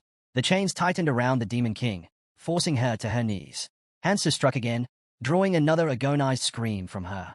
With a swift motion, he severed one of her arms. Looks like that worked, he muttered. But instead of despair, the demon erupted into laughter. Her voice rang out, wild and, suddenly, her horns pulsed with energy. A massive demonic hand formed, reaching toward her. Hansen narrowed his eyes, wondering if she was preparing to unleash a new power. He yanked his scythe back. He wasn't about to let this drag on. Clenching the white stone, he focused. It had enough energy to finish the fight. The demonic hand trembled, and then exploded. Hansa leaped back as Hansa charged forward. Without hesitation, Hansa swung his chains again, binding the demon tighter. The demonic hand clenched into a fist. Now! Hansa called out. A great sword. Now! The weapon was thrown to him just in time. The demonic hand nearly crashed into him. But before it could strike, it collapsed to the ground. The entire battlefield froze. The earth beneath the fallen hands crumbled into dust. Hansa suddenly appeared nearby, shocking the Demon King. She had no idea how he moved so fast. But there was no time to react. Hansa swung his sword, striking her. She let out a furious scream, unleashing magic from her mouth in a desperate counterattack. Hansa didn't flinch. He drove his sword into her, and blood splattered onto the floor. The Demon King's head lowered, her voice trembling. How dare you? Someone hesitated. Is it over? But the crystal remained still, unmoving. Hansu, breathing heavily, shook his head. No, it's not. Just then, the demon twitched, and then straightened up. It's been so long since I felt pain like this, she murmured. Spreading her arms, she unleashed a powerful force, sending Hansa flying. An explosion followed, and as the dust settled, she formed a dark sphere in her palm. For you, Hansu, she sneered. I'll use my full strength. Before she could launch her attack, a blade sliced through the air, striking the sphere and shattering it instantly. She froze, eyes narrowing. With a frustrated mutter, she turned her attention elsewhere. No matter. There are still some loose ends to deal with. She pointed at Jimin and sent one of her demons after her. Jimin braced for impact, but Shia was already moving. She intercepted, praising Jimin for stalling long enough. We should fall back, she suggested. The demon smirked. You can try to escape, but soon, none of you will exist. Then, locking eyes with Hansu, she pointed at him. Now, it's time for your reward for entertaining me. Hansu, now near one of the columns, tensed. A massive beam of energy crashed down on his position. The shockwave alone sent people flying, their screams echoing through the dust-filled air. Junyun staggered back, eyes wide. That was just a shockwave. He could hardly believe the sheer power of the blast. Did Hansu even survive that? The smoke refused to clear. But then, a blue spark flickered in the haze. From behind the smoke screen, Hansu's side shot forward, slicing through the battlefield, heading straight for the Demon King. The demon scoffed, surprised that Hansu still had the strength to attack despite his injuries. Hansu waved her off, relieved that things were finally settling down. But the king wasn't done. Drawing her weapon, she sneered, cursing the restrictions placed on her and the time constraints that limited her true power. As tension filled the air, the crystal finally reacted, glowing intensely before opening a portal. The people erupted in celebration. Hansu had defeated the Demon King, and now they could all move on to the next island. However, just as the demons' bodies began to shrink, flames erupted without warning. Hansu tensed, realizing the Demon King's hearts were in danger. But then, to his shock, her body began to shift. With a twisted grin, she declared that she was just getting started and had no intention of stopping now. Even if it meant paying the price, she vowed to take them all down with her before her body burned out. Before she could act, the fairy assistant appeared, cutting her off with a laugh. Grabbing hold of the king, he reminded her of the rules. Using true power in a training area was forbidden, and there would be consequences for breaking the conditions. A massive hand reached down, enveloping the demon as the entity declared that she would be removed. Furious, she lashed out, blaming the fairy assistant for interfering and preventing her from unleashing her full power. She swore revenge, but before she could do anything more, her body dissolved into black flames. The onlookers stood in tense silence as the fairy assistant let out an awkward chuckle. Brushing off the moment, he assured everyone that it was just a small misunderstanding and that he had already taken care of it. Now, it was time for their reward. With a wave of his paw, he congratulated them on their victory, emphasizing that few ever got the chance to participate in such an event. Finally, he turned to Hansu, announcing that there was only one reward for defeating the Demon King, and it would go to the one who contributed the most. Hansu reached out and took the purple runestone. A system window appeared, informing him that once activated, all his rune stats would be locked at 99.99% for 24 hours. However, there was a catch. Once the effect wore off, his boosted stats would drop straight to 100%. The fairy assistant assured them he'd handle the rest and explained how to use the crystal. Just by thinking of their desired destination, they could travel there. With that, he left, saying he'd be waiting for them on the next island. Hansa glanced at the runestone, feeling a sense of accomplishment. He had achieved everything he came to the central island for. But something still lingered in his mind. The energy he had sensed earlier was unmistakably from the abyss. Twirling the stone between his fingers, he reminded himself that his journey was far from over. Hanao let out an exasperated sigh, complaining that after all their effort, they only got one reward. Jungwook reassured Hansu that no one was foolish enough to try and take it from him, especially since everyone knew he was the reason they survived. Hanao agreed, adding that it wasn't like anyone here had the strength to challenge him anyway. Shia ran a hand through her hair, skeptical. The Smug clan had been suspiciously quiet throughout the battle, and she doubted they'd stay silent for long. She suggested checking in with their clan members who hadn't emerged during the fight with the Demon King.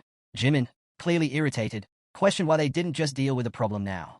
Hansa shot him a glance over his shoulder and said flatly, "It's probably already over," sensing something was off. "What do you mean, over?" Shia echoed the question, equally curious.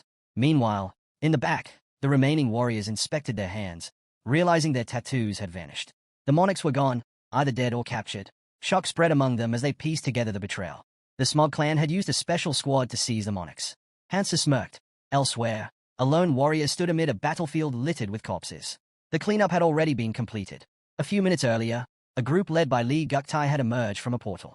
He scanned his surroundings and fixated on a towering structure in the distance. He wasn't exactly sure where they had landed, but judging by that tower, they were in the right place. As the Monarch of Disguise, Lee Guktai's mission was clear: disrupt the monarchs of the central island and eliminate them. He knew he had failed to follow direct orders, but he figured his life, along with the heads of these monarchs, would be enough to make up for it. Exploiting their fear of Hansu had made it easy to set traps. Turning to his subordinates, he ordered them to tie up the captured monarchs. He smirked to himself, thinking about the power this move would grant his clan. He recalled Hansu handing him the crystals and hinting that he should use the situation to seize control. By turning the monarchs into members of the special forces, he could take charge of the entire clan. But Lee Guktai had already understood that long ago. After all, the special forces were already in motion. Hansa told Lee Guktai that as long as they didn't cause trouble here, he'd turn a blind eye to whatever happened next. Lee Guktai scoffed internally. Hansa was a fool. Their deal had only been made to avoid unnecessary conflict in the middle of a crisis. Now that things had settled, that agreement meant nothing. Still, he suggested his people stay in contact, given their current situation. Just then, one of his warriors shouted, "There was someone else here." Before Lee Guktai could react, he saw a blade slice into his comrade's side. Alarmed, he demanded to know who was there, but he couldn't sense anyone. A voice echoed in the darkness, making Lee Guktai whip around. Whoever it was, they had actually come. He had his doubts, but it seemed his precautions weren't in vain after all. Lee Guktai shouted for his men to stay sharp. Whoever was hiding couldn't have brought many people, which meant they still had the advantage. But just as he prepared to fight, his body froze. His legs wouldn't move. He was sinking into the ground. The unseen voice calmly explained that it was a temporary effect triggered by a buried trap artifact. A figure stepped out from the shadows, revealing that the trap had a delayed activation. It ensured they were exactly where they needed to be. Panic flickered in Lee Guktai's eyes. How are they known? He wanted to demand answers, but before he could speak, a crushing blow landed on his back. And Juyun, another of Lee Guktai's men, begged for mercy, swearing to do anything to survive. The voice didn't hesitate. It denied him outright before delivering another devastating strike. The unknown warrior slammed Juyun's head into the ground, muttering that he had nothing of value. Letting go of the broken body, the warrior whispered to himself about waiting for the Central Island's people to arrive, so he could kill them all. Then, the warrior removed his mask. He mused that when he first heard about the Central Island and the tower, he hadn't known what to make of it. But, as always, things had a way of working out. At that moment, Hansa spoke. Since this warrior had asked to use him, Hansa decided to share something important. If the warrior could endure what Hansa had to say, he would grow far stronger than others who started under the same conditions. With that, Hansa sent him to the place he had mentioned, leaving the choice up to him. Looking back, the boy realized that trusting Hansu had been the best decision of his life. Now, all he had to do was wait. The full moon shone brightly above as the transition crystal pulsed with energy. Elsewhere, deep in a forest, a man cursed under his breath. He was dead. The woman beside him asked if he was referring to Lee Guktai. It seemed the Central Island had made a critical mistake. The man frowned. The last time he had made contact, it had been from the Demon King's fortress, so that was likely where he had died. But the man had expected this outcome. Lee Guktai's death wasn't important. What mattered was the irritation that still remained. Clenching his fist, he declared that they had come to Tower Island because it offered the best rewards among the remaining islands. However, there was only one way in, through the transition crystal. As soon as they activated it, warriors formed a tight ring around it, ensuring that no one passing through would escape unscathed. The Ascension Pass island map displayed hundreds of islands, divided into 3 stages. The first group marked the beginning of the journey, followed by the second group, which included the central island. The third group signified the final stage of training, where the most valuable rewards were hidden. Among them, Tower Island stood out as the most coveted. Naturally, anyone seeking strength would rush there without hesitation. Inside the throne room, a massive yellow crystal loomed over them. A voice broke the silence, questioning his statement. Without looking up, the protagonist casually took a bite of his snack, replying that if they were heading to Tower Island just for the rewards, they should think twice. He finished chewing and added that otherwise, they'd meet the same fate as those who rushed blindly to the central island. Hansa narrowed his eyes at the group, offering a sincere warning.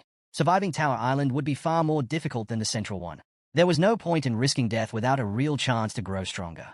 His words stirred unease, and people began murmuring, asking what they should do. She stepped forward, stretching out her hand. "So, you're not going?" she asked. As they debated, unseen eyes were watching from the shadows. The protagonist, unfazed, stated that there was always a way to claim any reward, no matter the island. Hearing this, she had turned away, deep in thought. This was unexpected. She had assumed he was the type to chase risks. Had she been wrong? A sudden voice interrupted her thoughts. "He's right." A man stepped forward, gesturing to everyone in the room. He explained that their clan had grown by persuading the remaining travelers to join after the monarchs vanished. But their people were exhausted. Finding a safer place to recover was the smarter choice. Turning to the protagonist, he extended his hand. "Since we're planning to leave, I just wanted to say, thank you, Hansu. We survived because of you." The protagonist let out a small chuckle. "If I'm still alive, I'm sure we'll cross paths again." With that, he stood up, and Junyan called for Hansu to leave. Meanwhile, Jimin, who had been standing behind Shia, leaned in. "Should we pack up too?" Shia placed a hand on her chin, contemplating. "He warned us not to go to Tower Island, so maybe we should take his advice." Just then, a portal opened near the massive yellow stone. The room filled with murmurs. Were they really about to leave? After everything, had they grown tired of this endless cycle? The crowd exchanged uneasy glances, whispering among themselves. If even Hansu wasn't confident about Tower Island, wasn't it foolish to go? Hearing their murmurs, the protagonist addressed them loudly. "Go on. I still have things to take care of." Jungwook shrugged, spreading his arms. "Then we'll go first." He and Cho approached the portal. Before stepping through, he turned back. "I hope we all make it out of this." Shia glanced at her partner. "If you want to say goodbye, now's your chance." Jimin lifted her chin proudly. "No need. I'll just go ahead." With that, Shia shifted her gaze toward the protagonist. "I'm not one for goodbyes, but we'll meet again." As the last few people prepared to leave, Hansa walked toward the portal. But just before stepping in, he turned back. His eyes landed on Song. "Why are you still here?" She raised a hand and countered with a question of her own. "Why shouldn't I be? I want to check something." Hansu exhaled lightly and turned away. "Suit yourself." As his form began to fade, his voice lowered to a whisper. "See you on the next island." The moment he disappeared, Song tilted her head. "See me where?" She tucked a strand of hair behind her ear, mumbling to herself. She wasn't sure where everyone was going, but at least someone would be heading in the right direction. A red mark glowed on the back of her palm as she conveyed the message. Sometime later, a long-haired man stood before the portal. He sighed, muttering to himself. "It's been a while since I got the message. Is anyone even coming?" Suddenly, the portal flared to life. His instincts kicked in. Gripping his sword, he took a defensive stance. Another man, holding a spear, motioned for his men to prepare. "Stay sharp," he barked. Then, without hesitation, he lunged toward the portal, closing the distance with alarming speed. The portal pulsed with energy, casting a bright glow across the forest. But as the light settled, his expression twisted in confusion. Instead of an enemy, Sung stood next to the portal. "Down!" the man shouted. A sudden explosion erupted from the side of the portal, launching her forward. She hit the ground, catching herself with one hand. Her eyes darted to the side in shock. "Well, that was quite the welcome," she muttered, dusting herself off. The man narrowed his eyes. "Why are you alone? Where's the rest of your group?" Sung straightened, unfazed. "I waited until they all left before coming here. Has anyone else arrived?" His frown deepened. Not a single soul. A heavy silence followed before he asked, "Are you absolutely sure you were the last one left?" The man turned away, and Sung spoke firmly. "I watched them all leave. There's no mistake." But she still found it hard to believe that everyone had fallen for that chain lover's trick. She recounted what Hansa had said, that surviving on Tower Island would be far harder than on the central one, and there was no point in dying without a real shot at getting stronger. The way he had said it, loud and clear, felt deliberate, like he was trying to persuade everyone. The man's expression darkened. Him again, his voice dripped with irritation. He clenched his fist, slamming his palm against a nearby tree. With sheer force, the bark shattered into fragments. Lowering his hand, he muttered bitterly, "That guy is really starting to piss me off." Staring at the broken tree, he sneered. "We haven't even managed to kill one of them. Sending my people to find a portal is a waste of time." Turning back to Song, he demanded, "Do you know what Lieutenant Hansu is up to?" She raised a hand, answering calmly. "From what I saw, he's been fighting on the front lines. He seems more interested in protecting people than killing them." The man narrowed his eyes. "That makes him a problem." He gestured to his assistant. "Spread the word to the clans on the other islands.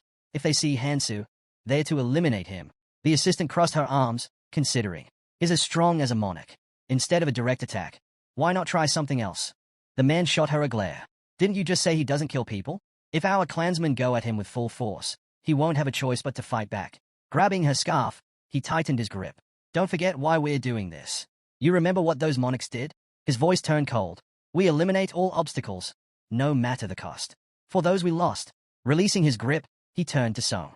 "Spread his description and fighting style to everyone. We're heading to the tower now." Song watched him go. "You're not going to wait?" He scoffed. "Waiting isn't my thing." The portal ignited with bright flames as they disappeared through it. Moments later, the protagonist emerged from another portal. Scanning his surroundings, he noted, "Looks like everyone's gone." Pausing for a moment, he added, "If it's still the same as I remember, he won't wait either." Just then, someone moved ahead of him, slipping behind a tree. Without turning, the protagonist spoke. "How long do you plan on standing there?" A hooded figure stepped out, lowering his hood.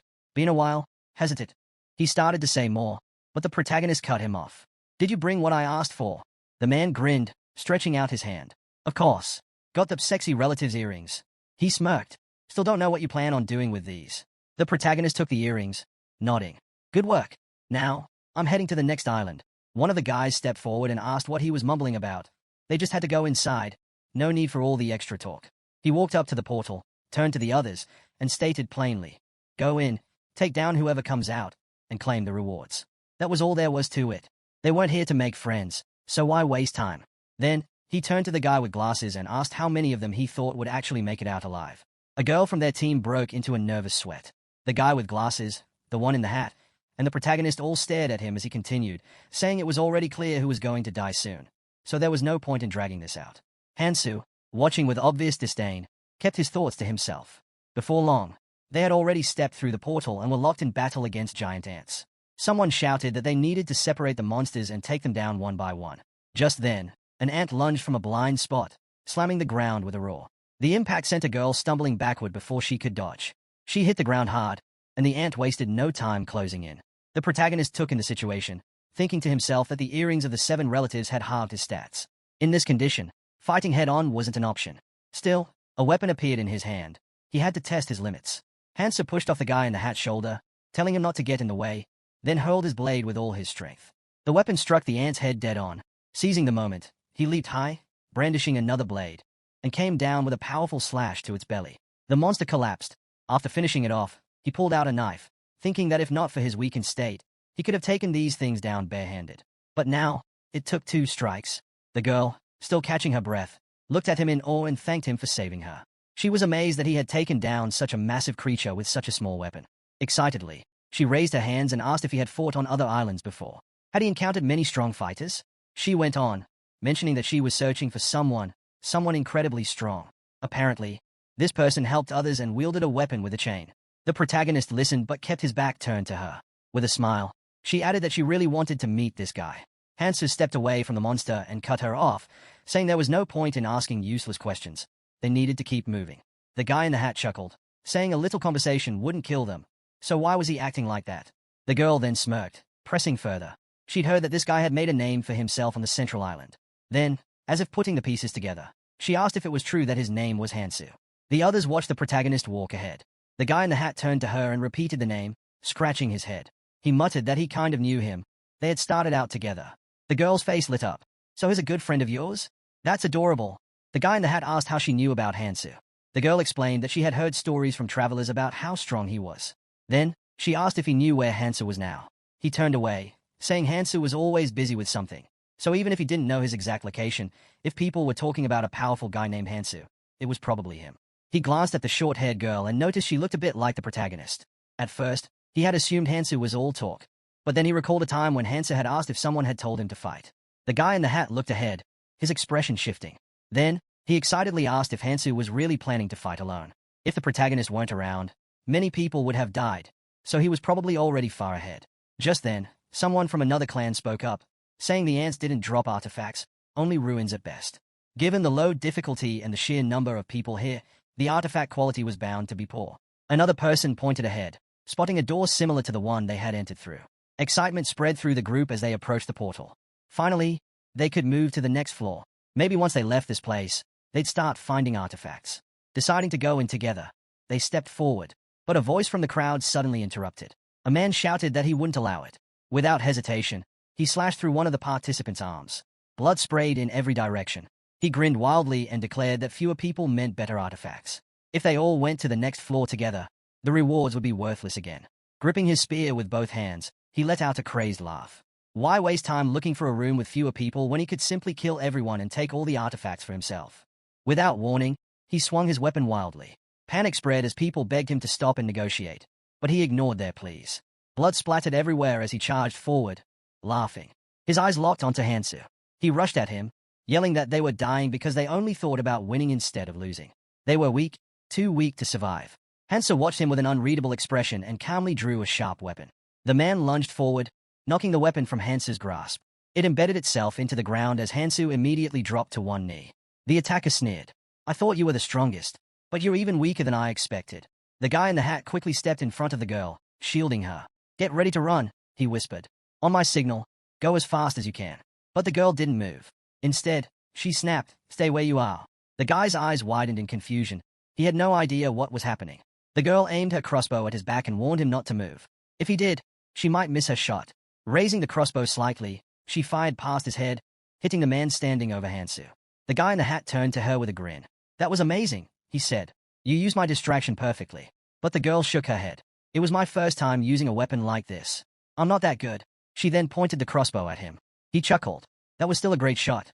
Without hesitation, she coldly replied, "I wanted to kill both of you with one." Gripping the crossbow with both hands, she suddenly fired, hitting him right in the head. As he collapsed, she leaned on the ground, watching the blood pool around her. "Now that I've cleaned up," she muttered to herself, "let's see if I got anything worthwhile out of it." She pressed a hand to her ear. "Monarch, there's no guy with a chain here. I checked 10 rooms on the first floor." Then, she smiled. "But as a consolation, I took care of everyone else. If I do catch him, though, that would make a great gift. I'll let you know if I find him on the next floor." A voice interrupted her. "Are you looking for me?" Her entire body tensed. She spun around in horror. But before she could react, a chain shot toward her. The moment it wrapped around her, it tightened, locking her in place. The protagonist stood before her, smirking, a weapon pressed to her throat. "So, you were looking for me?" Bound in chains, the girl's face paled. "I." But before she could finish, Hansa bound her even tighter, ensuring there was no way to escape. A knife glinted against her throat. Trembling, she gasped, "I saw you. You definitely fell unconscious." Hansa looked at her with pure disdain. His voice was mocking. "Guess my acting skills weren't so bad after all." Her breath hitched. "And don't even think about calling your monarch," he added. He raised a finger to her lips. Her entire body froze in shock. In the blink of an eye, his appearance shifted back to normal. "Be quiet now," he whispered. Then, in one swift movement, he killed her. The chains unraveled and fell to the ground beside a growing pool of blood. Hansu exhaled, surveying the scene. "Looks like she was the only one sent here." He glanced to the side and spotted a snake devouring white stones. A thought crossed his mind. "They gave up too easily," he murmured. Looking away, he added, "But we'll meet again sooner or later. No need to rush." A memory surfaced. Back in the training zone of his past life, he remembered a man drinking beer, saying, "Hidden dungeons aren't separate places. The Tower Island has its own structure. To advance to the next floor, you need to clear dungeons. That means dungeons exist beyond the 3rd floor, too. That's the ultimate goal of the training zone." Hansu's mind returned to the present. The protagonist arrived at the 2nd floor's main hall through the portal. Standing near one of the pillars, Hansu, now in the form of a girl, mused to himself about what needed to be done. His gaze fell upon his spear as he noted that most of his current artifacts were outdated. Only the Nomaha ring, a growing artifact, still held its value. The rest had lost their effectiveness. He glanced to the side, thinking about replacing the colorless artifacts. Recalling Kangtai's directions, he decided to follow them in his search for better equipment. Shifting his focus, he observed a small group of people gathered near the portal. Above it, the number 50 was displayed, signifying that only 50 people could move forward from the first floor. Upon entering the second floor, a fairy greeted the participants. With an eager tone, he announced that it was time to begin, acknowledging the long wait. Flashing a smile, he welcomed them to Treasure Island, explaining that their insight had brought them to the right place. This was the largest room on the second floor, and the challenge ahead was straightforward. They had to defeat the Guardian protecting the treasure and then bring the treasure to the island center to exchange it for artifacts. Holding up a small golden ball, the fairy continued, stating that they had only 2 weeks to complete the task. Of course, if things were that simple, it wouldn't be much of a challenge. He then revealed the crucial rule. Only those who successfully exchanged the treasure for artifacts would be allowed to leave. The participants remained silent, listening carefully as he elaborated. Those without artifacts would not survive. There was only one treasure, which meant they had 2 choices. Either obtain 50 artifacts to ensure everyone's survival or take a lesser amount, potentially dooming some of their companions. He spread his arms wide and declared that the fewer artifacts obtained, the higher the individual ranking. It was up to them to make a wise decision. The fairy then revealed a map, marking the locations of all 128 guards. The protagonist watched the fairy intently, considering the daunting task ahead, defeating 128 guards within 2 weeks. His eyes shifted to a girl with short green hair, pondering how she planned to handle such a difficult scenario. Just then, a voice cut through the tension. A girl suggested forming 5 groups, each consisting of 10 people. She spread her arms, explaining that each group would need to take down 2 guards per day. Smiling confidently, she turned to the others and asked if they believed they could handle it. Murmurs spread through the crowd. People began questioning the green-haired girl's suggestion. Was she really expecting the clans to work together? And were there really only 10 people per team? Those without a clan would be at a clear disadvantage. The protagonist listened to the whispers and thought to himself that, strategically, her plan wasn't bad. Behind him, a yellow-haired girl tapped a boy's shoulder. The boy turned, pointing toward the people behind him, and stated that they were on board. 2 guards per day sounded reasonable, and if someone messed up, it would be on them. Their clan had already split into teams. Hansu observed them and concluded that these 2, who seemed to be among the strongest, were the ones calling the shots. More whispers followed, and people reluctantly agreed that, for now, they had no choice but to follow their lead if they wanted to survive. The boy then spoke loudly, saying that once they found the treasure, they would notify everyone and immediately head to the center. With that, the crowd began dispersing. The protagonist remained still, listening to the surrounding conversations while analyzing the map. The guards were scattered across the entire dungeon, which was quite large. It was time to move. Just then, the yellow-haired girl turned to the protagonist and asked where the woman had gone. Meanwhile, Hansa carefully stepped forward, focused on his own objective, finding the hidden treasure. He thought about the Philosopher's Stone and what it would take to obtain it. At that moment, Kangtai pointed at himself, claiming that no one else could succeed, so the protagonist should listen carefully. He explained that among the orbs dropped by the guards, none stood out except for one that shone brighter than the rest. Most people were too focused on the treasure to care about ordinary orbs, discarding them as worthless.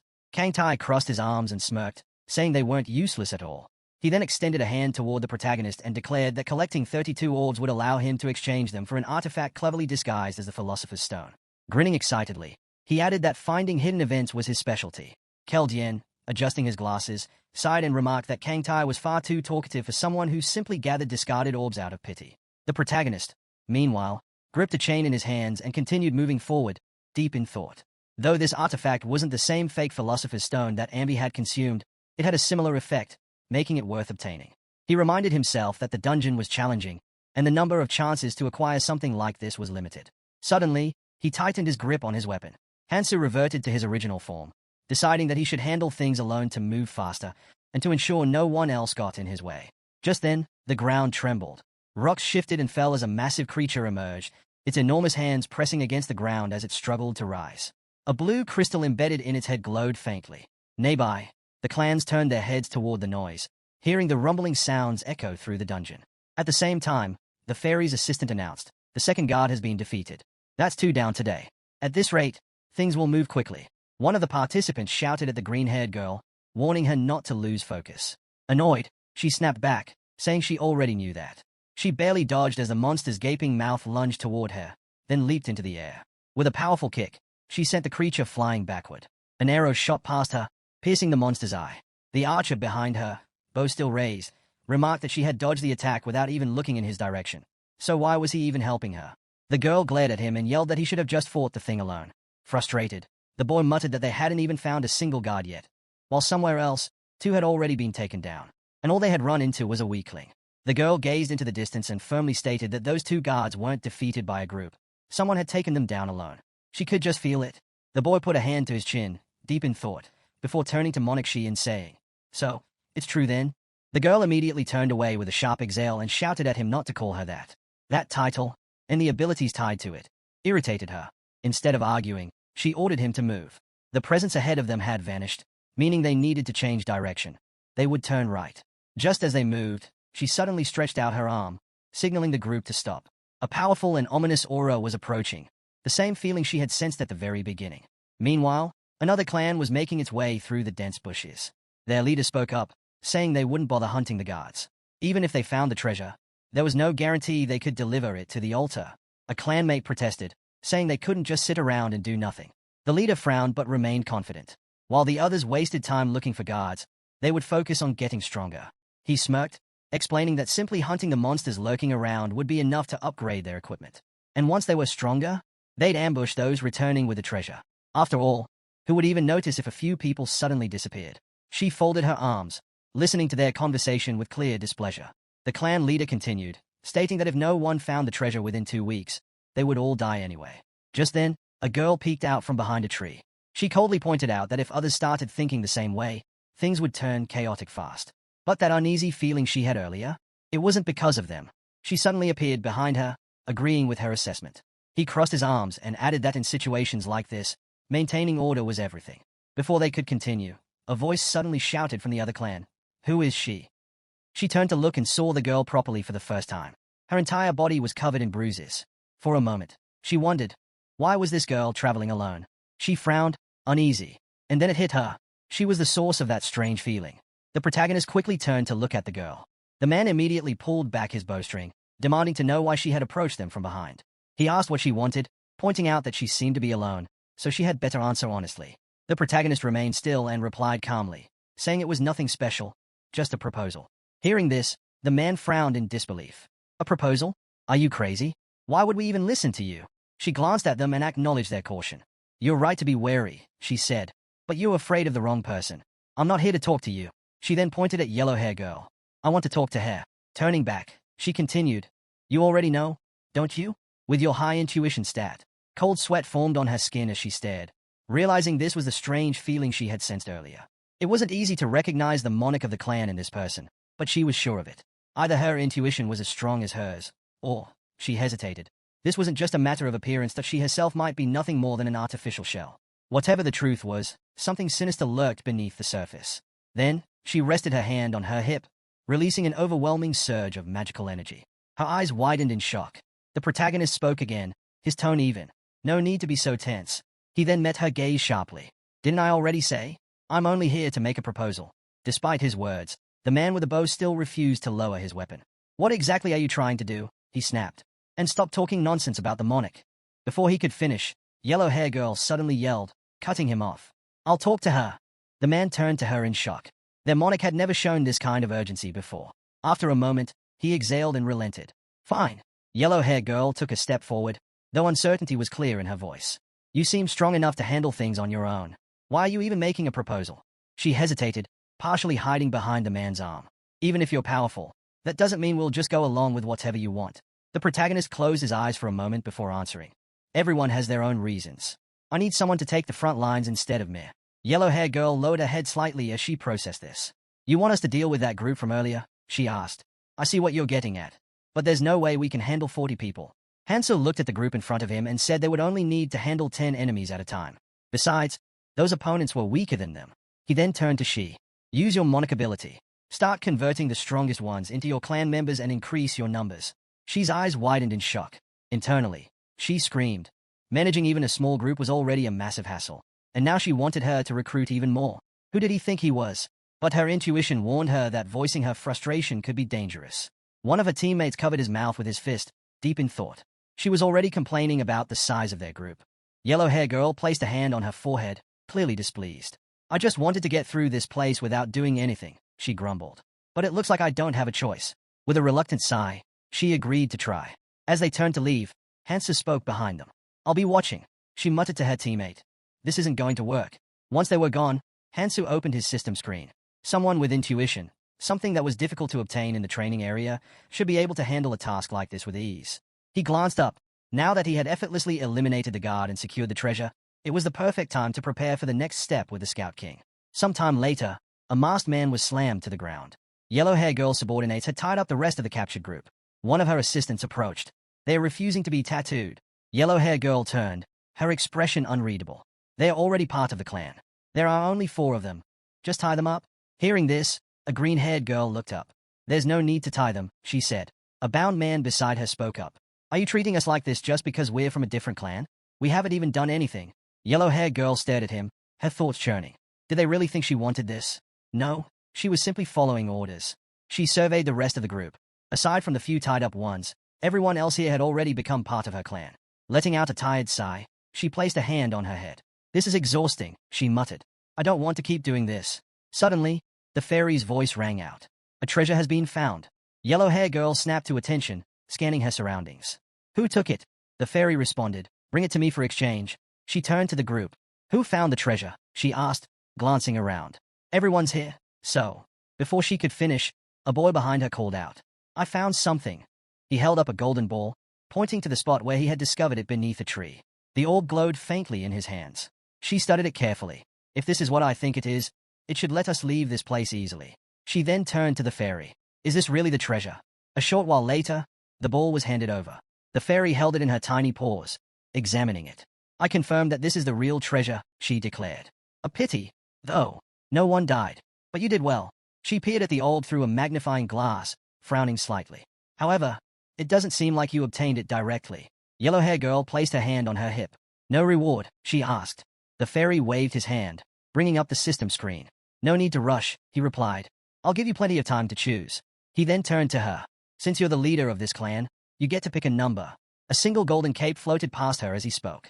The clansmen gritted their teeth, silently hoping she would choose 50. If she did, everyone would receive an artifact. Yellow-haired girl rested her hand on her chin, deep in thought. What if I pick one, and just kill the rest? Her clan members widened their eyes in horror. Please, spare us, they pleaded desperately. After a pause, the girl smirked and selected 50. At once, the entire clan erupted in joy, cheering and swearing their loyalty to her as their monarch. She placed her hand on her hip again and let out a sigh. This is getting dull, she remarked. Then, her lips curled into a mischievous grin. How about a survival game? Her voice turned sharp as she gave her next order. All clan members, either kill yourselves or kill everyone else. The clansmen froze in shock before erupting in panic. Their anger and terror spilled over as they shouted in disbelief. What did you just say? Suddenly, the marks on their bodies glowed intensely. Some clenched their fists, shaking their heads. Did you really think we'd follow such a suicidal command just because you're the monarch? Then, a realization struck them. Looking at their hands, they gasped. Our tattoos. They are gone. The fairy, now lying lazily in the air, let out a disappointed sigh. Did you really think an order like that would work? Without even the slightest bit of logic. He shook his head. Pathetic. Then, with a smirk, he pointed toward a portal. You should leave. This place will be sealed soon. Without hesitation, the clans rushed toward the portal, desperate to make it in time. The green-haired girl suddenly shouted, I'm free. Wasting no time, she hurriedly worked to free the others.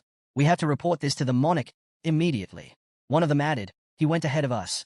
He should already be on the 3rd floor by now. Nearby, the protagonist listened to their conversation, eyes closed in thought. After a few moments, he opened them, his gaze sharp and calculating. Leaning against a tree near the fleeing clan, he overheard one of their members call out. We could have killed them all, but we were interrupted. A voice, authoritative and firm, responded. Come to me. The girl's voice rang out again, urgent and determined. Getting to the monarch is our priority now. Everyone, to the 3rd floor. The monarch is in danger. Hansu smirked. They're playing right into my hands, he thought. They'll lead me straight to their leader. As the clan hurried toward the portal, Hansu considered his next move. The 3rd floor and its entrance were both vast. It was a dungeon, after all. Finding one person in such a massive area would be nearly impossible. But he had one plan left. A memory surfaced. Keljian's warning. If we don't capture the Dark Monarch in the training area and they make it to the red zone, everything we've done will be meaningless. Hansu's eyes narrowed. There's only one way to ensure that doesn't happen. Keljian had also said something else. We need to block off all exits and force him into one direction. With that in mind, Hansu steeled himself. It was time to execute the plan. Hansu and Kang Tai stood in silence as he looked at them and stated that the island of the tower was the perfect place for this plan. Ayres agreed, explaining that it would be impossible to pull off on the first 2 floors, but the 3rd floor was a different story. She elaborated. There were hundreds of entry points there, but once he arrived, he'd need his clansmen's help. Raising a finger, she turned to the protagonist and emphasized that this would be his only opportunity. She went on to explain that the 3rd floor marked the true gateway to the other world. It mirrored the next red zone, not identical but close enough, especially since the creatures lurking there were on an entirely different level. Kang Tai lifted his finger and revealed their strategy. They would lure the monarch out. The moment he sensed danger, he'd go into hiding, and that was when they had to strike. The monarch was careful, always calculating, but Kang Tai was willing to bet that he'd try to guide his real forces straight into the red zone. Kang Tai admitted the monarch was strong, just not as strong as him. Still, he wouldn't be an easy opponent.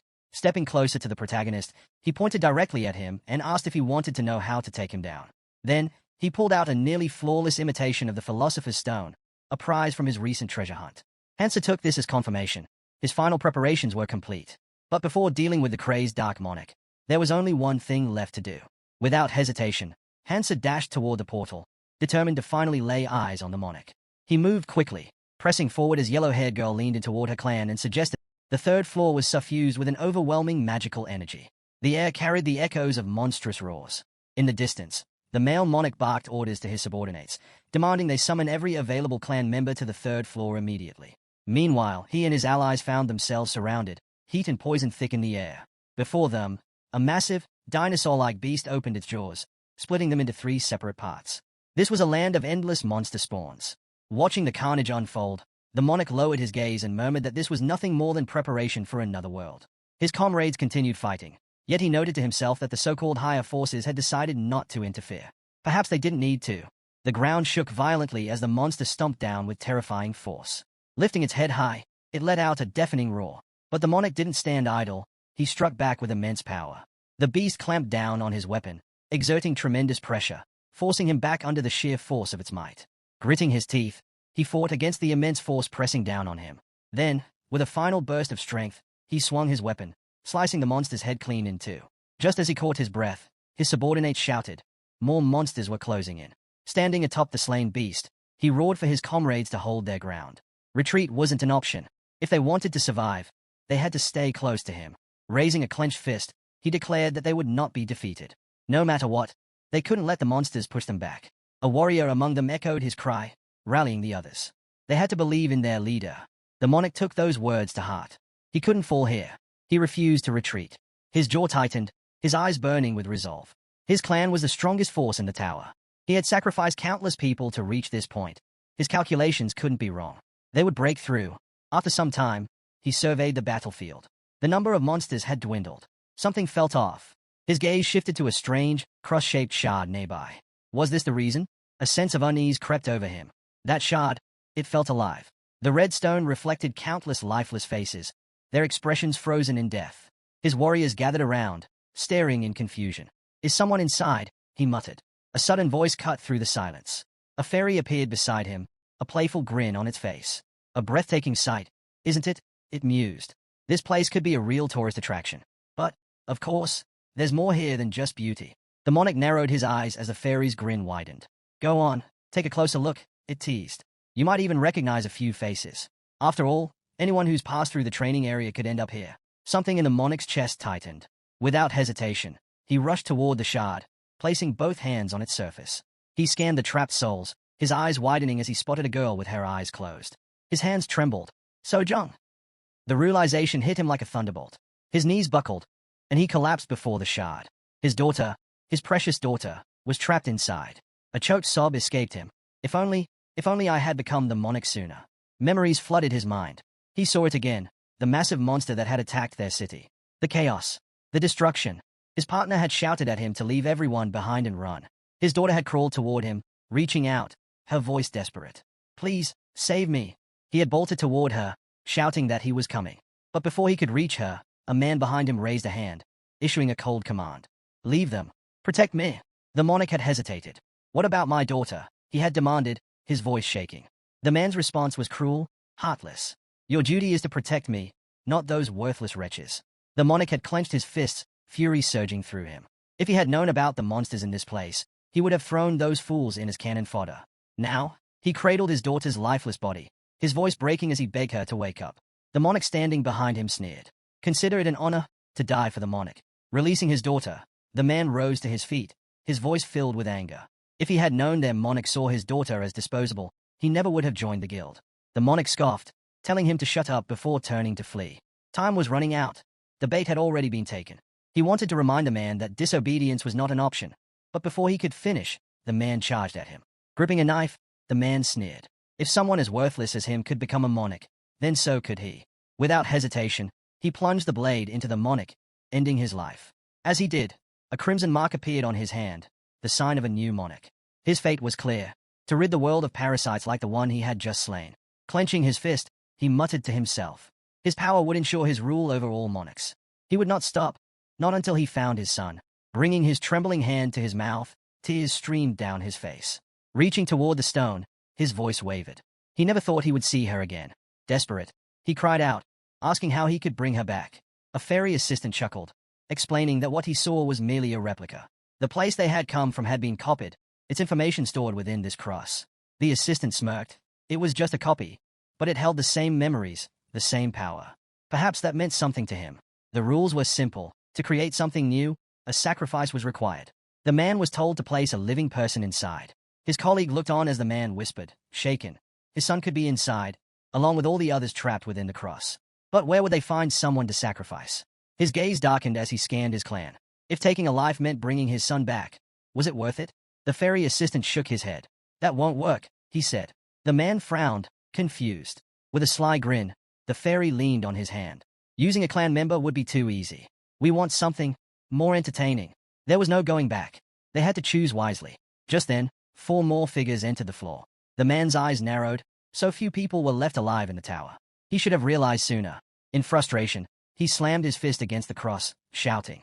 After everything he had been through, after coming this far, was there truly no way forward? His teeth clenched as he lowered his head, his voice dropping to a whisper. He had just been given a glimpse of his daughter. Covering his face with trembling hands, he was suddenly interrupted. Someone from the clan shouted. A group was approaching. The ones climbing toward them had already fallen. Slowly, the man lifted his head, madness gleaming in his eyes. His lips curled into a wild grin as he turned. Capture them alive, he ordered. The protagonist climbed to the 3rd floor, moving cautiously with each step. Rubbing his face, he sighed. If only he could have a smoke. As he turned abruptly, he saw that they had finally arrived. To his side, an approaching clan caught his attention. Among them was someone who should have been eliminated alongside the Berserker monarch from the very start, a man named Wonkyung, the Mad Dark Monarch. Wonkyung's crimes were too many to count, and while they belonged to his past, it was only a matter of time before they played out again. Having failed to resurrect his daughter, his obsession would shift to finding his son, dragging him further into darkness. The protagonist now stood before a clan consumed by madness, one that Wonkyung would soon stain with blood in his desperate quest. If left unchecked, he would become a killer far beyond his current level. Hansa gripped his weapon tightly. This had to end here, but if he could save the man's son, perhaps things would turn out differently. Suddenly, Song spotted him and shouted, recognizing him by the chains. Wonkyung let out a crazed laugh. What luck, he sneered. The one we wanted to kill walked right into our hands. A gift for Sojong. His expression twisted, then his voice boomed. Your meaningless life finally has a purpose. Hansu remained unfazed, fists clenched as he stepped forward. Wonkyung grabbed a spear and lunged at him without warning. Just then, the ground trembled violently. Stones shot into the air as a deafening explosion erupted nearby. A massive creature with a gaping maw burst from the earth, shattering the ground beneath it. Wonkyung's eyes widened. Damn it, if that thing goes berserk here, we'll have no choice but to run. Without missing a beat, he barked orders. Don't let the guy with the chains escape.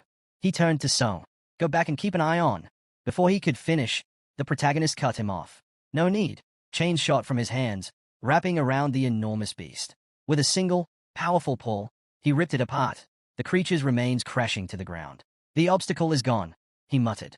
Gripping his blades tightly, his gaze locked onto the monarch. If you won't come to me, he launched himself forward. Then I'll come to you. Wonkyung's breath hitched as fear flashed in his eyes. He's a damn monster. Kill him, he roared, signaling his clan to attack. Hansa charged forward, completely fearless. His chains lashed out, striking down one of the attackers with precision. He leapt into the air, his chains slicing through the battlefield, cutting down foes in all directions. Watching the carnage unfold, the monarch clenched his teeth. They said he doesn't kill. Looks like they lied. Behind him, a woman scoffed. Sung's information was useless. Then, through the smoke and dust, a blade attached to a chain shot toward them, fast and deadly. Sung quickly deflected the attack, shouting that she knew he was strong. But why wasn't he using any abilities? Wiping the sweat from her face, she smirked. He must not have any useful skills, she muttered. Wonkyung, standing beside her, nodded. Fine. I'll trust you one more time. His eyes narrowed. If he lacks defensive skills, we can overwhelm him with sheer numbers. With that, he roared, commanding his subordinates to unleash their skills. Those with charge abilities were ordered to rush him, ensuring he couldn't escape. The battlefield erupted with movement. Warriors surged forward, their combined strength threatening to pin Hansa down. But in a blur, he leapt over them effortlessly, bypassing their assault. Sung's grip tightened around her sword. Not bad, she admitted. Without hesitation, she lunged forward, landing right in front of him. Try dodging this, she shouted, her blade slashing toward him. A weapon materialized in Hansu's hand. His mind raced. If dodging wasn't an option, then he'd counter. Steel clashed as he blocked her strike. A burst of lightning exploded upon impact, sending sharp pain coursing through his body. Blood splattered as the force sent a tremor through him. That hit hard, he thought, grimacing. Trading blows like this would only get him injured. Wonkyung barked another order. Keep up the pressure. Don't let him recover. At that moment, 3 warriors dropped down from above, weapons ready to strike. Hansu reacted instantly, his chains whipping through the air. A single precise strike took down all 3 attackers, their bodies collapsing in a heap. Grey stones scattered from the fallen. A small snake darted forward, its senses sharp. Pushing off the ground, it snatched a rune in its teeth before leaping onto Hansu's shoulder, offering the rune to him. Gasps erupted from the enemy ranks. Wait, is he carrying a monster? One of them exclaimed. That thing, it eats runes. Wonkyung's face darkened. Stop it! Don't let that creature absorb any more runes. His voice was laced with urgency. If Hansu was using them to power himself up, things would get out of control. Before anyone could act, a surge of mana flared nearby. A powerful explosion erupted as one of Wonkyung's allies raised a hand, releasing a devastating blast. The ground beneath Hansu shifted. Seals appeared at his feet, locking him in place. Vines coiled around him, tightening with every second. Looking up, he saw Sung descending from above, her weapon poised for a lethal strike. Reacting fast, Hansu raised his chains, intercepting her blade just in time. The impact sent a shockwave rippling through the air. Wonkyung's voice boomed once more. Don't stop. We've come too far. His eyes burned with fury. We will have our revenge on the clans that crushed us. We'll destroy every parasite in our way. The warriors roared in response, their rage fueling them. For our fallen comrades. For our families. Hansu gritted his teeth, still trapped, as the circle of enemies around him tightened. His grip on the chain hardened. The mark on his hand pulsed with power. The monarch's hand blazed with light as he declared that his words would shape their lives and fuel their revenge. The protagonist watched him, realizing that the man would push his people into battle no matter their condition. It was a contradiction, claiming he didn't see them as expendable, yet forcing them forward regardless. Glancing at his opponent, he could tell the man was holding back, waiting for the right moment to strike after Hansu had weakened. But there was no time to dwell on that. If he dragged this fight out any longer, the damage he'd take would only increase. Wongyung's eyes burned red with fury as he lunged. Hansu dodged sharply, knowing he couldn't afford to let his guard down now. He had to end this. Suddenly, a voice rang out, one of Wongyung's allies. She called out that she'd hold Hansu down. But Hansu wasn't about to let that happen. Gripping his mana-infused weapon, he shot back that it was out of the question. With a powerful leap, he swung his dagger through the air, leaving a shimmering trail of magic in its wake. The woman gasped, stumbling back. My skill. It's not working, she cried. Hansu wasted no time. He blitzed through his opponents, taking them down one by one before closing in on a girl standing near the clan. She smirked, stretching her arms forward as a surge of purple mana flared around her. You fell right into my trap, she shouted. A sudden pull on his leg made Hansu glance back. Seals and traps were everywhere. Crouching slightly, he realized she had anticipated his charge. From behind her, Wongyung appeared. It doesn't matter how much you struggle, he said coldly. You're just one man, and you can barely breathe. With a raised fist, he lunged at Hansu. Dark mana surged around Hansu's body. The monarch's grin widened as he let out a triumphant laugh. He pressed his massive sword onto Hansu's shoulder, declaring that his daughter would live again. This is the first step toward my goal, he shouted, reveling in victory. But Hansu's voice cut through his laughter. You done talking? His hand clamped down on the sword resting against his shoulder. Blood trickled from a deep wound, but he didn't falter. Instead, he lifted his gaze, a sharp grin stretching across his face. It's you who walked into my trap, he said. Scanning the battlefield, he reached for his weapon. There was no one left to protect Wongyung now. Hansu's eyes locked onto him, his smirk unwavering. Let's see if you can escape from this distance, he taunted. Wang Yang clenched his teeth in frustration, while Hansu's grin only grew wider. Out of nowhere, a deafening impact sent Hansu reeling. Wang Yang quickly pulled a combat knife from his pocket, his voice sharp with defiance. You really think I wouldn't have a backup weapon, he barked. I've seen through all your tricks. They won't work on me anymore. Hansu scoffed, amusement flickering in his eyes. Is that so? He mused. A blade materialized in his hand. I never said this chain was my only weapon, he added before launching the dagger straight at the monarch. What the hell? Wang Yang barely had time to react before the blade struck deep into his stomach. Blood gushed from his mouth as his body jerked in shock. His subordinate let out a terrified scream. Get away from the monarch, she shrieked. I won't forgive you. But Hansu remained calm, rising to his full height as he loomed over Wang Yang, who had collapsed to his knees. The monarch lifted his head weakly. So, you used yourself as bait, he muttered before shouting. Kill him now. Don't give him time to recover. His soldiers obeyed without hesitation, charging toward Hansu. Hansu exhaled slowly, his gaze cold. If you want to take a life, he said, you should be ready to lose your own. His eyes bore into the defeated monarch. Do you even have the resolve for that? He asked before turning his gaze toward the chaos. Go ahead. Watch your people die, just like you always do. Minutes later, Sung knelt before him, trembling. Hansu held her by the chest before letting go, then turned his attention to Wang Yang. Why? Wang Yang muttered under his breath. Then, his voice cracked, and he lifted his head, screaming at the top of his lungs. Why are you going this far to stop me? He roared. What have I done to deserve this? Is it because of those damned rules you made? Hansu stood over him in silence. Is it that stupid rule about not killing travelers? Wang Yang spat. Hearing this, Hansu lowered his head slightly. His mind drifted back to a familiar scream, back to Wang Yang's voice crying out, asking if it was all because they had broken the rules. For what reason? Wang Yang continued, his voice desperate. Why have you been chasing me for so long? To kill me? To take revenge? Hansu looked at him with nothing but contempt. Behind him, a furious Kangtai stepped forward. His voice thundered through the battlefield. Do you even know how many people you've killed? Hundreds? Even your own clan members? Wang Yang sucked in heavy breaths, his eyes dropping to the ground. Kangtai turned to Hansu. Step aside, he ordered. Let me crush this bastard's skull myself. Wang Yang let out a strained chuckle, his body pierced by both a spear and a sword. And what would that change? He asked bitterly. This world is what it is. Those people would have died regardless, with or without me. Despite his words, he couldn't lift his head. His voice cracked again. But why? Why did Sojong and Minatai have to die first? His grief turned into rage as he screamed. What did they do to deserve that? Kangtai's expression darkened. You say you save people, he snapped. What right do you have to say that? You couldn't even save your own son or daughter. Wang Yang's body tensed. His gaze lifted, and his bloodshot eyes locked onto them. All of this. His voice trembled, but his fury was undeniable. It's because of you, because of the hypocrites, because of those vile monarchs. His voice reached a fever pitch. It's because of this damned world. His body shook as he let out one final, furious cry. That's why. I'll destroy everything. The people, the monarchs, the world itself. Wang Yang collapsed to the ground, his voice raw with frustration. Why? Why do I have to follow these damn laws? His glare locked onto Hansu. Look around you. You're no different. You're just a crazed maniac. His voice dripped with venom. Or what? Are you not a hypocrite? Do your own rules not apply to you? Hansu remained still. Then, with a calm voice, he answered, I'm not killing you because you broke my rule.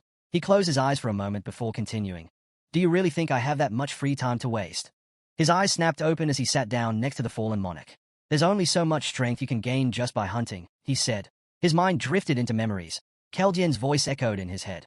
We're just stepping stones on your path, aren't we? Keljian had once asked. Hansu had been serious then, his focus unwavering. It wasn't just about unifying humanity. He shut a book with a firm snap. Beyond the 3 trials, we have to prepare for what's coming, he had said. By any means necessary. Lowering his head slightly, his voice had turned cold. If that means wiping out everyone in the training area, so be it. His gaze shifted toward S, who stood silently near the wall. You have objections, don't you? She glanced at him from the corner of her eye but said nothing. Suddenly, Kangtai stepped forward, scratching the back of his head. No need to stress over it, he said casually. I'll handle this personally. With a wide grin, he declared, I'll kill everyone in our way, take their treasures for myself, and become a legendary hero. And, of course, a hit with the ladies. Before he could say another word, a fist shot out in front of his face. Air struck him with incredible force, sending him stumbling back. Sacrificing the few for the many, she shouted. I won't agree to that. She flexed her fingers before adding, We do need to get stronger, but we don't even know what's waiting for us in the hidden dungeon. There has to be another way besides slaughtering everyone. Kang Tai rubbed his bruised face. Keldian, back me up here, he huffed. Kang Tai shut his eyes briefly before sighing. Honestly, there's no one better suited for this job than me. Just as he finished speaking, a beam of magic shot past him, making him flinch. Hansu's voice was steady. What do the calculations say? Kang Tai hit the ground, groaning. The hidden dungeon has to be cleared for a better future, he muttered. Keldian nodded. A normal hunt won't be enough. And let's be real, there are people we'll have to deal with before training ends. Might as well make it count. Kang Tai raised a finger. If we take out the bad guys and absorb their runes, we'll be strong enough to clear the dungeon, he reasoned. Not to mention, we'll strengthen our bodies and rise as heroes. Hansu considered their words before giving a simple answer. If we're all in agreement, then so be it. Keldian placed a firm hand on his shoulder. No need to overthink it, he said. Anyone who stands in our way, that's all there is to it. Hansu looked down at Wang Yang. You tried to kill me, he said flatly. He planted his gun into the ground, eyes locked on the defeated monarch. You climbed over others to get here. So why are you acting like you don't deserve this? His voice dropped lower. Isn't that the real question you should be asking yourself? Facing each other, the man pressed the knife to his own neck. With a smirk, Wang Yang scoffed, accusing the protagonist of trying to play the hero. Who are you really? He asked. Hansu, observing the situation, realized that trouble had come much sooner than he had anticipated. Wang Yang then lifted his gaze to Hansu and told him that if he ever found his son, he should keep an eye on him. He had the same red eyes as his father. Exhaling deeply, the man dismissed the idea, saying he didn't have time for that. If his plan worked, then everyone, including his son, would survive. Understanding his words, he gripped his weapon tightly and, without hesitation, slit his own throat. Hansu stood still for a moment before turning his gaze to the moon, lost in thought as he looked into the distance. Meanwhile, yellow-haired girl stood with her arms crossed, exhaling in frustration. Suddenly, she stomped the ground and shouted, irritated. How much longer do we have to guard this place? A boy from her clan turned to her and nonchalantly suggested that she could just leave. Annoyed, she pointed a finger at him and snapped back, saying she couldn't. Something still felt off, and her instincts told her there was more to this. The lady chimed in, saying she wanted to go after the woman, but they had gotten caught. If needed, they could set up an ambush. At that moment, Hansu appeared behind them, this time in a female form. He stated that he had left them there for a reason before asking how well they had protected the area. Yellow-haired girl jumped in shock before quickly confirming that they had done their job, even capturing those who had come after them. Hansu absent-mindedly scratched his arm, considering the situation.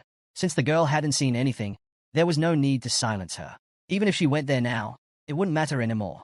Turning away, he commended them for their efforts, then told them they could leave. She hesitated, lowering her head in disappointment. That's it? We just leave? She asked. The boy insisted that it was best to go. If they didn't return, they could always find another way. Yellow-haired girl, however, was determined. I'll go ahead, she declared. She had to know what Hansu was up to. Meanwhile, the fairy assistant clapped her hands in excitement. Incredible, she murmured, looking at the cross. With a grin, she remarked that another traveler had arrived. Things were getting interesting. Smiling widely, she asked if they were ready to begin. She then turned to yellow-haired girl and her clan. While preparing to say something about using the cross, the protagonist stepped forward, entering the portal. As he did, he shed his previous appearance, stating there was no need for it anymore. Participants began emerging from the portal, making their way to the gathering place where separated travelers regrouped. After passing through the first 3 floors and the preparation area on the 4th, the clan members assembled in one spot. Hansu looked up, his mind focused on the task ahead, reaching the island of the tower. The 4th floor served as a preparation zone, where travelers would get ready to enter the red zone. Here, boats could be built along the river to reach the islands needed for advancement. Materials for these boats could be gathered from the beasts and monsters lurking nearby. The fairy stepped forward and posed a question. Sounds simple, right? Without waiting for a response, he extended a finger and added, but it's not. The quality of the boat would depend on the materials used. To demonstrate, he folded a small paper boat and placed a human doll inside it.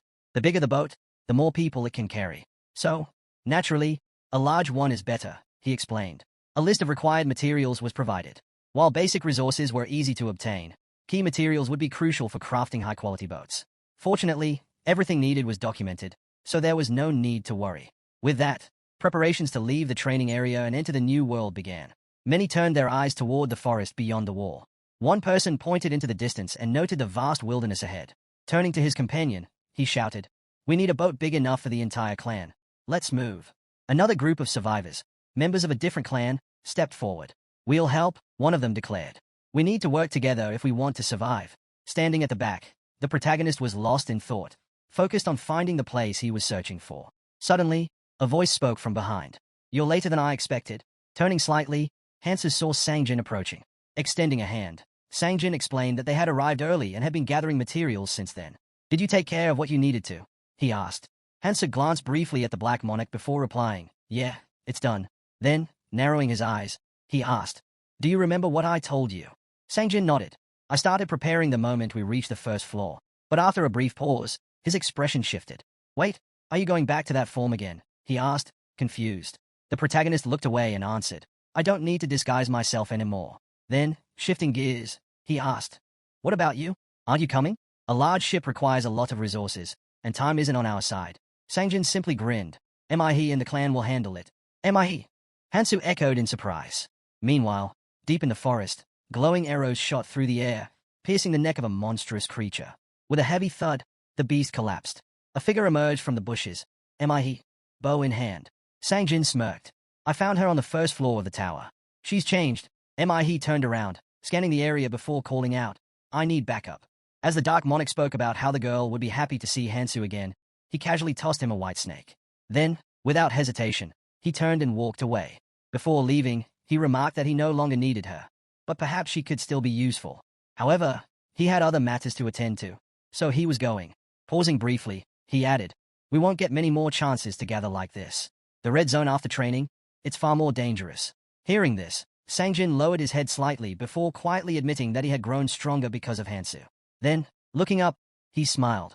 We'll see each other again, he said. Hansu glanced at him out of the corner of his eye but remained silent.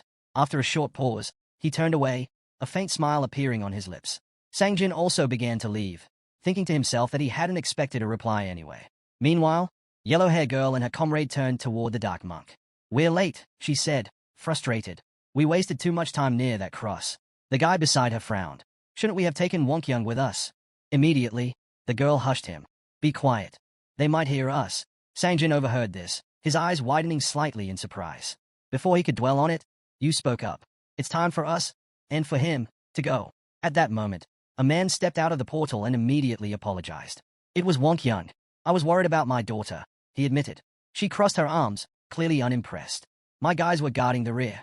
What's there to be worried about? She eyed him skeptically before asking, do you really not remember anything? The man hesitated before quietly raising his hand. It's true. I don't know what this place is, he admitted.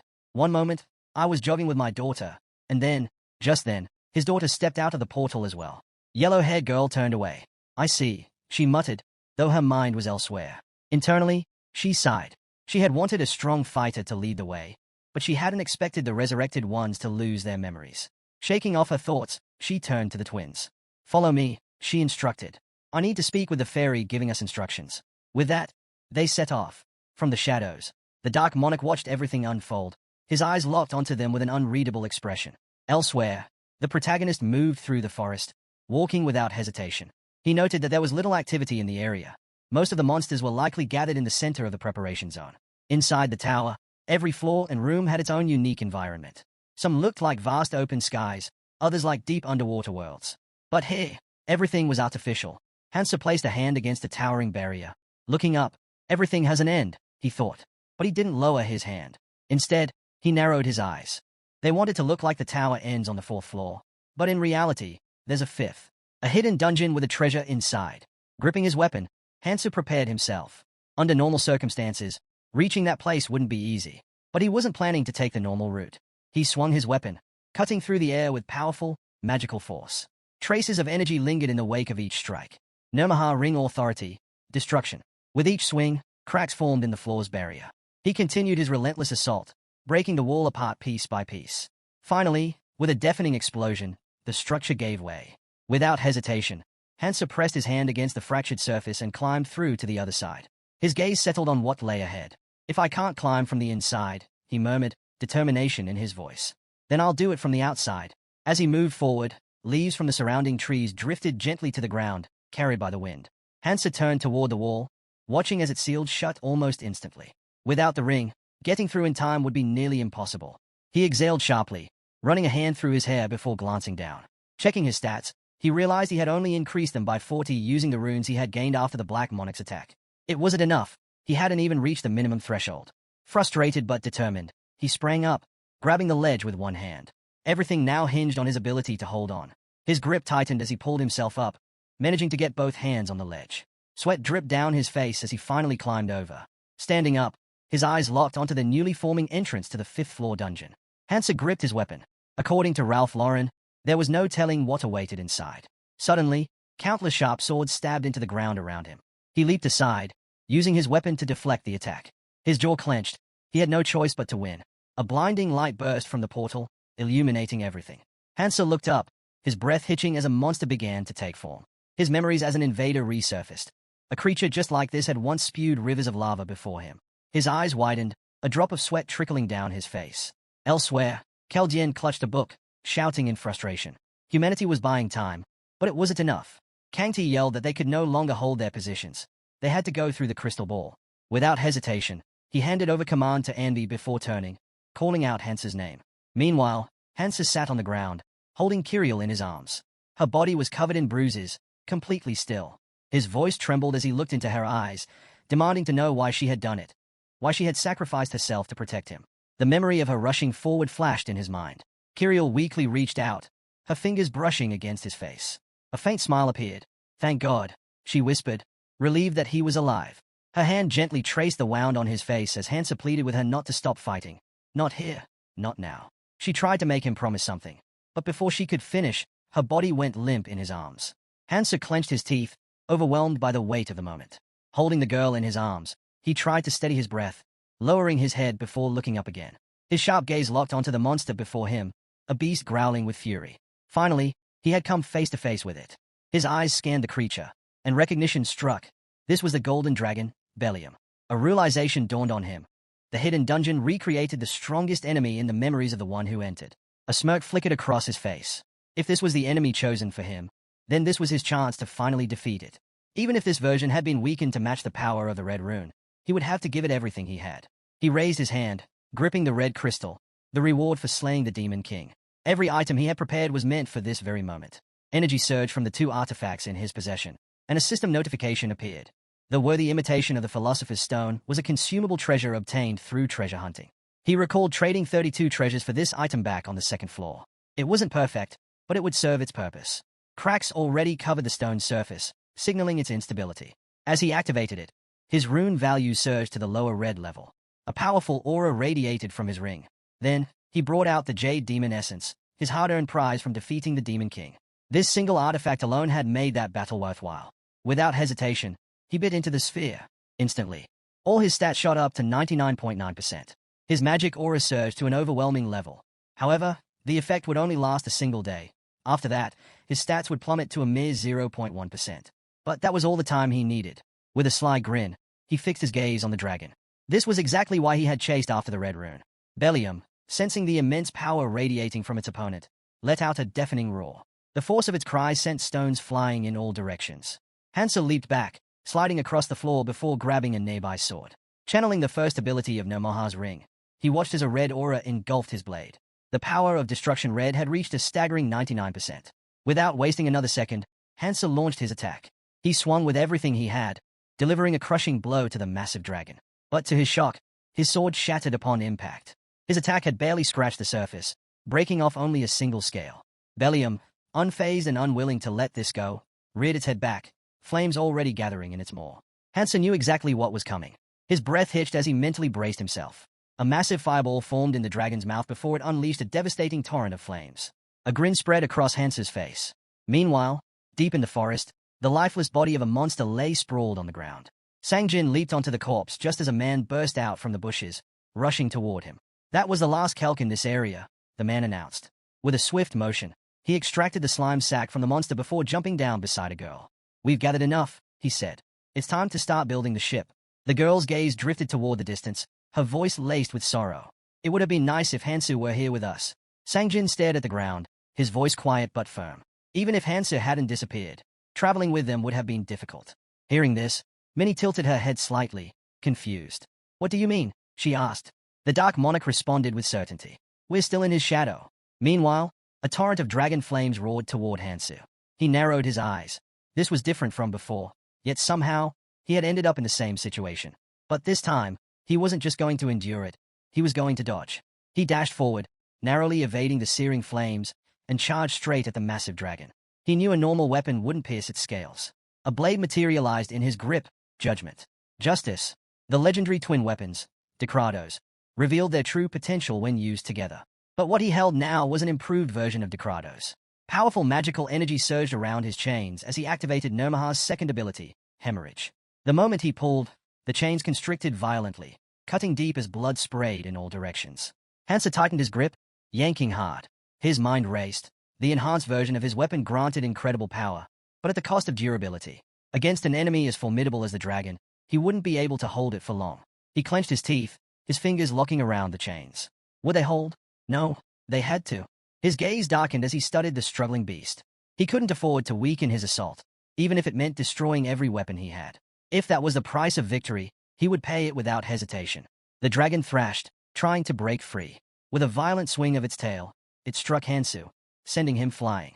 The impact was brutal. As soon as it managed to shatter the chains, the beast unleashed a blast of magic, slamming into him once again. Bruised and battered, Hansu staggered to his feet, gripping his chain. Without missing a beat, he swung it hard, striking the ground where swords had been embedded. With each impact, the buried blades jolted free, launching into the air. Looking up, he saw the weapons suspended above, all aimed at the dragon. But the beast wasn't about to let itself be skewered so easily. It flapped its wings furiously, using both its tail and sheer force to smash through the incoming swords. A sharp jerk of its head sent blood splattering from its wounded neck as it let out an earth-shaking roar. Hansu surrounded himself with magic, his eyes locked onto the dragon's every movement. The creature lowered its massive body, its maw opening wide as it let out another deafening scream. Sangjin stood off to the side, watching as the protagonist charged forward, chains in hand, aiming straight for the monster's mouth. He noted that even now, Hansu's strength continued to grow. Adjusting his hood, he turned to the others and stated that they needed to be ready to follow. Turning to the girl, he mentioned there was something they had to take care of first. He explained that they would be bringing a few people onto the ship. The others questioned if they were his acquaintances. Glancing towards the Yong clan, he vaguely responded, something like that. His gaze settled on Wonk Youngbak as he remarked that they might prove useful. The forest was eerily silent, the ground stained with a spreading red liquid. A boy's foot landed right in the middle of it, and almost instantly, he cried out in alarm. The poison had spread even here. Without hesitation, he sprinted towards the building, raising his hand and shouting for the clan boys to wait. He wasn't on board yet. As he closed the distance, spears suddenly embedded themselves into the ground near his feet. Looking up in shock, he demanded to know what they were doing. Han Chiol sneered, saying he had missed because the little dwarf was surprisingly good at dodging. The boy, seething with frustration, accused them of deceiving him. They had promised to take him on board if he gathered the necessary materials. Han Chiol merely waved him off, replying that there was no reason to bring along someone without a clan. Anger boiled inside the boy as he clenched his teeth. They were nothing but traitorous scum. The boys on board jeered at him, mockingly suggesting that he build his own boat, if he had the time. After all, the poison would soon claim his life. Determined, the boy sprinted forward, cursing himself for trusting those clan members. If only that creature had warned him about the time limit. He skidded to a stop, shouting that he needed to kill something, fast. Desperately scanning his surroundings, he muttered that there had to be a kelk slime sack somewhere. A sudden noise made him whirl around. His breath caught as he saw a hand emerging. A terrified scream ripped from his throat as Hansu crawled out of the portal in front of him. Losing his balance, the boy stumbled backward, collapsing onto the ground. Trembling, he stammered, demanding to know what it was. Meanwhile, the protagonist had made his way inside. The boy, still in shock, shouted again, demanding to know who he was. Ignoring him, the protagonist grabbed hold of the broken barrier and climbed back up to the third floor. He assessed the situation. So far, the ground hadn't been fully contaminated by poison, meaning there was still time. He brushed himself off and steadied himself. The boy beside him, unable to contain his fear, screamed once more, demanding answers. He stared at the barrier, watching as it sealed itself back up. Eyeing the crack, he asked how the protagonist had managed to break through. He had attacked it before and hadn't even left a scratch. Hansa turned to leave, muttering that he had no time to waste talking. He needed to hurry. The boy, still reeling from what he had just witnessed, scrambled after him, exclaiming that he could tell he was in a rush. The guy stared at the protagonist, baffled. Walking around naked. Is that your thing? Without hesitation, the main character ripped off the tattered remains of his shirt. I got a ship to build. No time to waste. A powerful gust of wind followed, forcing the guy to shield his face with his hands. Wait, you're just starting now? You can't do this alone. But the protagonist wasn't listening. Instead, he suddenly leaped high into the air, leaving the guy staring up in confusion. Meanwhile, chaos unfolded nearby. One of the survivors was struck with tremendous force, his body crashing into a tree. His teammates turned in horror as a monstrous, crocodile-like beast advanced on them. Get it together! You can't pass out now! One of them yelled desperately. The Galapagos crocodile loomed over them, and the boys began to retreat. We can't handle this thing, someone shouted. Just then, the protagonist shot past them. If you're not gonna fight, I'll take care of it myself. Before anyone could react, he charged the crocodile at full speed. The boys gawked in disbelief. Did he seriously just go at that thing barehanded? Then, with a brutal punch, Hansu's fist slammed into the beast, sending blood flying. The survivors could only watch, stunned. What the hell? Who is this guy? The guy who had met Hansu at the wall came running toward them. Seeing him, one of the survivors asked, "Are you with him?" He wiped the sweat off his forehead. "No, I just met him." After a pause, he added, something like that. Meanwhile, Hansu relentlessly pounded the enormous crocodile, tearing into its flesh with his bare hands. When he was done, he stood up and examined the materials he had ripped from the monster's body. Catching this thing was just a coincidence, he thought. I don't even need the Galapagos. Just then, one of the Earth survivors called out, "Hey, why don't we pool our resources and build a ship together?" The guy who had been chasing after Hansu clutched his chest. "I'll add my materials, but only if you let me on board." One of the survivors gave him a pointed look.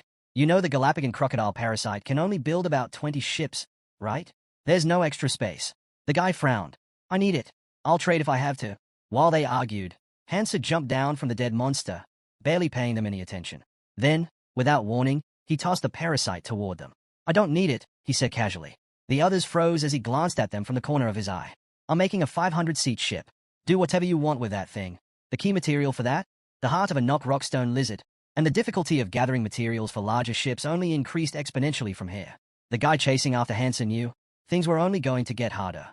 Hansu gritted his teeth. The fourth floor was filling with poison at an alarming rate, and there was no telling how much time they had left. Was he really going to build a 500-seat ship while hunting down an elusive monster alone? Before he could dwell on it, the protagonist pointed to the side. "Tell everyone left here. If they bring materials as payment, I'll let them board." The guy hesitated before stepping forward. "Wait, seriously? We can really get on." Then, as if trying to confirm, he asked again, "You'll take us with just the materials we have." A short while later, the fourth floor preparation area was packed. Fighters lined the riverbank, each carrying the materials they had gathered. The guy who had followed Hansu glanced down at his own supplies. "I brought everything he asked for. This has to be my last gamble." He clenched his fists, silently hoping he wouldn't be betrayed again. Suddenly, a deafening crash echoed from the forest. Everyone turned toward the sound, eyes wide with alarm. "What was that?" someone shouted. Before they could react, a massive shadow loomed above them. The guy's blood ran cold as he stared up in horror. "No way! It's coming down on us! Scatter!" Hansu's voice rang out. With a thunderous impact, the enormous knock rockstone lizard crashed to the ground in front of the panicked survivors. Screams filled the air as people ran in terror. But standing on top of the fallen beast, completely unfazed, was Hansu. "Well, looks like everyone's here," he remarked. Then, without hesitation, he leapt off the lizard and gave a simple command. "Get ready to leave." The guy who had been following him stared, still in shock. Did he take that thing down by himself? Meanwhile, Hansu approached the ferry, dragging the colossal heart of the knock rockstone lizard behind him. "I've got the heart. Let's trade." The fairy guardian glanced at the timer. "Still some time left," he muttered. Then, looking back at Hansu, he asked, "You do know you need other materials too, right?" Hansu simply nodded. Of course. His eyes swept over the gathered materials, listing them off one by one. Finally, he picked up a rack silk rope and held it up. "This should be everything." The fairy guardian crossed his arms, floating closer. "And where's the knock rockstone lizard's heart?" "Right behind me." "Take it." The fairy guardian's lips curled into a smirk. Well, you actually managed to collect all the necessary materials." He paused before adding, "There's still some left to gather, but you're the only one who brought this much on your own. Makes me want to give you a little reward." Before Hansu could respond, panic spread through the crowd. "The poison, it's almost here." People began scrambling backward, shouting in fear. The fairy guardian, on the other hand, spread his arms wide with a grin. Now, shouldn't you congratulate him first? A little applause. Maybe. Just build the damn ship," the survivors roared. Hansu frowned. "You were all in a hurry a moment ago. It was better when you were shaking in fear." A few minutes later, he turned toward the crowd. "There, that's the ship you'll be sailing on." Everyone's eyes locked onto the massive structure forming in the air. A ship of enormous size began to take shape, its sheer scale leaving many in awe. The boy beside Hansa gaped. Is that a 500-seater ship? Hansa nodded. There's enough space for everyone. Go ahead. Bring all those who gathered materials. At his words, the crowd erupted into movement, rushing toward the ship. Voices rose in excitement as people eagerly climbed aboard, some shouting that they would gratefully follow Hansu wherever he led them. Once everyone was settled, the boy reassured the passengers. Don't worry about steering. As a reward for taking us, we'll handle the journey. Hansu made his way to the helm. Meanwhile, the ferry guardian addressed the crowd. Everyone, take a seat and rest. Estimated travel time, 3 days. Stepping back, the guardian flashed a grin. Well, my job's done. I won't interfere anymore. His smirk deepened as he added, I'm glad I sent you all to the red zone. At least my efforts won't go to waste. As the ship entered the portal, the ferry guardian's voice echoed one last time. Try to survive as long as you can. The vessel emerged into open waters, officially leaving the training area. One of the guys on deck peered ahead. Is that the entrance to the red zone? His eyes scanned the horizon, taking in the countless other ships in the distance. Then, looking down at the sea, his expression darkened. Wait, this isn't just ocean. The water wasn't blue, it was dyed red. That's not water, another survivor muttered. It's poison. A heavy silence settled over them. One of them let out a breath. Honestly, we should be grateful. If we weren't taken aboard, we wouldn't be seeing this. They turned to Hansu. You let us on without making things difficult for us. You're a good person. Another spoke up. By the way, what's your name? Hansu didn't answer right away. Instead, he opened his status panel. His stats had plummeted, all down to 0.1%. He sighed. Good thing I accounted for the effect of consuming the demon jade essence. His eyes drifted to his bandaged hand. He hadn't expected to obtain something like this here. Mana flickered around his fingers, and realization struck. This was the first skill he had acquired in this life. The art of dragon energy. Memories of his past surfaced. Back then, people looked down on this skill. But now, given that he could only learn 7 skills in total, this wasn't a bad one to start with. Without hesitation, he activated it. Suddenly, a panicked scream rang out. The boy beside him pointed forward, eyes wide with terror. What the hell is that? Ahead of them, the sea was littered with wreckage. Every ship in their path had been shattered. And in the water, a desperate voice cried out. A man clung to a piece of floating wood, his face twisted in fear. Help, please. I don't want to die in the poison. The moment he saw them, recognition hit him like a bolt of lightning. Those same traitors who had abandoned him before. Panic surged through him as he shouted about more people being trapped in the liquid. He had to get out. Before he could make another move, a sharp pain tore through his chest. A trident, held firmly by a man, had impaled him clean through. Scarlet blood dripped from the weapon's tip as the man lifted him into the air, his body convulsing as he choked on his own blood. Chaos erupted on the ship. People screamed in terror, shouting that there were monsters in the water. Fear took over, and the crew scattered in all directions. Amid the panic, someone demanded to know who had changed the ship's course. His gaze locked onto the wheel, and his mind raced. It had to be him. He turned to Hansu, suspicion burning in his eyes. What was he planning this time? As the ship slowly veered off course, someone on board finally snapped. Why are we changing direction?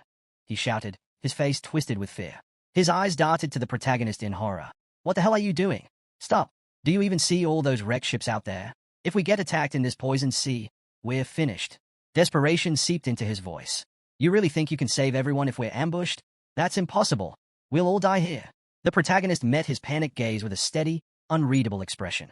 The man clenched his fists, his frustration boiling over. Why do you care so much about saving everyone around you? At that moment, Hansu's mind drifted to the words of his old friends, reminders of his true goal. He let the memories fade, remaining silent. Meanwhile, the man on deck kept shouting, insisting they needed to stay on their original course. But the protagonist turned away, as if he had heard enough. We'll make it now, he said calmly. For a brief moment, relief flashed across the man's face. He let out a shaky breath. You made the right call. You're a good man. But then, something felt off. His expression shifted as he realized this wasn't the answer he wanted. A hand suddenly latched onto the deck, followed by another.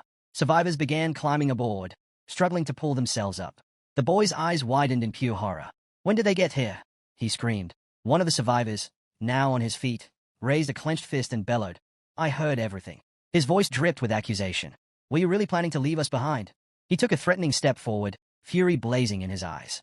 We survived because we swam toward you the moment we saw your ship. In one swift motion, he grabbed the boy's cloak and yanked him close. I'd love to see how you'd handle being thrown. Before another word could be said, something sliced through the air at blinding speed. A sword embedded itself deep into the ship's side. The bully recoiled in shock, his voice cracking as he screamed.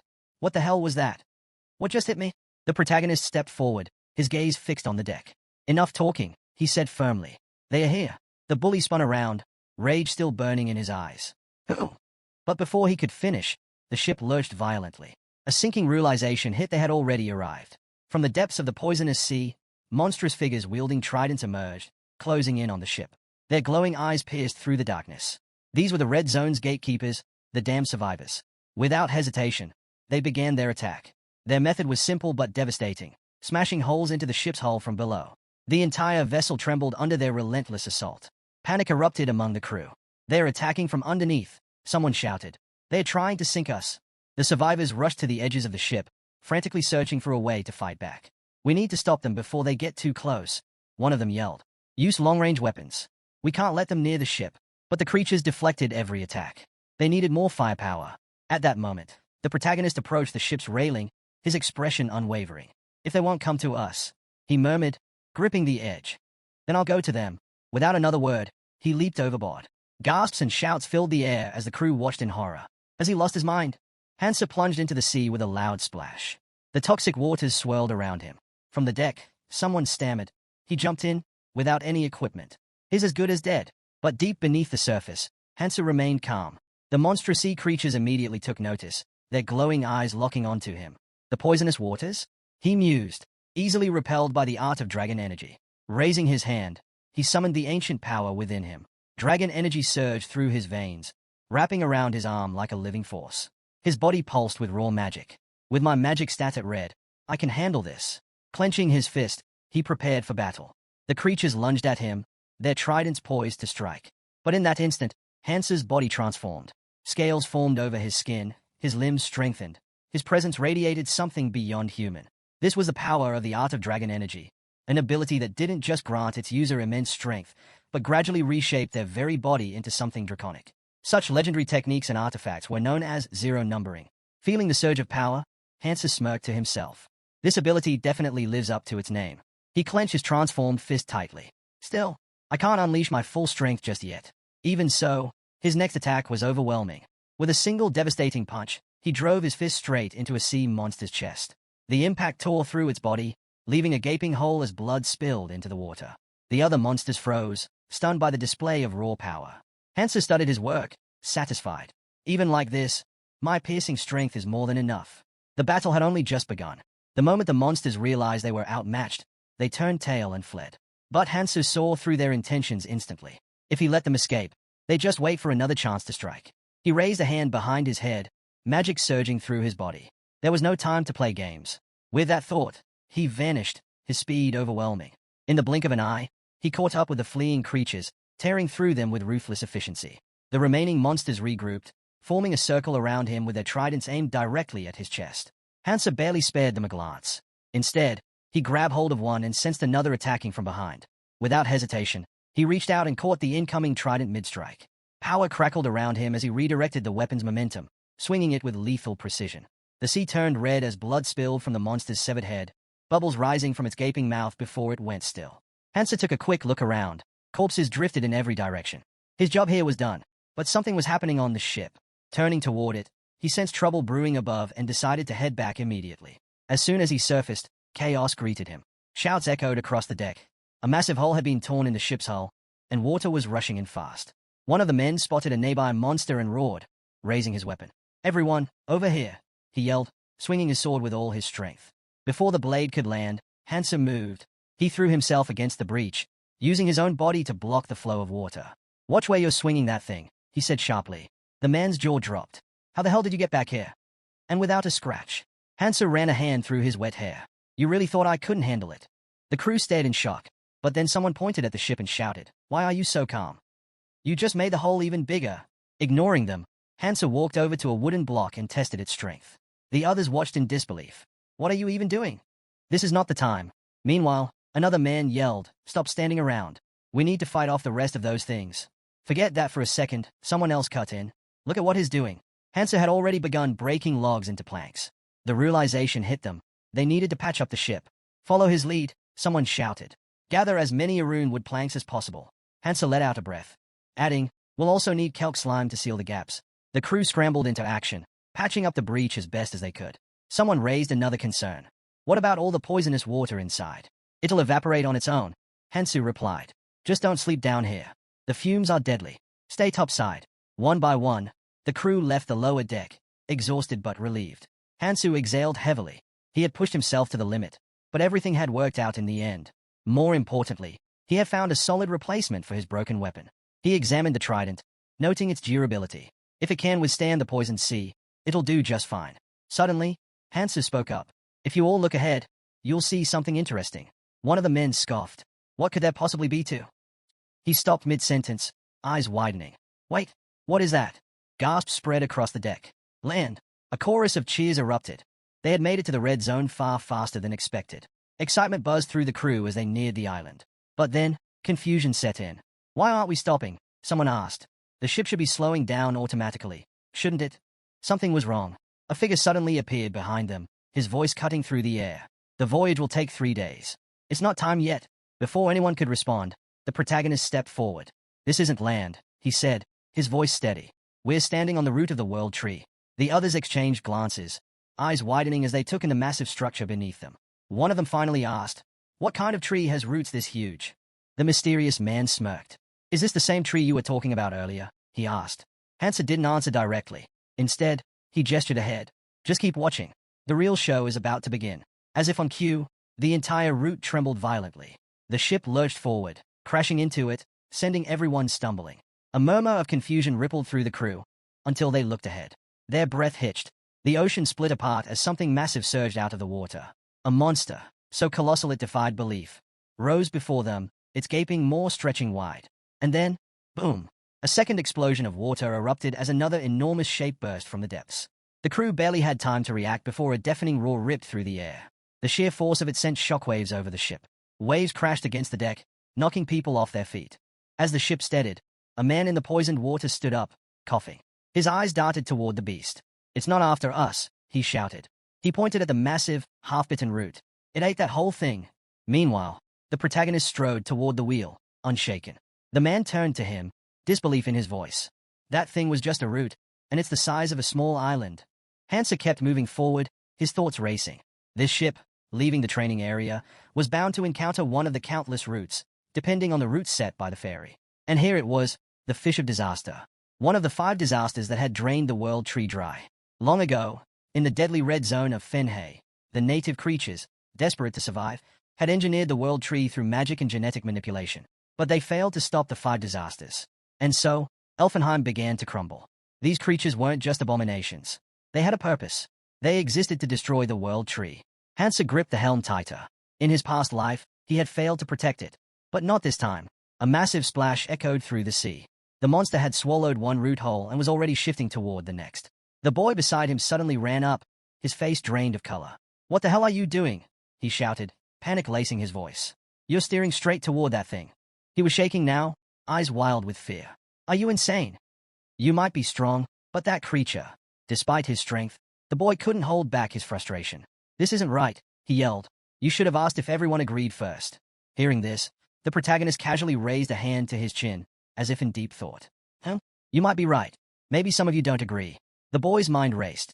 Now he realizes this. But before he could say anything, Hansa shrugged and said effortlessly, well, in that case, you can get off the ship. The boy snapped his head toward the captain, stunned into silence. Was he serious? Hansa pointed a finger overboard. I need to follow that creature, he said plainly. Anyone who wants to leave, just raise your hand. I'll drop you off right now. A heavy silence hung over the deck. The ship continued sailing after the monster. The tension thickened the air. Then, finally, someone hesitantly asked, where exactly are we going? Minutes later, the ship came to a halt. They had reached the very edge of the world tree's roots. This was where the roots truly began. Everyone disembarked, stepping onto the massive surface before them. In front of them stood a dying tree, its trunk wrapped in something sinister. One of the crew members stared in shock. I thought this was solid ground. Another murmured in awe. No, this is where the roots grow from. Those who got off the ship stood still, gazing up in disbelief. The towering structure in front of them was a true giant, stretching so high into the sky that they couldn't even tell where it ended. Hansa smirked and placed a hand on the boy's shoulder. So, he asked mockingly, is this better than being in the water? The boy swallowed hard, fear creeping into his expression. Hansa continued, his voice calm. We still have 2 weeks. As long as we keep moving up, we'll be safe. The boy turned to the captain, his tone laced with irritation. 2 weeks? What do you mean 2 weeks? The demon said we needed to go to the world tree. Before Hansu could respond, a crew member who had gone ahead shouted back at them. Are you coming or not? Without hesitation, Hansu turned away. Standing around won't get us anywhere, he said. I have to move forward, with or without you. The boy hesitated for only a moment before rushing to follow. I'm coming too, he called out. As he ran to catch up, Hansu let out a slow exhale and muttered, You'd better hurry. Then, lifting his gaze, he spoke again, this time loud enough for everyone to hear. The fish of disaster will be here in 2 weeks to devour the roots. His fingers tightened around the trident in his grip. I need to find that person. But first, with a single decisive movement, he raised the weapon high. I can't let them use this ship. And with all his strength, he brought the trident crashing down, tearing through the ship's hull. A loud crack echoed through the air as the impact split the wood apart. Water surged in, swallowing the vessel whole. Within minutes, the ship had sunk to the bottom. Hansu watched in silence before finally speaking. We probably already reached the cross. The boy turned, his brows furrowing as he stared at Hansu. Is really not coming with us? Hansu was unpredictable, but somehow, it felt more reassuring when he was around. Before he could say anything, their attention shifted to a massive iron structure ahead. Someone pointed at it. Is that the cross? A murmur of uncertainty spread through the group. It must have been built by someone, one of them said. We should check it out. But before they could rush forward, another voice objected. Wait. The boy raised his hand, stopping them. If someone built this, it could be a trap, he warned. It's too risky for all of us to go at once. A few heads nodded in agreement. Then let's send a scouting team first, he suggested. There aren't any clan members among us anyway, so we'll need to be careful. His gaze swept over the group. We'll go in pairs and spread out.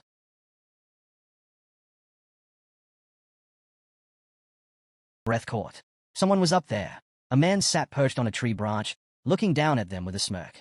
Maybe being cautious helps with survival, he said, but it sure makes things more complicated for us. The group tensed.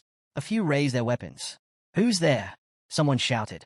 The man ignored them and leapt down from the tree, landing gracefully in front of them. His sharp eyes scanned the group, counting their numbers. 148 people? I'm impressed. Didn't expect so many clanlists to make it this far. He squatted down, resting his elbows on his knees, and grinned. I'm from the Valkyrie clan, a member of the Helper group. His voice was casual, almost amused. Name's Aaron. And we're your saviors. A murmur rippled through the crowd. Someone finally spoke up. What do you mean by that? Aaron rolled his eyes. You really don't know anything. Huh. He scratched the back of his head and sighed. After training, those weird-bodied fairies don't give you any guidance, right? They just sit back and watch. The crowd exchanged glances, uneasy. Aaron smirked. Yeah, they're watching you right now. But they're not gonna help. He straightened up. That's where we come in. So, you either follow us or... Before he could finish, a voice behind him chuckled. No one's following you after what you just said. A young woman stepped forward, arms crossed. My name's Beck, she said, eyes sharp as she motioned toward an elderly woman standing beside her. And this here is Pam. Beck looked around before continuing. Let's get this straight. We're from the Helper group, and we were given orders to assist travelers coming out of the training zone. Orders, someone echoed. From who? Pam tapped her cane against the ground, her expression unreadable. From S, she said, the monarch of our Valkyrie clan. That name sent a ripple of disbelief through the group. Beck continued. S left us here 20 years ago when she went to the Orange Zone. Since then, our job has been to help newcomers like you survive the Red Zone. The murmurs grew louder as people tried to process what they were hearing. One of the other helpers spoke up. This is the end of the routes. You're still a long way from the World Tree. Without guidance, you won't make it. The travelers exchanged glances. The helpers didn't seem hostile. And if anything went wrong, they had the numbers. Aaron smirked again and stretched out his hand. You newbies sure don't know how to listen. Just follow us and you'll be fine. Beck clicked her tongue in annoyance. No, you don't know how to listen. She crossed her arms. Didn't you hear me? Everything needs to be done properly. Aaron sighed. Yeah, I got it. But his smirk didn't fade. The group stood at a crossroads, the path forward uncertain. But one thing was clear. Whether they trusted them or not, the helpers were the only ones who knew how to survive in this place. The moment the guy shouted that they would follow, even a stray dog would get the message faster, she scoffed. Aaron rolled his eyes and ignored her.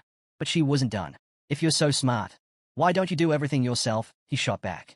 For someone weaker than me, you sure talk a lot. Before the tension could escalate, Pam stepped between them. Enough, she said firmly.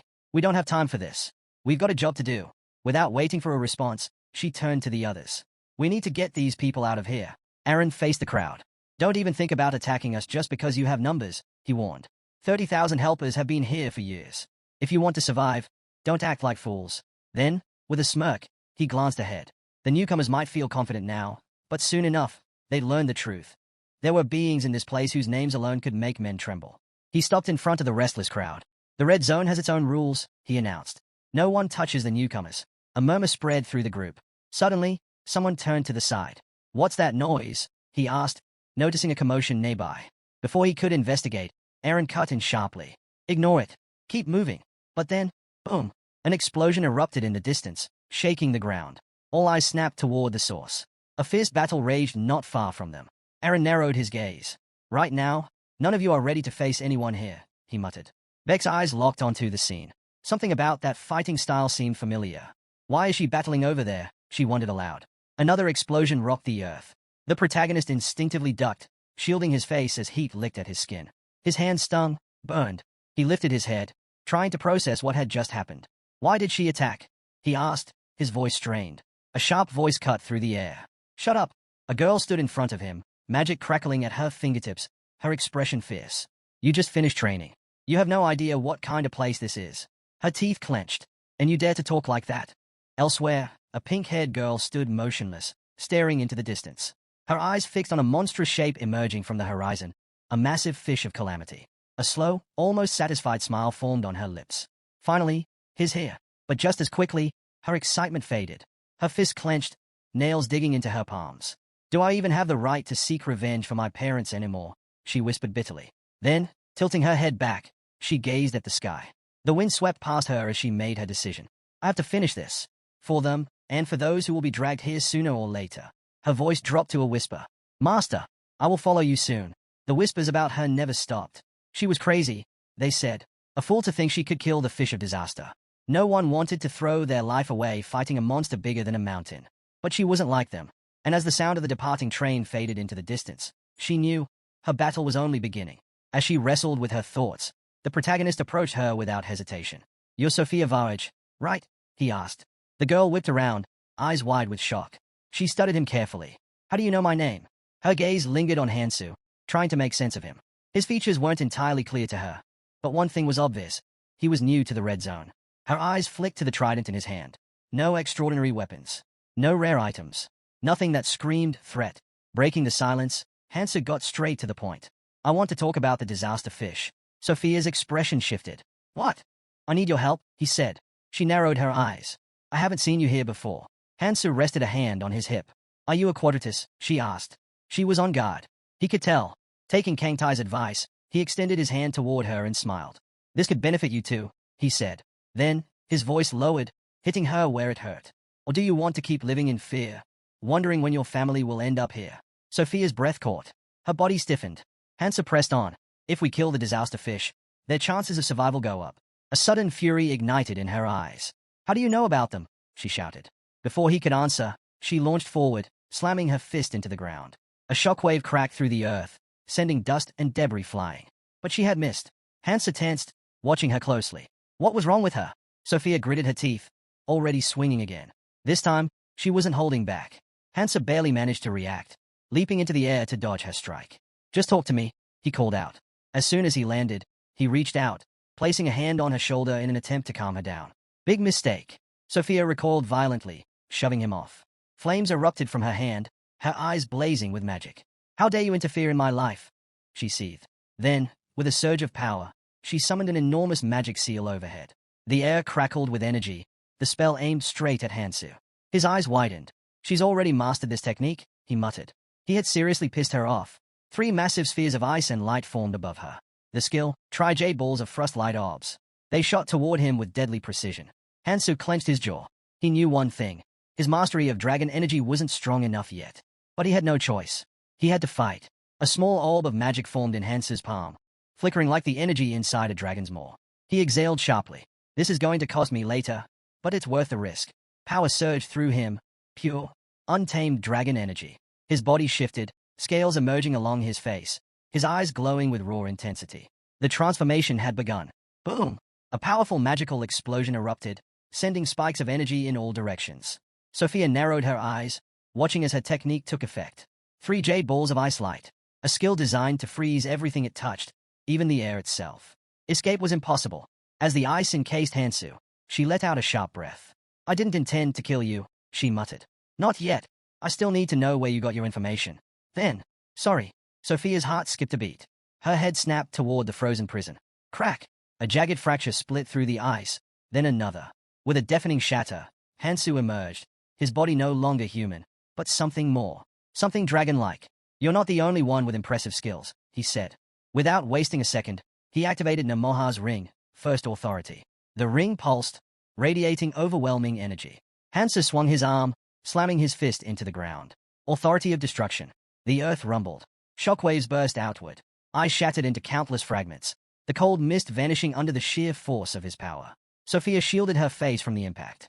Did he just destroy my 3 jade balls of ice light? She thought in disbelief. That's impossible. No one should be able to obtain such an advanced energy art from simple training. Just how strong is his mana? Her fingers curled into a fist. She couldn't afford to hesitate. Voices whispered in her mind. If you don't move forward now, you'll be left behind. Are you really going to waste your time chasing an unkillable fish of disaster? She shook her head. No, I refuse to stop here. Sophia thrust her hand forward. Impossible, she shouted. With a single leap, she soared into the air, activating monumental air path. Mana swirled around her, and in an instant, Alice's book appeared, pages flipping wildly. She clapped her hands together. Solidification activated. A massive magic weapon materialized above her, humming with destructive energy. This is why I'm still here, she yelled, glaring down at Hansu. So people like you don't look down on me. She pointed the weapon downward. Hansu's eyes gleamed red as he raised his arm. His body shifted once more, his hand transforming into something inhuman. With a single, fluid motion, he slashed through the air, leaving a burning arc in his wake. The colossal weapon shattered. Hansu landed, stabilizing himself with one hand on the ground. The remnants of his clothes were torn away by the sheer force of the battle, revealing the hardened body beneath. He turned to Sophia, his gaze steady. Are we still doing this? She clenched her teeth, her fists trembling. Then, with a sharp exhale, she lowered her head. There's no point. Hansu studied her carefully, then asked, Are you really going to back down? Sophia studied him for a moment before speaking. His special move was far from perfect. There were 3 key factors that determined the rank of an energy art. First, the scaling and reinforcement of the rune. Second, the strength and durability of the mana barrier. And third, the special abilities tied to the technique, abilities that could completely redefine how it was used in battle. She glanced at the boy, debating whether to push him to the brink of life and death. But after seeing him take her attack without so much as a scratch, she realized there was no need. By the standards of the Red Zone, his art was already among the best. Testing him any further would be pointless. Turning away, she acknowledged his strength but quickly shifted the conversation. So, how do you plan to kill the fish of disaster? She scoffed. The people gave up after it devoured over 1,000 lives. Do you even understand what it's like to face a monster that can swallow an entire ship whole? Her fists clenched as her voice grew bitter. That thing isn't just a monster, it's a calamity. And yet, there are fools who pray to it, as if worshipping disaster will save them. Her frustration boiled over. I'm sick of fighting alone. She shot him a look. If you don't want to end up like me, walk away now. With that, she turned and started to leave. This is a waste of time, she muttered. Hansu stared at the ground before responding. If I thought this was going to be easy, I wouldn't have come to you. His voice was steady. I have a plan. That's why I need your help. Sophia stopped in her tracks. She exhaled sharply. I'm done with this stupidity, she said, refusing to turn around. Hansu's gaze remained fixed on her back. This would be your 14th attempt to kill the fish of disaster. Are you really giving up so easily? She spun around, eyes blazing. You don't get it, she shouted. No matter what you say, She faltered. 4 years, she had been the only one standing against the fish of disaster. She had watched her parents get devoured before her very eyes. And still, she kept fighting. First attempt, second, third, fourth, 13th, each one ending in failure. Each one a brutal reminder of her powerlessness. By her last attempt, she had collapsed onto the ground, sobbing. Numbers meant nothing without victory. Hansu took a step closer. You may not have won, but you've survived 13 times. Without me, you would have failed again. His voice was firm, unwavering. But this time, I'm here. Sophia stared at him, stunned. Then, like a ghost from the past, a memory surfaced, her parents' last words. You don't have to come with us, Sophia. We'll handle it. Just trust us. She lowered her head, disappointment flickering in her eyes. Then, after a long pause, she stepped closer. Why? She asked, her voice quieter now. Why are you so determined to catch the fish of disaster? Hansu turned away slightly, standing with his back to her. His answer was simple. To save billions of lives. Sophia's breath caught. Her hands trembled. When she finally spoke, Her voice was unsteady. You're worse than most. Madman Aaron peeked out from behind a tree, watching them from a distance. Something about this situation felt off. He wasn't sure what was going on, but he had no intention of getting caught up in it. Turning away, he decided it was best to leave before the woman spotted him. Just as he took a step, a sharp force yanked him backward. A trident had pierced through his cloak, pinning him in place. His breath hitched as he slowly turned around. It couldn't be. The protagonist stepped closer, eyes locked onto him.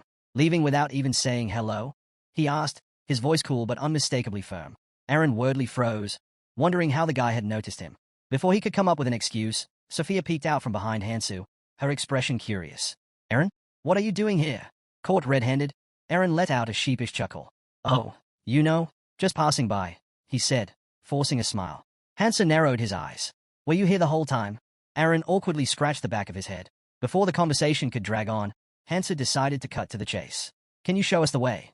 With no other choice, Aaron led them forward. When they arrived at the camp, they were met with the sight of dozens of survivors gathered in makeshift shelters. The place was buzzing with movement, people constantly shifting supplies and preparing to relocate at a moment's notice. A man turned to them and explained, refugees from the end of the route have to keep moving. If the fish of disaster starts devouring the area, we can't afford to stay in one place too long. He gestured toward the central building. Go there for a briefing. They'll explain how to settle into the upper city. Then, with a slight grin, he added, by the way, you hungry? Silence. Taking their lack of response as a yes, he pointed toward the food distribution area. The survivors' eyes lit up at the sight of what looked like real food. Their relief, however, was short-lived. A large woman stood behind the counter, arms crossed. Spotting the newcomers, she gestured toward the plates in front of her. You just arrived, right? I saved the freshest batch for you, she said proudly. The survivors hesitated. Something was off. As they got closer, their expressions twisted in horror. The meal was nothing more than piles of thick, slimy goo. What is this? One of them stammered. This isn't food. A man in a cloak stormed forward, slamming his hand onto the table. You expect us to eat this disgusting sludge? He demanded. The cook didn't even flinch. Instead, she beamed. Yep, everyone here eats it. She casually explained that the slime contained all the nutrients they needed to survive. As if to prove her point, she pointed toward a group of people off to the side. Some were gagging, others hunched over, violently throwing up. If you'd rather try something else, she added cheerfully, talk to them. But I'll warn you, monsters in the red zone? Pretty poisonous. A heavy silence fell over the survivors. They exchanged glances, their faces filled with both disgust and reluctant understanding. Slowly, they looked down, shame washing over them. Then, one person stepped forward. Without hesitation, Hansa picked up a plate and took a bite of the slime. The cook's grin widened. Folding her arms, she nodded in satisfaction. Good. Finish that up, and I'll give you utensils. She smirked. You'll need them to collect more slime for yourselves. Beck waved to the cook as he left. I'll leave the rest to you, he said casually. The cook grinned. No problem at all. He had barely taken a few steps when his eyes landed on Hansu and Sophia. His pace slowed for a moment, but he didn't linger. Instead, he headed straight for Aaron's tent. Pushing the flap aside, he found Aaron inside, mending his clothes with a scowl. When did you get back? Beck asked, arms crossed. Saw in the footage that you brought that guy with you. What's going on? Aaron didn't look up, his irritation obvious. Fixing my damn clothes, he muttered. Beck raised an eyebrow. How'd that happen? At that, Aaron couldn't hold back. He shot up from his seat and shouted. That lunatic fought Sophia. Beck blinked, then let out a low whistle. Didn't you say this was supposed to be a simple reconnaissance mission? Aaron groaned and sank back into his chair. How's everyone else? He asked, trying to change the subject. Beck leaned against the table, watching the survivors outside. As expected, he said, they are stronger than last year's batch. The tougher the red zone gets, the stronger the ones who make it through. There are some real powerhouses in this group. His gaze darkened slightly. If it weren't for the fish of disaster, we'd see even more survivors making it here. His eyes scanned the crowd as he continued. The fairies know this too. That's why they adjusted the difficulty, to weed out the weak and make sure only the strongest get through. Aaron, still fuming, shook his head. Doesn't matter. There's no one crazier than that guy. He rested his chin on his hand, deep in thought. Sophia is a monster in her own right. And yet, that guy, someone who just finished training, was able to fight her. He scoffed. Rumors must be spreading already. If that's the case, the next big challenge isn't far off. At that moment, a foot stepped onto the main path. The figure wore loose, flowing clothes, his posture relaxed yet unsettling. His glowing red eyes gleamed with an eerie light, and a wild grin stretched across his face. Meanwhile, Sophia approached Hansu, holding a strange-looking device. Did you get your slime extractor? She asked. You won't last long without it. Hansu glanced at her, raising an eyebrow. Where did you run off to? Sophia avoided his gaze. I had to take care of something. Then, as if suddenly remembering, she shoved a pair of pants into his hands. Here, you should change. I picked them up in a hurry. But they are better than what you've got now. Hansa looked down at the pants, then back at her. You worried about me? Sophia stiffened. Of course not. We're going to be working together. That's all. Before Hansu could say anything else, she suddenly gasped and turned bright red. You're not going to change right here, are you? Hansu, holding the pants up, laughed lightly. Relax. I was just checking the size. He smiled. Thanks, Sophia. Her face burned as she turned away. I just don't want to see you half naked. Okay. Still flustered, she quickly changed the subject. Before we leave, there's something we need to take care of first. The Newcomer Assistance Center. Sophia stopped just outside the entrance and turned to the protagonist. Wait here, she instructed. This place is for adventurers who aren't heading to the next zone yet. Mainly those waiting for their families. It's one of the many centers created by Valentina Eres. With that, she stepped inside. A girl with short black hair was already there, looking up as Sophia entered. It's been a while since I've seen you here, she remarked casually. Sophia didn't waste any time. She walked up to the girl and asked, Can you check the list of new arrivals for me? Also, I left an artifact here. I need an update on that. The girl smiled and opened a system screen. Of course. You're a VIP. After all, as she scrolled through the interface, she explained, the help center isn't just for new arrivals. We offer plenty of services, especially for sponsors. A few moments later, she placed a list on the table. Here's everyone recently rescued from the neighboring routes. If you want us to check the others, it'll take a couple of days. You'll need to return later. Sophia scanned the names, deep in thought. They haven't arrived in this world yet, she muttered. Her focus shifted. I should concentrate on the Fish of Calamity. At that moment, the protagonist entered the center. If you're done, let's go over the plan, he said. The girl, startled, spun around. Why yes, she stammered. Hansu, now dressed in fresh clothes, check the time. We have 13 days and 18 hours left. Not much. We need to move. Sophia, her cheeks flushing slightly, glanced at him. So, what's the plan? Hansa met her gaze, completely serious. Simple. You take me inside, and I'll strike the Fish of Calamity's weak point with my special weapon. Sophia just stared. That's it? He nodded. She blinked in disbelief. You can't be serious. That's not a plan. That's a bad joke. Hansa frowned. What's wrong with it? Sophia paled. Should I just walk away? They stepped outside, and she took a deep breath. This thing can't be killed from the outside. It's not that simple. Hansa didn't seem fazed. Then we'll use a ship. Sophia raised an eyebrow. You have a ship ready? I do. But not just any ship. She crossed her arms. I've got a 30-seater. Hansa shook his head. That won't do. We're taking mine. Sophia narrowed her eyes. And how big is yours? 500-seater. Her jaw dropped. You still have that thing? The protagonist stepped forward, his voice steady. I'm not a newbie. You'll see for yourself once we get there. Sophia watched his back, eyes filled with doubt. Nope. You're definitely a newbie. He turned to face her, smirking. Fine. Let's just agree that I have superpowers. Either way, we have a ship. Now we need materials. Let's split up. His tone was confident, almost reassuring. Trust me, and everything will go smoothly. She studied him for a moment. That voice, that look, it reminded her of someone. A smirk played on her lips. All right, she said, pointing to the side. I'll collect materials over there. Don't refuse me just yet. Before he could respond, she tossed him an axe. Your weapon's not going to last long in the red zone. He caught it, eyeing it curiously. And no, you can't refuse. This axe is better than your trident, she added matter-of-factly.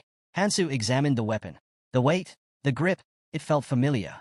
Just like before, a memory surfaced of Sophia handing him an axe, years ago. This is your first weapon, she had said. Take care of it.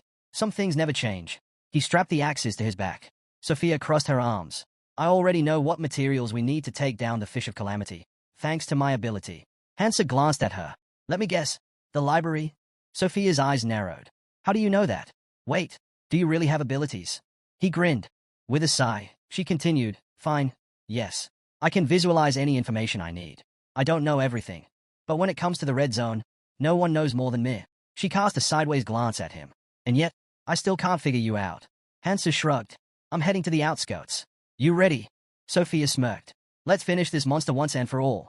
She lifted off the ground, flying through the air. To kill the Fish of Calamity, we need a deadly poison. That means gathering the right ingredients. Landing smoothly, she focused on her next task. To collect a pawn's fluid, we need to lure him out of his nest. She darted forward, green energy blast trailing behind her. Whipping around, she summoned a protective shield, blocking the attacks with ease. Then, a voice, one that made her skin crawl. Well, the man in front of her grinned, his eyes glinting with amusement. Sophia, you still have that body. Care for a walk? Sophia's expression darkened.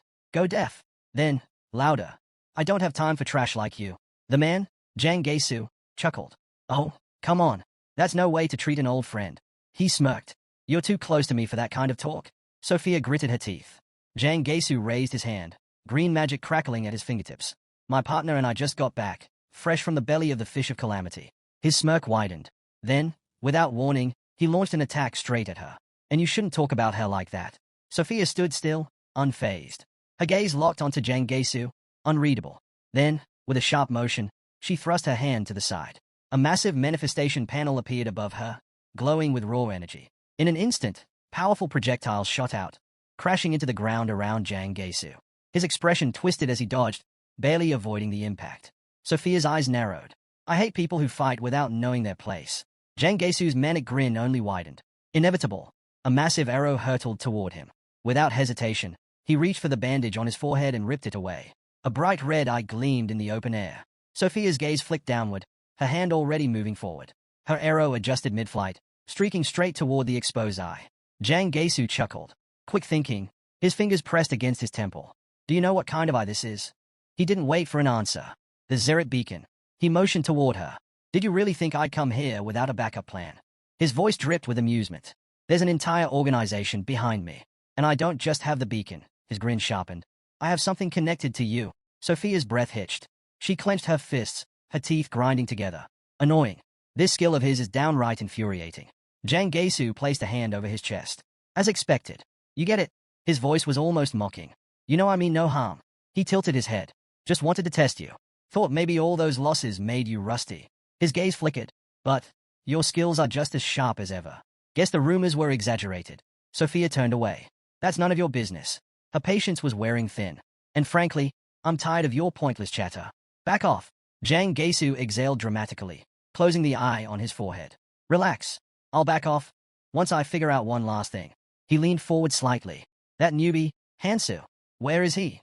Sophia spun around, fury flashing in her eyes. As if I'd ever tell you. Jang Gaesu's hand shot out. Gotcha. Before she could react, his grip tightened around her wrist. A knowing smirk played on his lips. I knew it. His hold remained firm as he spoke. That's why I used my investigation skill. He leaned in mockingly. Thanks for your cooperation. Sophia wrenched herself free, eyes burning with confusion and rage. Since when did you? Jang Gaesu chuckled darkly. You could have blocked me, but you hesitated. His grin stretched wider. You're too soft. Sophia's gaze turned ice cold. He should have stayed in the belly of that damn fish of calamity. Her voice dropped, deadly and final. It would have been better for you to die there. That day, Jang Gaesu abruptly jumped away from her, shuddering. You're freezing, he exclaimed. But she wasn't the one trembling, he was. Raising his hand, his eyes burned with intensity. You should have joined Quadratus when I gave you the chance, he spat. But no, you had to be stubborn. Quadratus had twisted fear into worship, turning themselves into the servants of the four disasters. They didn't care that these calamities could wipe out humanity. They embraced them. Sophia's patience snapped. Enough of this nonsense, she shot back. Did you seriously think I'd ever join an organization like that? Then, unable to contain her fury, she shouted. You sacrifice people under the excuse of displaying the disaster fish's power, then sell off the relics of the dead like they are mere trinkets. How can you even call yourself human? Her voice trembled with rage. Do you have any idea how many travelers you deceived? You lure them in with promises of a safe passage along the upper route, only to let them be swallowed whole by that monstrosity. Jang Gaesu's eyes glowed with eerie amusement. So what? He sneered. Spreading his arms, he continued. I make money using my talents. I take part in sacred rituals. If people are foolish enough to believe my words, that's on them. Then, with a twisted grin, he laughed. They wouldn't have lasted long here anyway. If anything, they should be grateful. At least they got to spend their final moments in the belly of the fish of calamity. Sophia's body trembled with rage and disgust as Jang Gaesu continued. You, of all people, should understand, he taunted. You were given the chance to experience that luxury yourself. Maybe you just need a few more tries to really appreciate it. Tilting his head, he smirked. I'm sure you'll figure it out soon enough. Until then, we'll meet again. And just like that, he vanished. Sophia clenched her fists, glaring at the empty space he left behind. He always was good at running away, she muttered. Memories of the past flooded her mind, of who Jang Gaesu used to be, of the man she once knew. If only she had seen this coming. He had changed beyond recognition. shaped by the horrors he barely survived. A chill ran down her spine. If she went after him now, before she could finish the thought, she recalled the protagonist's words. Forget him. Focus on gathering materials. Snapping back to reality, she exhaled sharply. You're right, she murmured. I'll leave this to you. And with that, she turned away. The protagonist sprinted toward his destination, his movements swift and relentless. There was no hesitation, no trace of fear, only unwavering focus. In his mind, the path was clear. The key to killing the disaster fish is the sclerosing solution. Suddenly, his eyes locked onto exactly what he needed. The sclerosing solution, an intricate creation born from the knowledge of magicians. It was the perfect poison against the disaster fish. But before he could use it, he had to secure the main ingredient. With that in mind, he landed in front of a pool of poisonous water. Straightening to his full height, he declared, I need the heart of the Kukulza. To find the Kukulza, he had to locate the valley, most likely hidden between the middle and outer roots. That was where the Kukulza made their nests, burrowing deep into the roots to escape the disaster fish. His sharp gaze swept the area. There, he had found it. Without hesitation, he stepped into the poisonous water. In his head, he reassured himself. Once he obtained the Kukulza's heart, the rest of the ingredients would be much easier to collect. But this wouldn't be easy. Finding Kukulza on the outermost roots was rare. Luckily, he had stumbled upon their nest. With each step, he felt it. He was getting closer. Tightening his grip, he drew the axes given to him. Then, with a deep breath, he unleashed his power. The dragon art of energy manipulation surged through his body. His axes glowed, wrapped in potent magical energy. Magic enhancement activated. The stillness shattered. The nest stirred. Suddenly, an explosion of movement. A herd of Kukulza erupted from the depths. Without wasting a second, the protagonist lunged forward. His axe came crashing down, slamming a monster into the ground with full force. Another creature shot up from beneath the poison, its jaws stretched wide. Instinct took over. He leaped away just in time. No hesitation. No wasted movement. His axe flashed, cutting down the monsters in a single blow. Landing from his jump, he barely paused before glancing at his weapon. He frowned. This axe won't last long if I keep using powerful chi arts. Adjusting his grip, he decided he would have to regulate his attacks until he secured a stronger weapon. Then, in an instant, he felt it. A massive presence loomed behind him. Hansa's eyes darted to the side. Without missing a beat, he twisted sharply, spinning midair, before launching his axe straight at the monster's forehead. Hukul staggered backward from the force of the blow, losing his balance as he tumbled. But there was no time to breathe. Another monster lunged at the protagonist from behind, closing in fast. The axe lodged in the lion Kukul's skull suddenly flared with light, glowing intensely. Hansa flexed his fingers, now, and the weapon spun violently, ripping free and slamming into the oncoming monster's back. He caught the axe midair, its blade dripping with fresh blood. Standing shin-deep in the poisonous water, Hansa found himself surrounded. Kukulza after Kukulza slithered closer, their bodies cutting through the murky depths. Then, attack. One launched itself forward, slamming its tail against the water, sending a spray of venomous mist into the air. Three more leaped high, soaring above Hansa's head. Without hesitation, he moved. His gaze snapped upward. Now! He jumped, colliding mid-air with one of the creatures. Twisting his body, he swung his axe relentlessly. Blow after blow. And with one final strike, slash, he cleaved the monster clean in half. Landing on the water's surface, he didn't pause. Hansa sprinted, darting away as massive chunks of the dead monsters rained down from above. Climbing up to higher ground, he scanned the corpses. His eyes narrowed. These were just juveniles. The real threat must be somewhere else. That meant only one thing. He could still hunt the adult. His fingers brushed against something. A red rune. He picked it up, exhaling sharply. I'm burning through stamina and mana too fast. Still, he had no choice but to keep collecting. Lifting his hand, 3 glowing runes of different colors flickered into existence. But just as he stood there, surrounded by poison-drenched trees, crack! The trees around him split apart, shattering into fragments. Instinct kicked in. Hansa raised his axes, crossing them over his face to shield himself from the debris. Then, he felt it, a crushing force, barreling toward him. Eyes widening, he barely managed to block in time, his axe groaning under the impact. A deep crack formed along the weapon's blade. Too reckless, he realized. I pushed these weapons too far. A slow, deliberate set of footsteps echoed through the chaos. Jang Gaesu emerged, eyes flickering with intrigue. You actually blocked that, he mused, a note of amusement in his voice. Then, with a twisted grin, he stretched out his hand. You're better than I thought. I wasn't even trying to kill you. I was just testing you. Hansa's grip on his axe tightened. Jang Gaesu took another step forward, lowering his voice. Listen, I have an offer for you. His fingers twitched slightly, gesturing. Join our clan.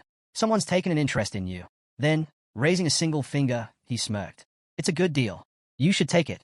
His gaze locked onto Hansu's, his eyes widening in anticipation. Hansu didn't hesitate.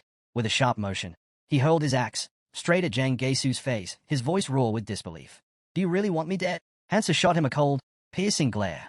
You're insane, he bellowed. His grip tightened as his voice dropped to a snare. How does a newbie like you? His lips curled into a wicked grin. Dare to attack me while I'm speaking. He let go, shoving Hansu back. Then, with an arrogant smirk, he continued. You think just because you've completed a bit of training, you can do whatever you want? That you don't have to fear for your life? Shaking his head, Jang Gaesu chuckled. Maybe that girl liked you for some reason. But me? I refuse. He closed his eyes, looking satisfied with himself. But Hansu's voice cut through, laced with contempt. I refuse your offer. Jang Gaesu's eyes snapped open. A group that worships disasters. Quadratus, Hansu continued, voice steady but filled with disdain. He knew exactly what kind of evil they were involved in. But the worst part? Their so-called tourism. They didn't just feed the disaster fish, they made a spectacle out of it. Ever since Quadratus began operating, the number of red zone travelers had plummeted. People paid to watch the fish devour humans, and the more gruesome the show, the higher the profit. An entire industry built on suffering. Hansu clenched his fists. This organization needed to be wiped out. And he would do it. Jang Gaesu stepped forward, smirking. Meanwhile, Hansu was already calculating. I'll take them out, one by one. Exhaling sharply, he looked away for a brief moment. Then, turning back, he scoffed. Why would I waste time listening to someone weaker than me? That struck a nerve. Jang's face twisted in fury. Pressing a hand to his forehead, he growled. You're really pissing me off now. His voice dropped lower. If I don't bring you in, they'll be furious. But that doesn't mean I have to bring you in unharmed. With a cruel grin, he yanked off his gold chain and dangled it mockingly. They won't mind if you lose a few limbs. Hansu smirked, unfazed. That works both ways. He took a step forward. I need information from you, and I bet you can still talk, even without a few limbs. Jang Gaesu's expression darkened. In a flash, a weapon materialized in his hand. I'd like to see you try, he snarled. His magic flared, and with a furious battle cry, he launched a fierce attack. But Hansu dodged with ease. Jang Gaesu's wild grin widened. Idiot! A sharp pain tore through Hansu's shoulder. Blood spurted into the air. He looked down. His opponent's weapon had stabbed clean through. He grabbed his shoulder, lowering his head as pain surged through him. Jang smirked, his voice dripping with mockery. So, do you feel like talking now? With a flick of his wrist, he returned the weapon to his hand, his thoughts racing. I was aiming for his arm, but it barely grazed him. Did I hold back too much? After a brief pause, he shook his head. Breaking it completely wouldn't be any use anyway. Without hesitation, he slammed his weapon into the water, sending ripples across the surface. No need to be afraid, he said, his voice eerily calm. It'll be over soon. The protagonist slowly raised his head, his gaze sharp. You're getting ahead of yourself, he muttered. Blood dripped from his wound as he moved his hand away. Besides, we didn't even fight last time. Jang's expression darkened. He tightened his grip on his weapon. What did you just say? His tone carried a hint of disbelief. Did I smack you in the head too hard? He sneered. This is nothing for me. With a sudden burst of movement, he swung his weapon with full force. Just shut up and stand still, he roared. But before the strike could land, Hansu was already there. In the blink of an eye, he appeared right in front of Jang, delivering a brutal blow to his stomach. The sheer force sent Jang flying backward, crashing hard against a tree root. A sharp cry of pain escaped his lips. Gritting his teeth, he lifted his head just in time to see the protagonist calmly retrieving his axe, the weapon snapping back to his hand with ease. You need to catch up, Hansu remarked, leveling his weapon at him. So, why don't you cooperate? Jang clenched his jaw, raising a hand to his face as a string of curses ran through his mind. How did he move so fast? I didn't even see his attack. A chilling thought followed. Does this bastard have colorless stat runes? Shaking off the shock, he pushed himself up, eyes blazing with defiance. Don't get cocky, he spat. I'll let you hit me. But before he could say more, the protagonist silenced him with a raised hand. I'm just getting started. Suddenly, glowing runes flickered into existence around him. Jang's expression twisted with rage. You really think a slight boost in stats is going to make a difference? His voice echoed with disbelief. The protagonist met his gaze, raising his axe. Stats aren't everything in a fight. With a flick of his wrist, he launched his weapon straight at Jang. It tore through the air at terrifying speed. Jang barely managed to duck as the axe embedded itself into a nearby tree with a deafening thud. Stumbling, he hit the ground hard. Hansu smirked. What's wrong? His voice was laced with amusement. Scared. Jang's body trembled. He gritted his teeth, forcing himself up. This can't be. His face twisted in fury. I'm not scared, he roared. In an instant, His weapon pulsed with power as he activated the blade of the Forgotten. With a fierce grip, he seized the hilt of his sword, ready to strike. He lunged forward without hesitation, activating side cut. The protagonist calmly touched the ring on his finger, and Zhang's mind raced. Was this guy really planning to fight bow-handed? His thoughts screamed at him. Side cut slices through everything within its range. It'll take his hands clean off. Zhang's sword was just inches from the protagonist's neck when, suddenly, the rings of Manhwa activated. His eyes widened in shock. I've won! Zhang shouted, convinced of his victory. But Hansa didn't flinch. Instead, he activated destruction, seized the blade with one hand, and crushed it like brittle glass. The sword shattered into tiny fragments as he hurled Zhang backward. Zhang's breath hitched as he stared in disbelief. His eyes darted to his ruined weapon. I am possible, he whispered, his voice shaking. His hands trembled as he gripped the broken hilt. Even top-tier dispersion experts can't break high-level mana techniques this easily. Before he could process what had happened, Hansa was already in front of him. He grabbed Zhang's shirt and yanked him up, then slammed him into the ground, driving a powerful blow into his stomach. Zhang's eyes rolled back as pain shot through him. His cheeks puffed out, mouth open in a silent gasp before blood splattered everywhere. Hansa loomed over him. Quit playing dead.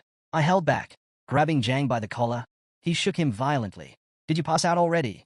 Zhang groaned, gripping Hansa's wrist weakly. The protagonist smirked. Not bad. You actually reacted in time. Zhang sneered to himself. The bronze jade absorbed the hit. But this bastard is restricting my movements too much. That's why I didn't want to use it in the first place. His fist clenched. I don't have a choice anymore. Hansa's eyes flickered. That all you got? Then, bam! A devastating punch smashed into Zhang's face, sending teeth flying. His eyes widened as he saw the next fist coming straight at him. How the hell is he breaking through my skills too? A brutal barrage followed. Zhang screamed as Hansa struck him over and over. Desperate, he threw his hands up. Wait, I'll talk. I'll tell you everything. Hansa's fist hovered midair. Go on. Zhang coughed, blood dripping from his lips. I had no choice. You think there's money in tourism? People like me, we just follow orders. I swear, I wasn't trying to hurt anyone. His words tumbled out in a frantic rush. Let me go, and I'll give you the runes. I'll even tell you who sent me to capture you. Hansa's gaze turned cold. Too much useless chatter. Zhang barely had time to react before another crushing blow sent him reeling. His vision blurred, and drool trickled from his mouth as he howled in frustration. You were the one who told me to talk. Damn it. Hansa just stared down at him, unimpressed. Zhang lifted his head, fury in his eyes. What the hell are you waiting for? I told you everything I know, he shouted. Hansa looked down at him with sheer contempt. Zhang clenched his fists, voice shaking with frustration. You already beat me like a damn dog. What else do you want? A heavy silence hung between them before Zhang finally lowered his gaze. His voice was quieter now, almost resigned. That's all I know. He dropped to his knees before Hansu. Quadratus, they worship disaster. Besides running regular tours in this region, they also hired different clans. This time, their mission was to track you down, someone who had just completed their training. Hansa's expression didn't change. Zhang took a deep breath before continuing. The request came from Morin, a member of Beacon. Beacon. The name echoed in Hansa's mind. The union of 6 clans that control the highest roots of the world tree. They're at the very peak of power itself. Hansa rubbed his chin, thoughts racing. If I remember correctly, Beacon operates under Miyamoto. Could there be more clans involved in this? His gaze snapped back to Zhang. Right now, these guys are preparing for another tour. The one who gave you this information. Was he an assistant? Zhang nodded weakly. Yeah, some of the assistants were involved. But this time, I got the order directly from Morin. Hansa folded his arms. I've heard enough. Zhang's breath hitched. Panic flickered in his eyes. He could feel it. The moment of his death was approaching. Desperation took over, and he scrambled for more words. Wait, there's more. I can still tell you. Suddenly, his eyes widened in madness. He jabbed a finger at the symbol on his forehead, laughing wildly. You idiot. You had no idea, did you? Do you even know what this mark is? Hansa barely reacted. The eye of 1,000 li. Zhang's face twisted in shock. How does he know that? After a brief pause, he exhaled and stood up. Yeah, that's right. This eye lets me share my vision with other intelligent beings. Which means, his lips curled into a grin. They already know where you are. Hansa turned away, his voice dripping with mockery. Oh no, I'm terrified. Guess I should run for my life. Zhang's grin widened into something unhinged. You don't get it. Morin commands the Beacon stormtroopers. You really think you can run from him? Inside his mind, Zhang was already scheming. I used the ability recently, so I need time before I can use it again. But if I can just buy myself an opening, I can re-establish the connection. He was just about to say more when, bam! Hansa shot forward, slamming his fist into Zhang's stomach with devastating force. The world around him blurred. The last thing he saw was the dark silhouette of Hansu standing over him before his vision faded into blackness. His body collapsed into the water, unconscious. Hansu stood over Zhang's unconscious body, exhaling sharply. Playing with you was more of a hassle than I expected. He crouched beside his fallen enemy, rummaging through his belongings. Your weapon's a wreck. Guess I'll have to find a new one. His search paid off when he pulled out an intriguing item. The Relic of the Forgotten. A rare find. Alongside it was a one-time use artifact, mirror clone. Not bad. Just then, a pure white bird appeared in the sky. Hansu's eyes followed it, and he immediately knew he'd been found. He scoffed. Figures. Can't even remember who they sent, so they must not think I'm that important. Still, annoying as hell to keep dealing with distractions. His gaze shifted toward the distant roaring beasts. The deep, guttural cries had been echoing for a while now. A slow smirk tugged at his lips.